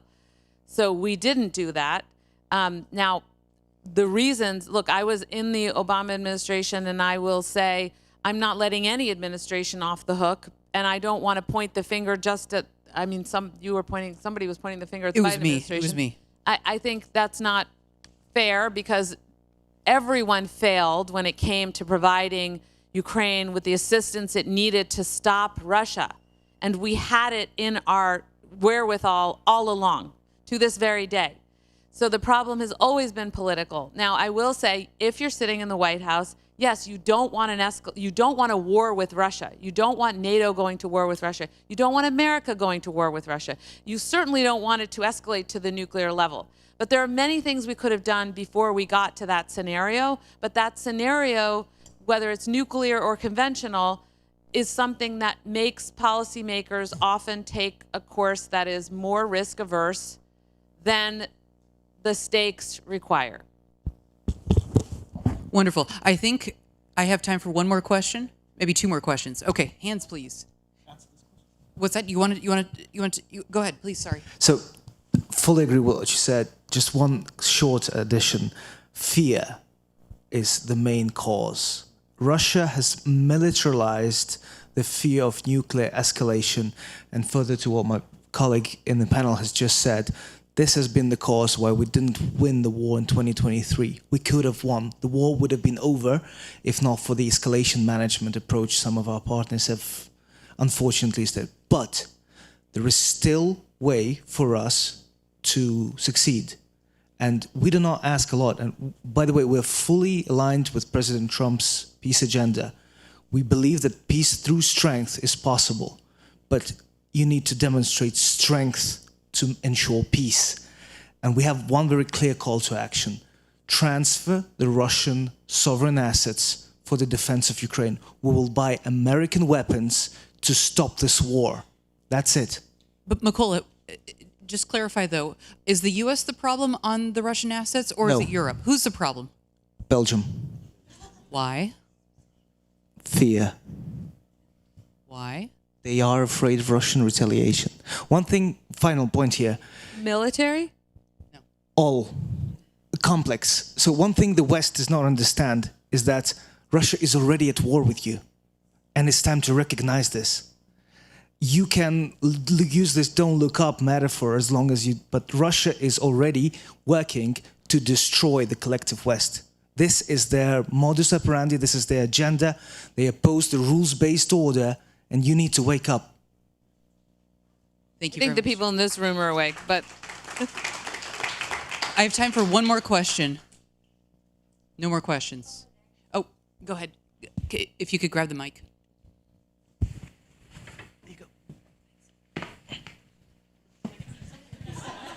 Thank you so much. Hello, my name is Carolina Hurd. I'm a fellow at the Institute for the Study of War here in Washington, D.C., and I study the Russian occupation of Ukraine, which this is where my question comes from, right? We have conversations about ceasefire, freezing the lines where they are, but in my mind, that means consigning, 5 million Ukrainians to life under Russian occupation. So what are potential mechanisms for justice for the people who are living under Russian occupation and experiencing those crimes on a day-to-day basis? Because I feel like so much of the conversation is about kind of the end state, the perpetrators, but not the mechanisms of justice for the people living under that regime. Thank you so much. That's a great question. I think the two gentlemen at the end are best positioned to take that one on. Yeah, so like I said, look, we have to be very realistic here. I'm not aware of the plan that's been discussed at the moment, but I think the most important thing I would say in any peace agreement is a security guarantee along with a pathway to NATO membership. Yeah, in terms of how much territory, what territory Ukraine may have to give up, I don't know, but I think Ukraine should also take the lesson from Russia, from Germany, who never gave up on reunification. Took over half a century, but eventually there was. So maybe after Putin's gone, the regime changes, there'll be pathways to do that. But you have to be realistic where you are at the moment, that there is going to be an agreement. Either it will be forced upon Ukraine, or the Ukrainians will not be at the table. So you just have to figure out essentially from the Ukrainian point of view is how to get these security guarantees and pathway to NATO membership to ensure that this does not happen again. Anything else, and this will repeat again, it'll restart again in a few years' time. They rebuild their military, the Russians, they re-equip their the army. They've already done a lot of this. But the security guarantees pathway to NATO membership and get the best deal possible. Hold on, but there's nothing that can be done for them in the occupied territories now? That's what she's asking. So, very briefly, we are ready to accept ceasefire at the current line of contact that has been very clearly communicated by President Zelensky. We cannot ever legally and practically ever cede an inch of our territory to Russian Federation. Not only this is impossible from internal point, this sets an extremely dangerous precedent worldwide, which has been covered by His Excellency. Now, for the people like my friends and relatives in the occupied Crimea, the best thing that we can do for them now is support the special tribunal for the crime of aggression and the compensation mechanism that will allow a pathway to justice to come with them eventually. That's one. Two, continue the excellent work that the think tanks and academia have been doing on elucidating Russian crimes on the occupied territories. I cannot be grateful enough to Yale Institute, to New Lines for the Genocide Report, to all of you who are working day and night to make sure that these crimes against humanity, this genocide, is not forgotten. Keep it up on the agenda. They are afraid of you doing this. So thank you so much. I want to add something to that. Number one, I don't put a lot of stock in security guarantees. I'm not even sure that NATO security guarantees are any good. The Budapest Memorandum that all of you all are familiar with, there was already a guarantee of Ukrainian territorial integrity, and that was guaranteed by Russia, United Kingdom, and the United States of America. So I'm somewhat dismissive about that crutch of security guarantees, although I guess putting them in NATO is, if you believe NATO is viable, that might do it. The second thought that I've got is that I want to repeat what you said, and that is the issue of sovereignty. Under no conditions should we concede sovereignty, that something conquered is now a part of another country. That is the absolute key. In the Cold War, we never conceded, for example, that the Baltic countries were a part of Russia. We never conceded that. And then as time went on and the Russian empire collapsed, then dozens of these countries suddenly became independent. So it's the concession of sovereignty. Russia can just stew on this for another 20 years, if you will, never agreeing that sovereignty exists. Therefore, they'll always be in a precarious position as an illegal and illegitimate conqueror. Thank you so much. Put your hands together and please help me thank these fabulous panelists. Thank you.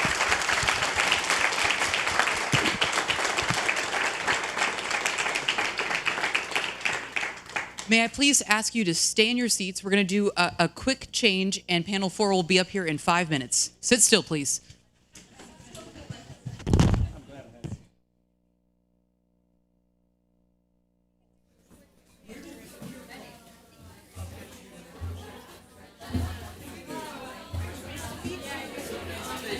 Hello. I'm doing all right. How are you doing? Okay. I'll let them do a little screening.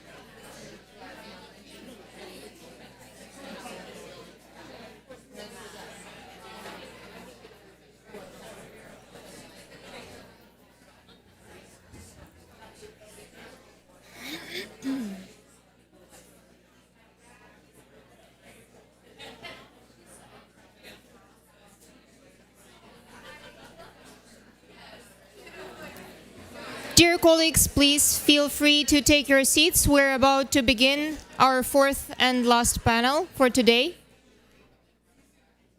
We will begin in about 1 minute, so please take your seats. Thank you.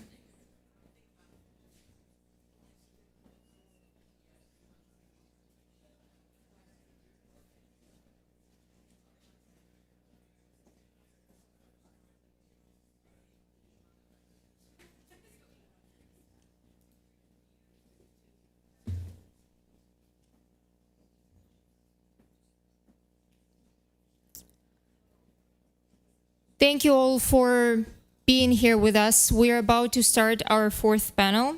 And in the previous panel, our excellent speakers and our excellent moderator were talking about the ultimate objectives of the Russian war in Ukraine, and that what Russia is after is not Ukrainian territory.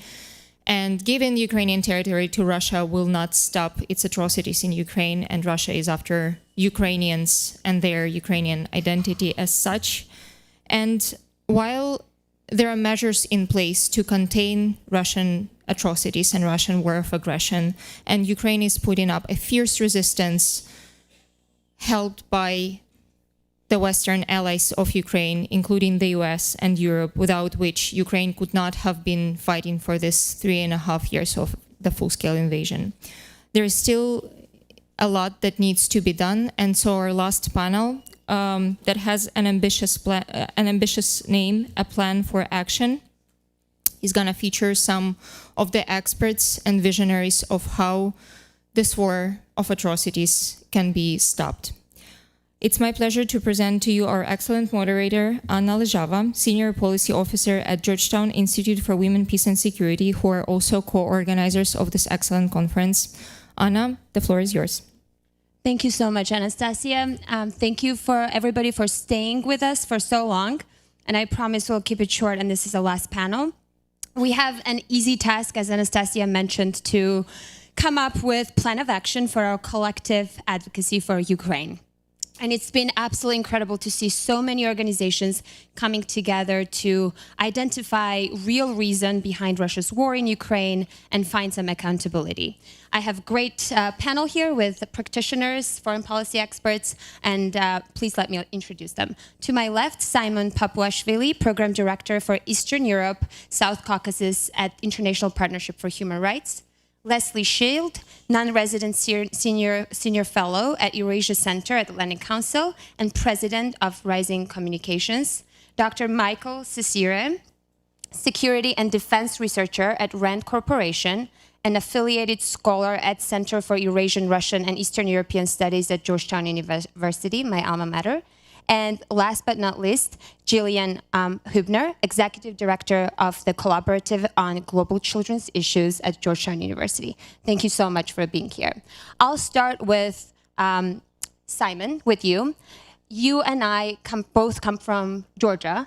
Our country has been a testing ground for lots of Russian war of aggression, the hybrid warfare, rigged elections, and etc. You worked for the Georgian government back in 2000s, presenting the case against the European Human Rights Court on Georgia.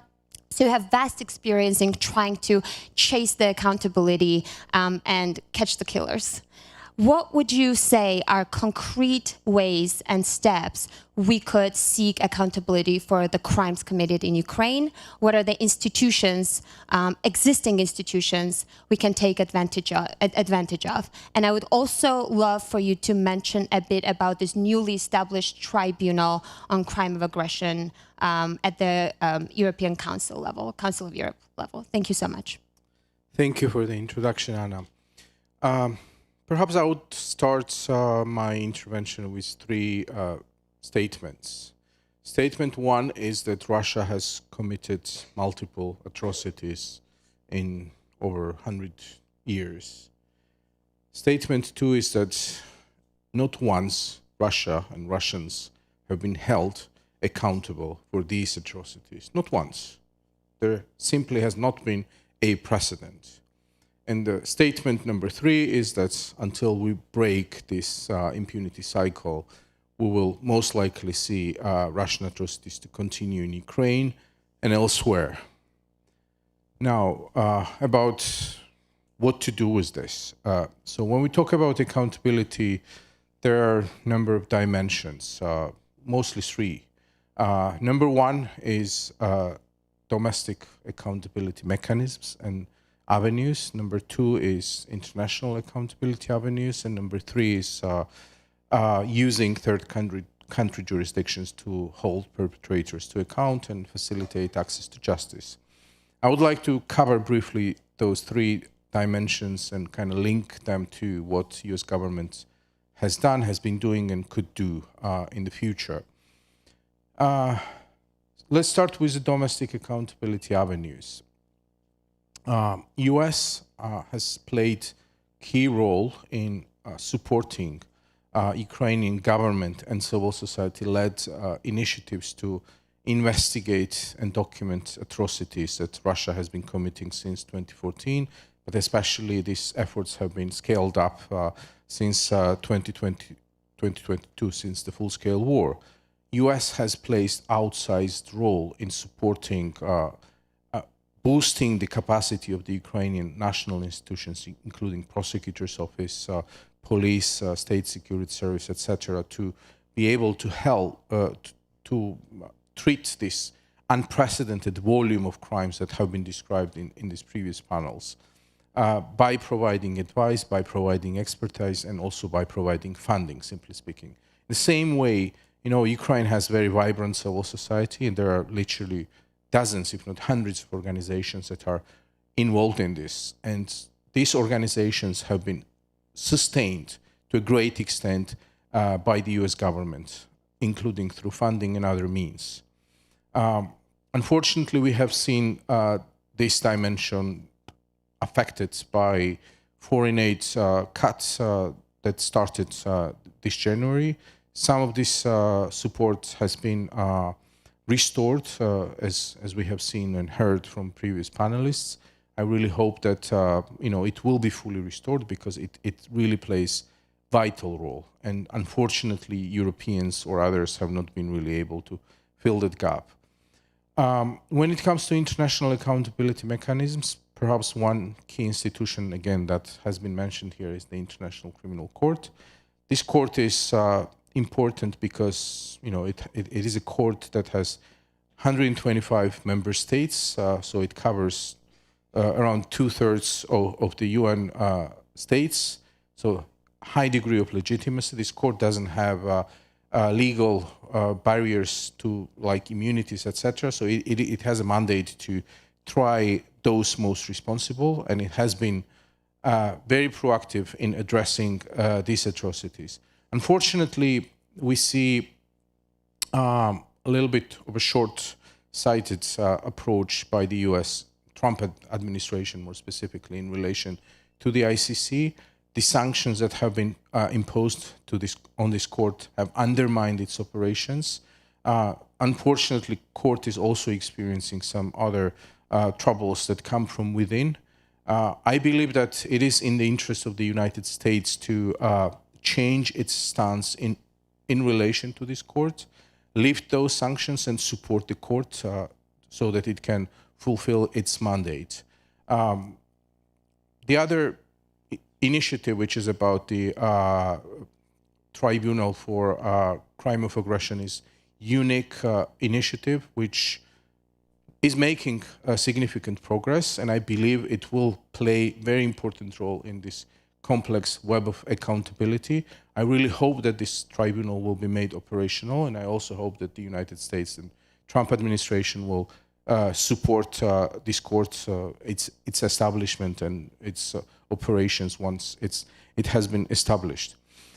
In terms of third dimension, using third country justice mechanisms, there are over 24 countries which have already opened criminal investigations in relation to atrocities that Russia has been committing in Ukraine.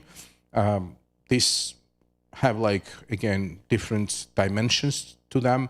They are using active or passive personality principle to prosecute those crimes, but also the universal jurisdiction. United States has multiple legal tools at its disposal to investigate, to use its criminal justice system to investigate and prosecute those crimes. Torture Act or War Crimes Act or Genocide Convention Implementation Act are just a few examples of legal frameworks that can be used effectively by the US to prosecute those crimes.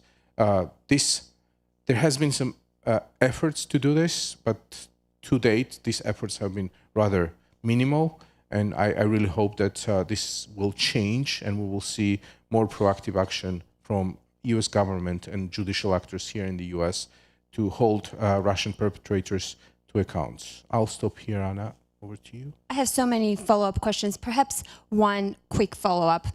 How do you operationalize the tribunal? What would be 2 recommendations you would give to US policymakers in supporting the tribunal? Well, 2 operational recommendations would be A, political support.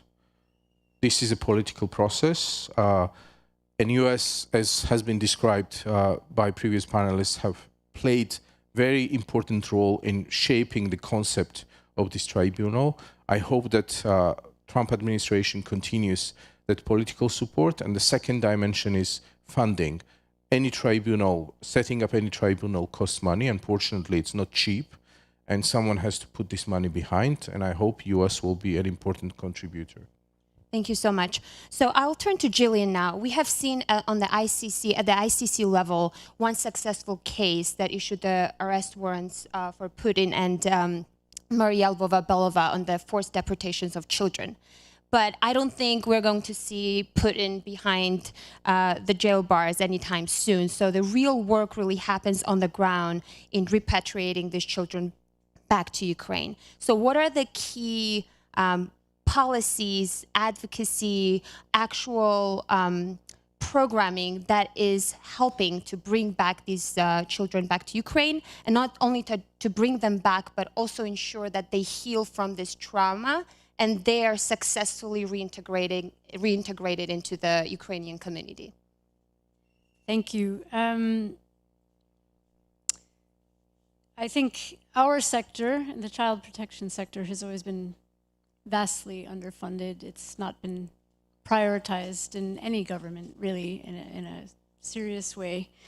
Yet, what we've seen in this situation, this is the largest missing kids case since World War II, and it's really exposed the dysfunctionality of the global child protection system, despite clear guidelines and norms that all states and humanitarian actors are meant to abide by.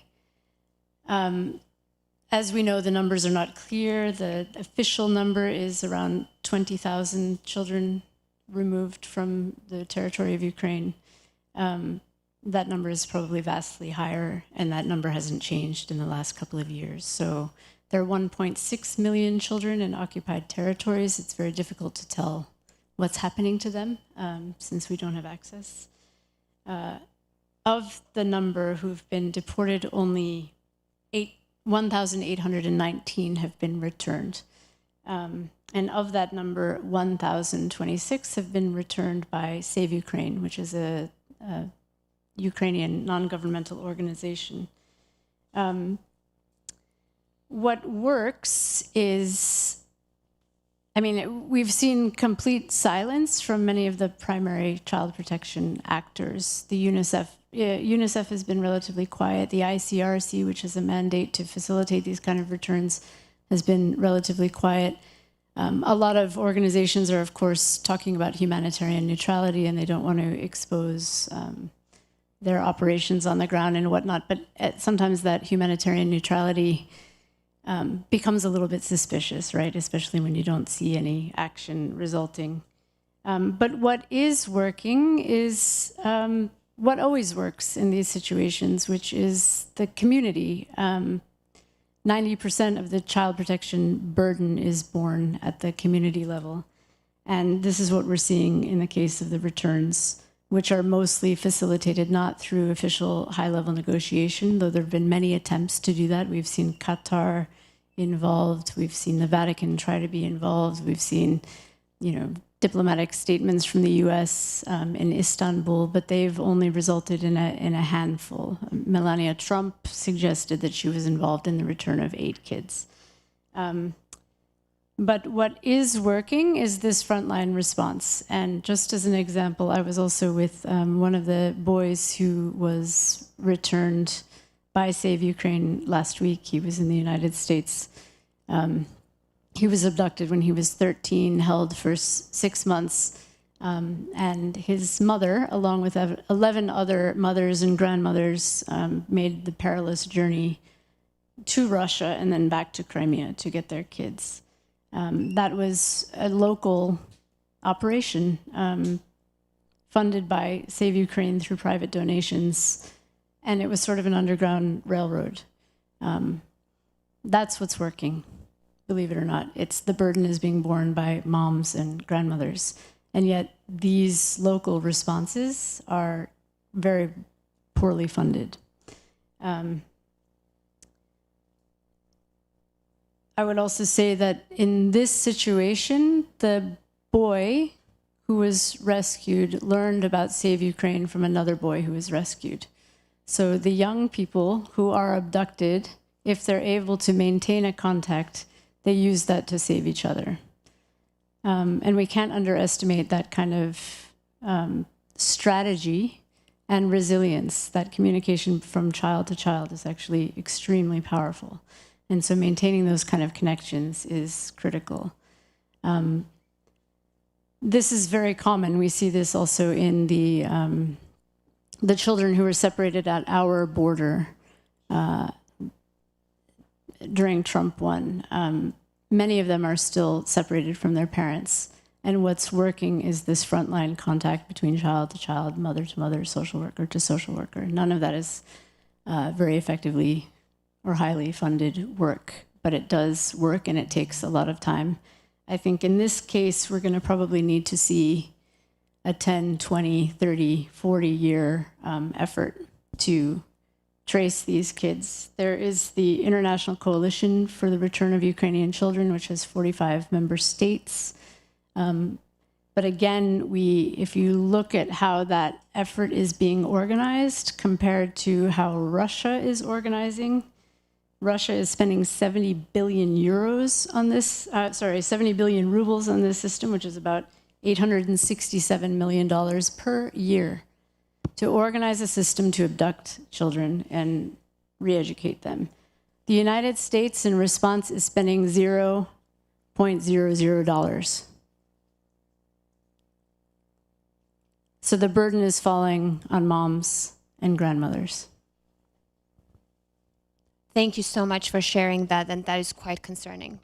I'll move to Michael, to you, and talking about real security guarantees and deterrence, because at some point, even if we return all the children to Ukraine, we have to ensure that this will never happen again, and the next generation of children are not kidnapped by Russia. So what are we talked about NATO, we talked about deterrence. What are some real concrete ways US and the West can support Ukraine, militarily, other ways, to ensure the victory and then deterrence? Thank you so much. I'm going to answer that in kind of 2 parts. I think the headline response here is you want to render the capacity of Russia to prosecute this war to be untenable.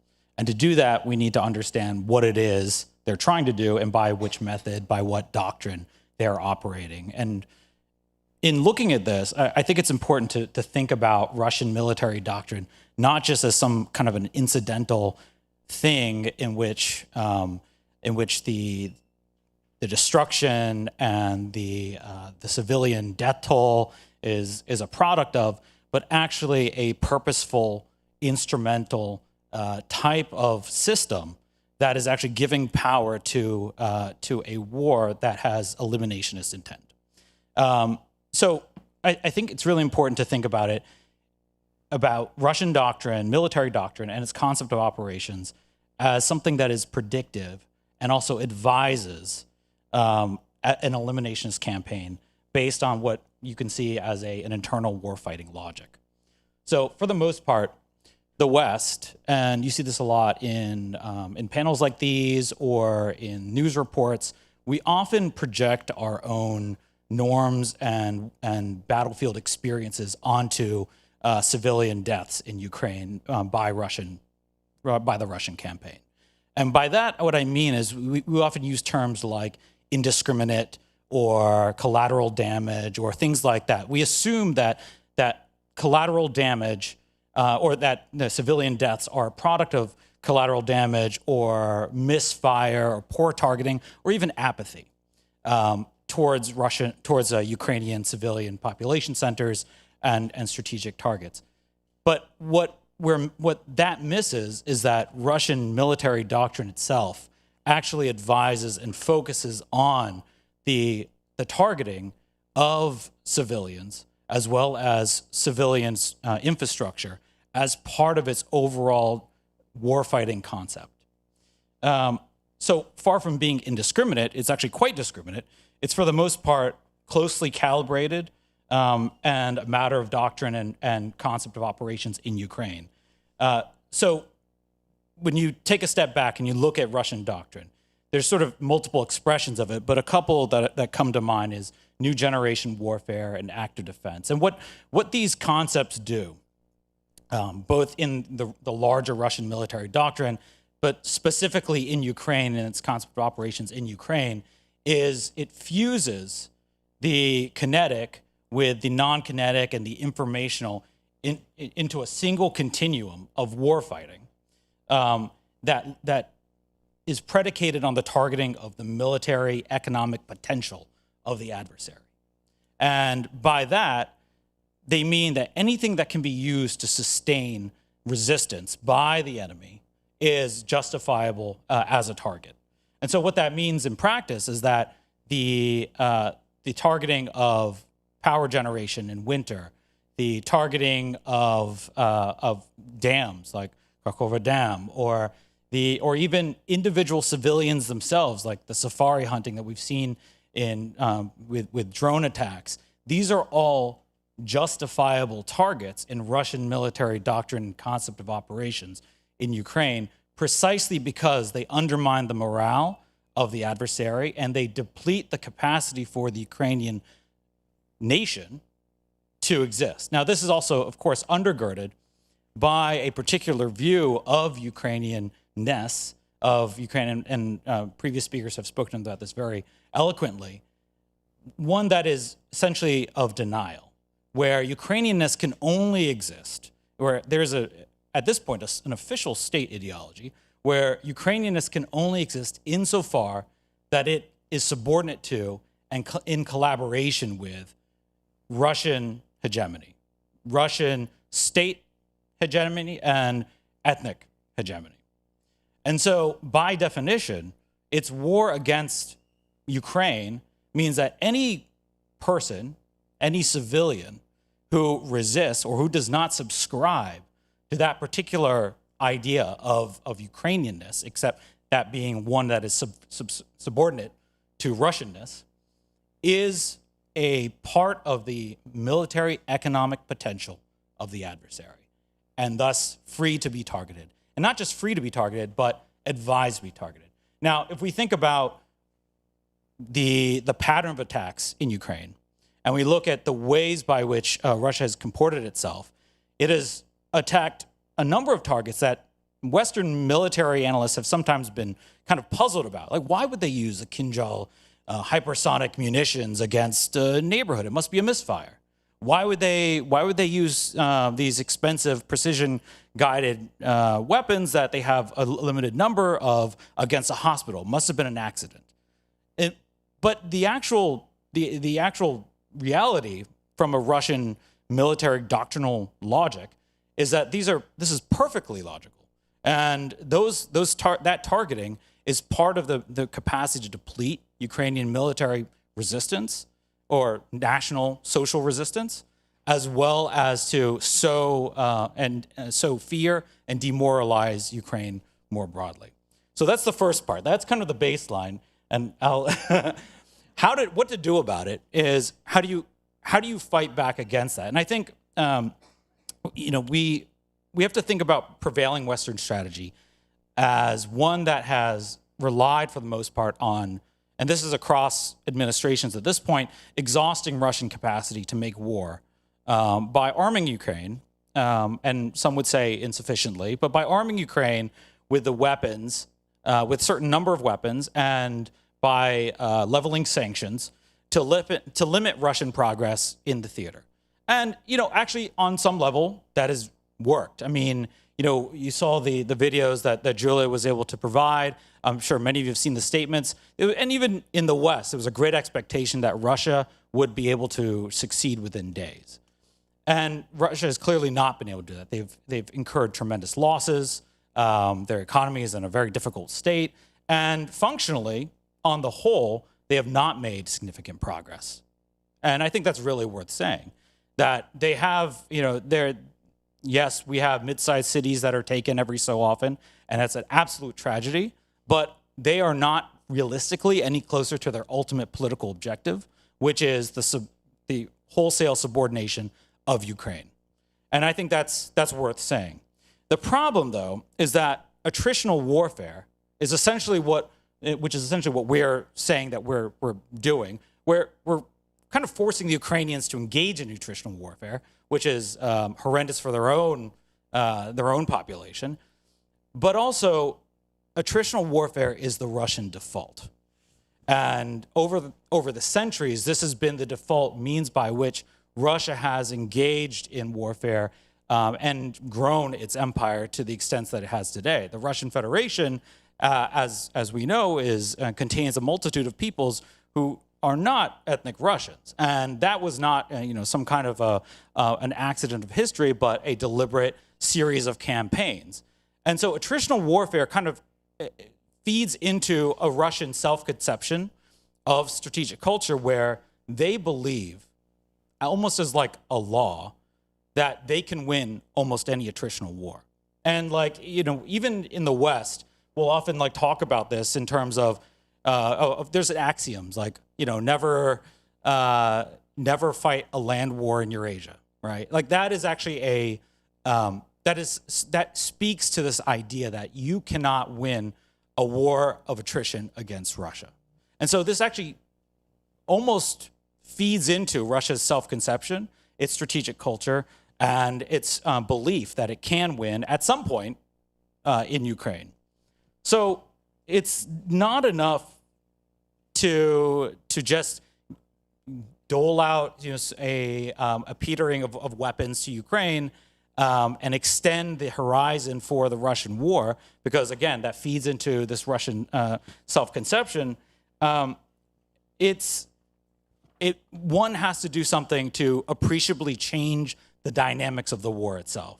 So what can be done? The first thing I think is very clear is that economic sanctions they have done grievous harm to the Russian economy, but there's clearly A, major gaps, and B, more that can be done. The fact that President Trump is threatening a series of escalating sanctions tells us all very clearly that there's a lot more that can be done, and that the United States knows what they are and what we can do with it.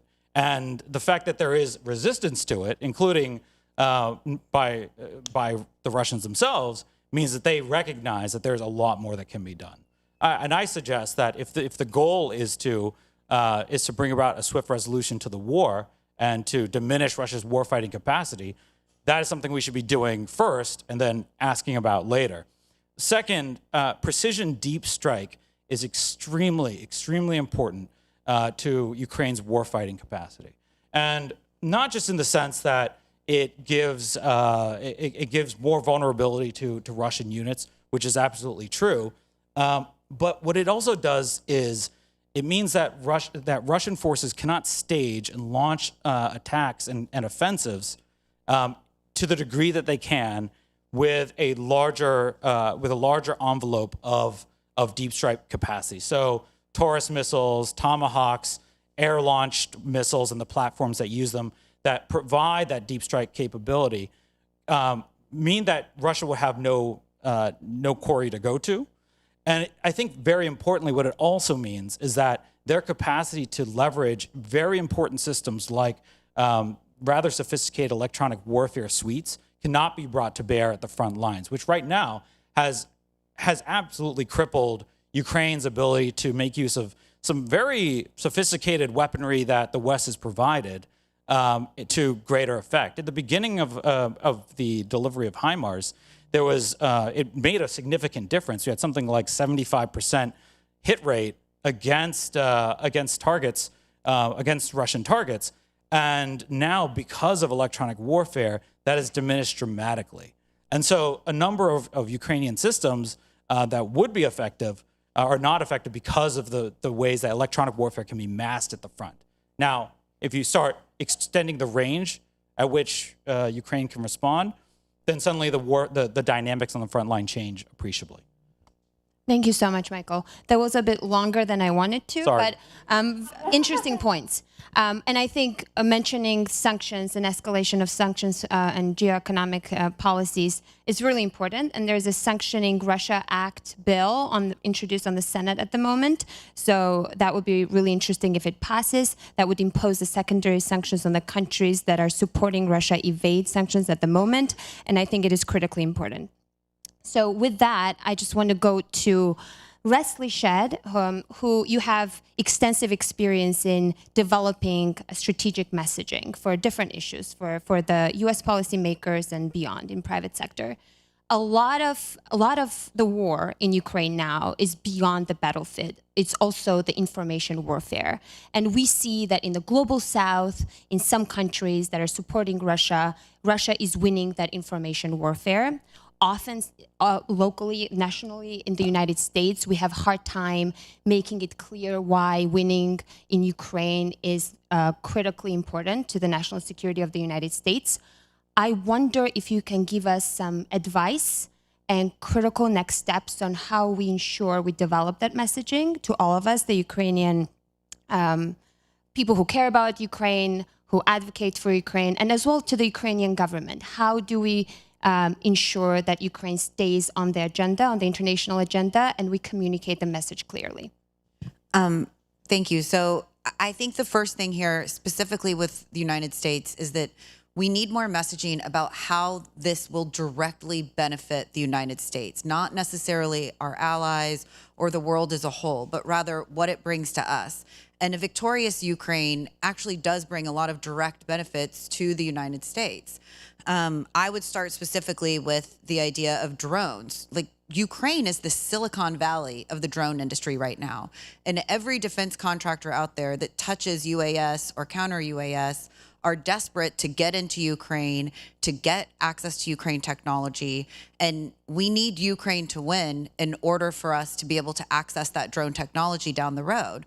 So I think that that is a huge talking point. And it's not just drones, right? It is also, Ukraine has become really a testing ground for U.S. weapons platforms. So when the United States is sending security assistance to Ukraine, we are getting an opportunity to test in real battlefield situations our weapon systems and improve them.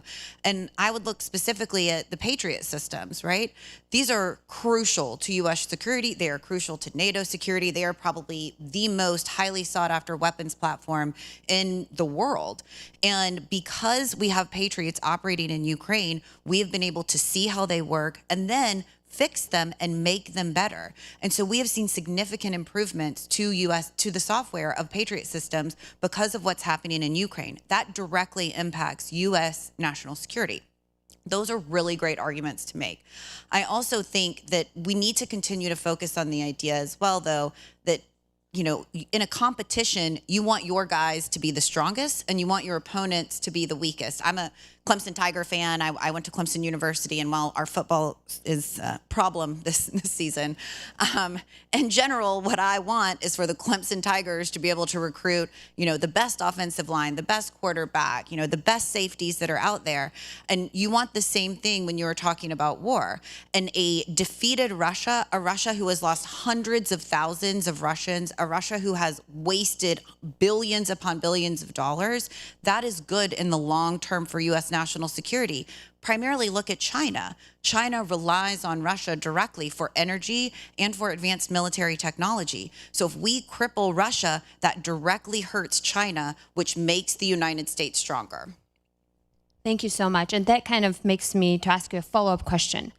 Do you think United States foreign policy establishment at the moment is ready to see defeated Russia? Because we talk a lot about Ukraine winning, Russia losing, but we never really talk about what happens if Russia actually loses. Like, who controls this vast amount of land and nuclear power? And do you think the foreign policy establishment is really committed to defeating Russia?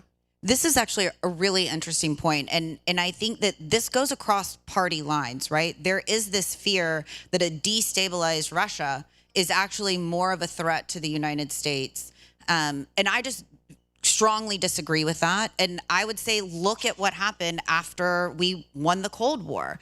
What ended up happening was a defeated, crippled Russia became not a problem for us. And when we stopped paying attention to them, that is when they became a problem again, and when they were allowed, or when they were able to really rebuild their coffers. So I think that this idea that we need to be concerned about what happens if Russia loses, or, you know, the idea that we need to be worried about him using nuclear weapons, we cannot approach war from fear. You have to go in and understand the United States. When we sit down, and it's the United States, NATO, and our allies in the Pacific, Japan, Korea, Australia, the Philippines, we are an unstoppable force like this world has never seen. So we need to be strong. We need to build up our arsenals. Every country needs to be doing this, and we need to be approaching this from a position of strength. Thank you so much. That's really important, and I think we all need to be a bit less fearful and more fearless. And I think we need to all think about how we achieve that. Maybe it's societal resilience. Maybe it's telling us that we are capable of defending and not being reactive, but proactive in our policies. I'll ask one fire round question to all of you. I want you to answer in 2 sentences. One, what we should do if you were to be sitting in front of the US president and the European heads of state, what would be the one thing you would tell them to do before the new year? And then one thing you would tell them to do in the next year? Well, if you really want to make America great again, then help Ukraine to win this war. That's my message to President Trump.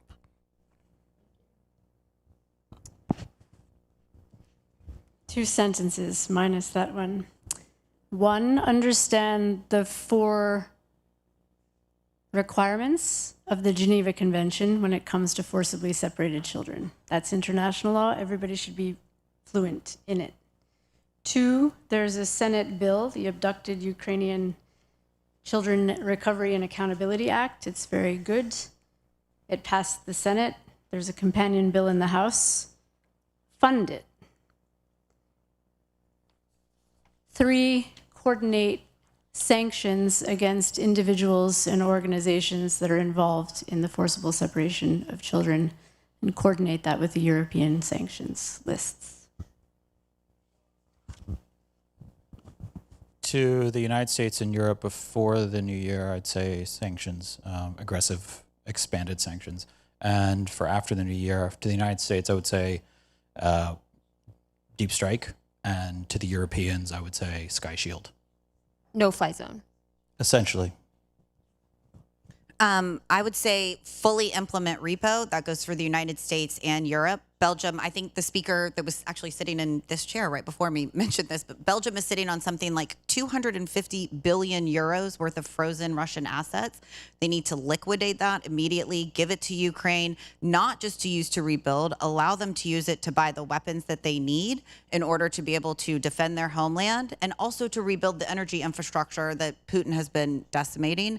And I would say the second, in the new year, let's take the training wheels off. Let's allow let's allow Ukraine to use some of the weapons we've given them already. If we're not going to give them Tomahawks, they do have ATACMS. Let them use those in the way that they need to in order to strike deep into Russia.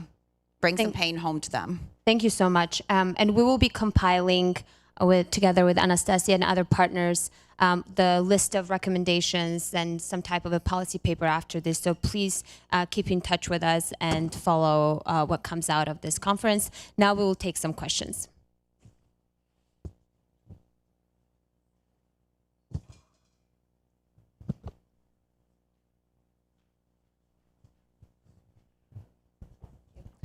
My name is Anna Harvey, and I am a research fellow at the American Foreign Policy Council, working right now on how the U.S. can support Ukraine by insulating our own defense industry. And an issue that I've come across a lot in my research so far is that the U.S. defense industry is not in itself able to stand alone. We are still getting components from China, and we still have a lot of issues with this sort of separation of the U.S. from people that we consider adversaries. How can we make sure that the U.S. is able to continue to support our allies in Europe while also insulating ourselves from outside threats like China? Thank you. So I'll give a couple of quick answers on this. For the second part, first of all, we need to make sure we're fully implementing CHIPS. The CHIPS Act was specifically passed in order to make sure that we can make these components here. But it's not just about components that we're getting from China or rare earth minerals. It's also about our capacity. We need to invest more in training and education so that we have a workforce that is capable of building these next generation weapons. I think that is crucial. And I also think, too, I would advocate as well that we need to expand AUKUS. AUKUS is a wildly important piece of legislation. Most people think it's just about submarines. It's not. It's about our ability to share critical technology with our partners and our allies. And we need to expand that more so that we are all sharing the burden and sharing the technology that we are all developing to make sure that we are all strong. Just very quickly, I agree with everything that you just said. I would also add that we need to make sure that we distinguish very clearly between our allies and partners and our competitors and potential adversaries in terms of our supply chains. I mean, for one thing, we are in the process of investing and working towards a stabler defense industrial base and supply chain. And that is a very big ship that moves slowly. And I think that's kind of the biggest problem that we see. And with all the challenges on the horizon, the slowness of that is very troubling. But I mean, that is the reality, and not to excuse it. But I think part of that solution set has to be the recognition that, A, we can't do everything. We can't reshore everything domestically. And B, that there's going to be certain efficiencies and certainly productive capacity efficiencies if we do it in coordination and tandem with our allies and partners. And we already have a number of mechanisms that integrate some of those ideas from the National Technology Industrial Base, AUKUS, security of supply arrangements, things of that nature. But they tend to be fairly fragmented and isolated. So if we're bringing these things together in sort of a unified regime and deliberately leveraging our allies and partners and treating them as allies and partners, then I think we can actually see that as a force multiplier. I can also quickly add, in terms of crippling Russian military-industrial complex, one of the big problems that we see relates to the enforcement. There are huge gaps. There remain huge gaps in enforcement, and the rate of sanctions that have been imposed on Russia are unprecedented. But we haven't seen matching capacity in terms of resources, human resources, skilled human resources that would take care institutionally to enforce those sanctions. And there is also clear lack of coordination among different stakeholders who are imposing these sanctions on, making sure that they're effectively implemented. So in order for sanctions to work, US and others, this mostly applies to the EU, but European actors, but also to the US, you need to put proper resources that will ensure that those sanctions are not evaded at ease. Any other questions, please? Thank you all very much. I'm wondering if you can talk at all about what we know or don't know about U.S. public opinion, but specifically, what do you think is the role of U.S. public opinion versus U.S. elite opinion in shaping decision-making, policy-making on Russia's war in Ukraine?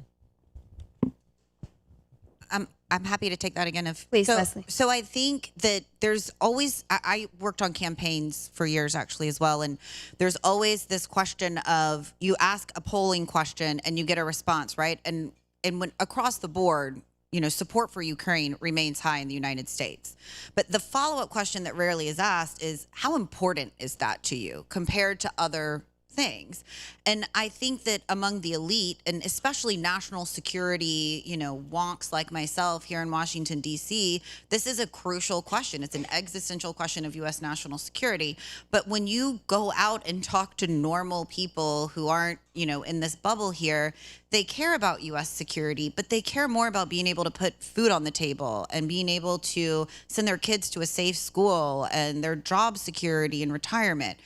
And I think that's why, the more that when we talk about these things, we can talk about them and how they directly help Americans, how they directly make America better, America safer. That's usually the best way to go about this. I do think it's important that, as we all sit here in this room, I bet every single person in here has some type of, master's degree. We're all experts in foreign policy and we're all nodding along and generally agreeing with each other. But when you leave this room, that is not the case. So I would also say spend time talking to people outside of your circles, people who disagree with you politically, people who might say something that frustrates you or that you don't like. Listen to them, hear their side, learn from what they think, and then try to figure out a way to better shape your argument so you're addressing their concerns. I would say, in my area of focus, which is the children, of course, you don't need a master's degree to understand that forcible separation of children from families is inhumane. And most Americans don't know about this, but whenever they find out about it, they're very committed or very concerned, very interested. But that also isn't translating into, effective action in Congress, right? Like, we've wiped out our whole children's wing we've wiped out USAID. We've wiped out all the child protection expertise in the government. We've wiped out 60% of the anti-trafficking programs that were run through the State Department. So connecting this kind of, anyone with a pulse cares about this with the way our government is actually making decisions right now. And that's not just the administration, that's Congress too. And I think, I keep thinking like this Epstein thing is got everybody's goat, right? On all sides. And it's the same issue, actually. It's messing with kids, right? It's, we're seeing this with the forced separation of children from families and immigration enforcement. People who see that get upset, but we are not disciplined enough to know how to turn that kind of human instinct into effective policy. And that's something that I think we really need to grapple with as human beings. Why are we so unprofessional when it comes to the most basic things in the human experience? Thank you so much. And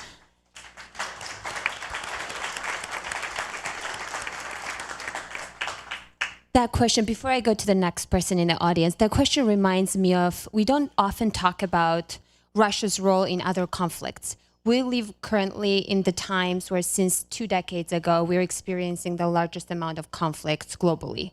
And somebody mentioned we're maybe in the World War III already. And we don't talk about the Russia's roles in those conflicts.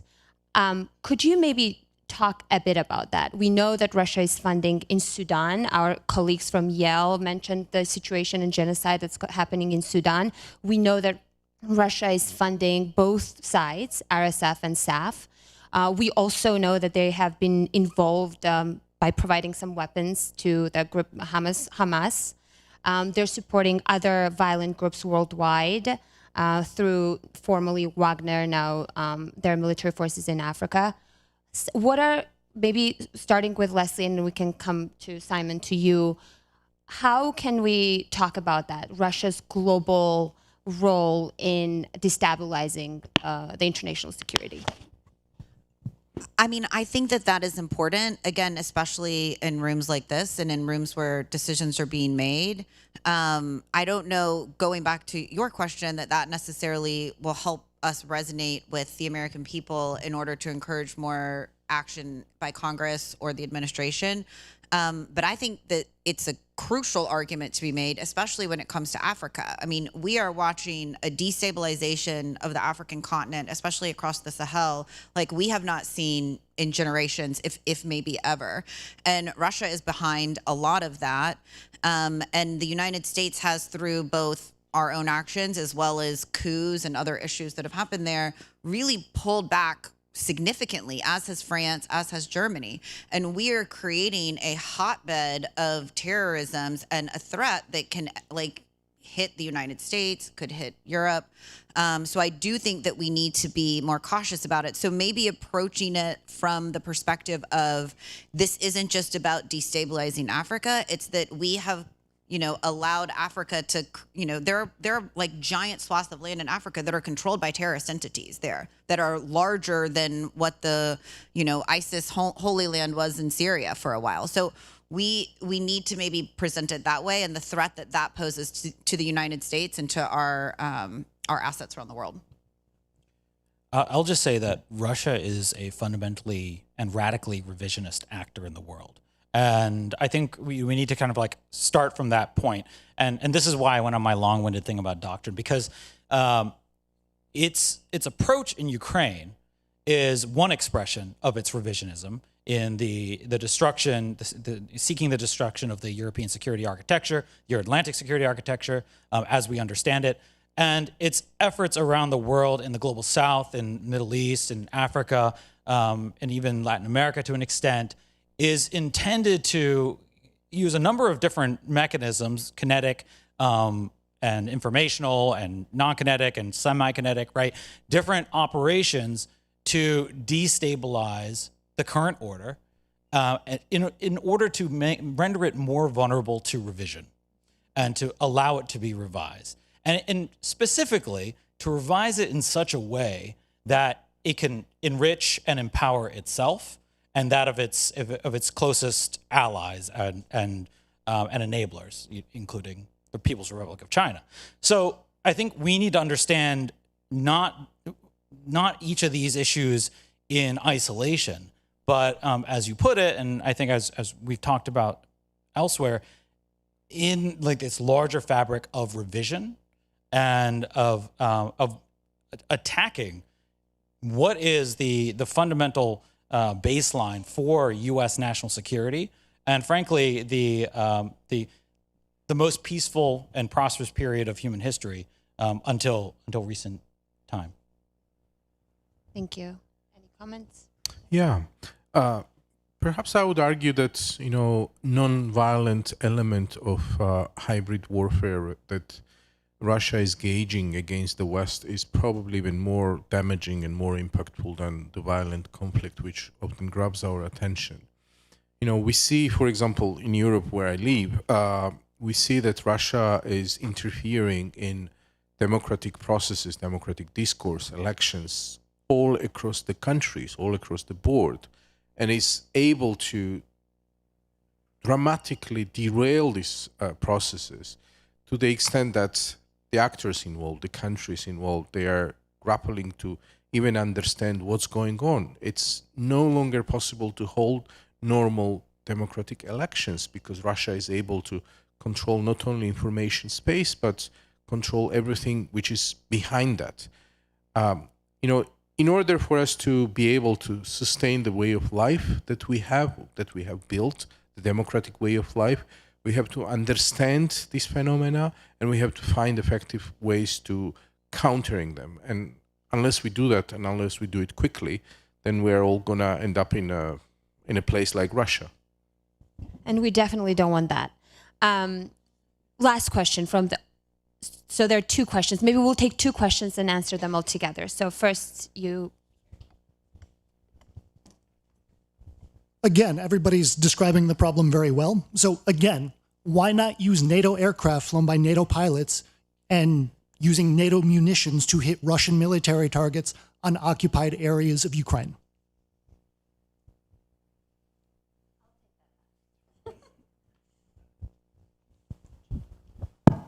Yep. A slightly different question.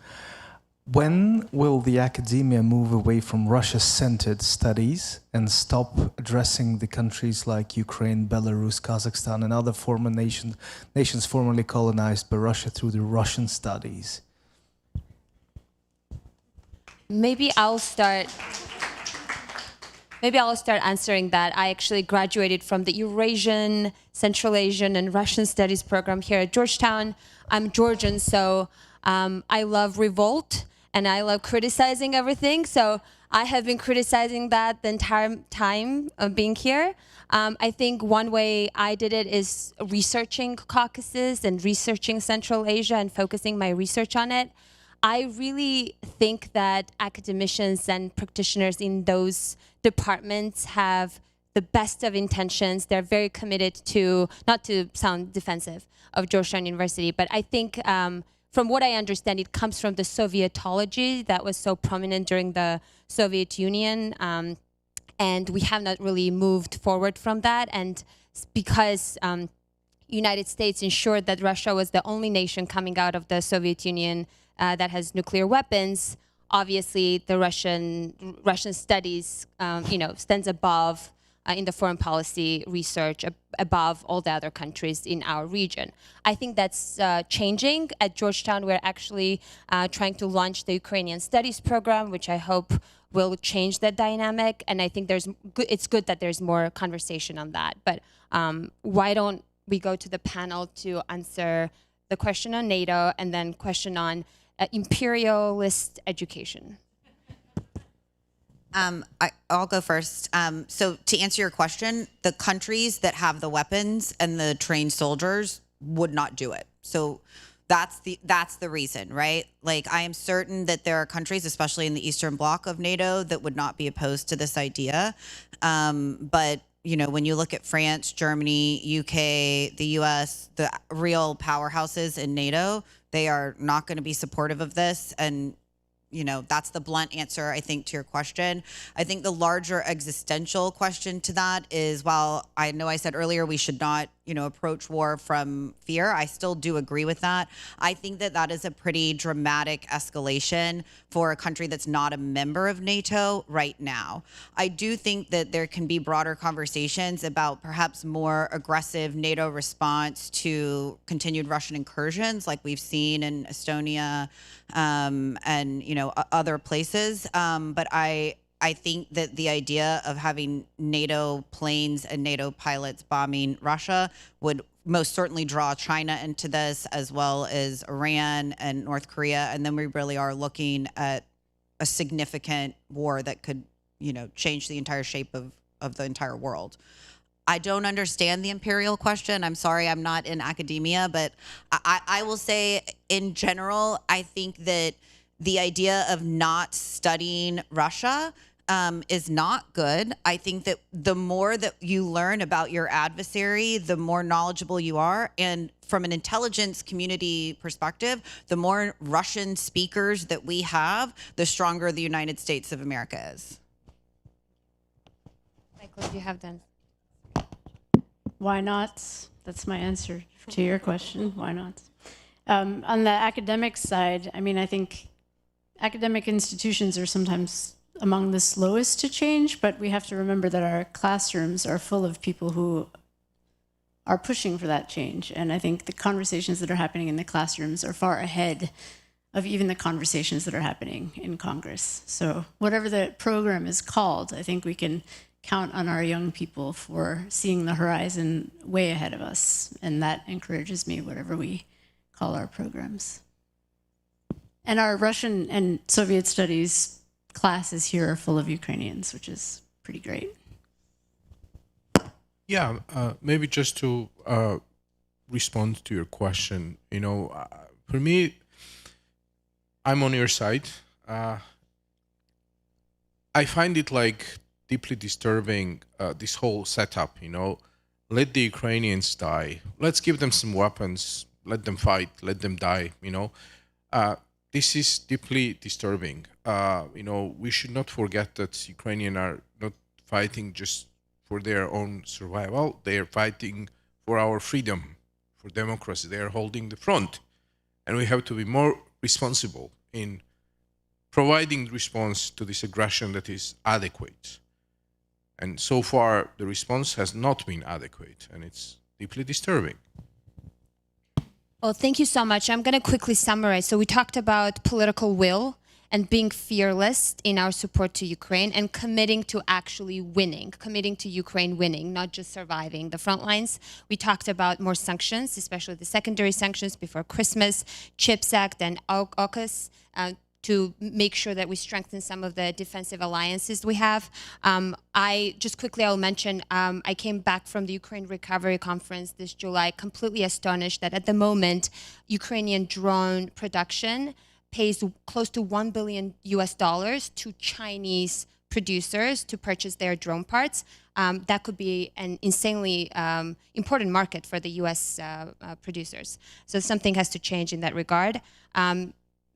Make sure to differentiate between allies and competitors when it comes to building our supply chain, and really just being bold with our actions. And I will end, because I work on civil society and women's issues, I'll end with the messages, Jillian, you shared about supporting the civil society organizations and grassroots efforts to for Ukraine to remain resilient. Thank you so much for all your contributions. Thank you to the audience for being with us. Really appreciate it. And I hope next year, maybe our Christmas wish, or those who don't celebrate the Christmas, New Year's wish, will be for Ukraine to emerge victorious. Slava Ukraini.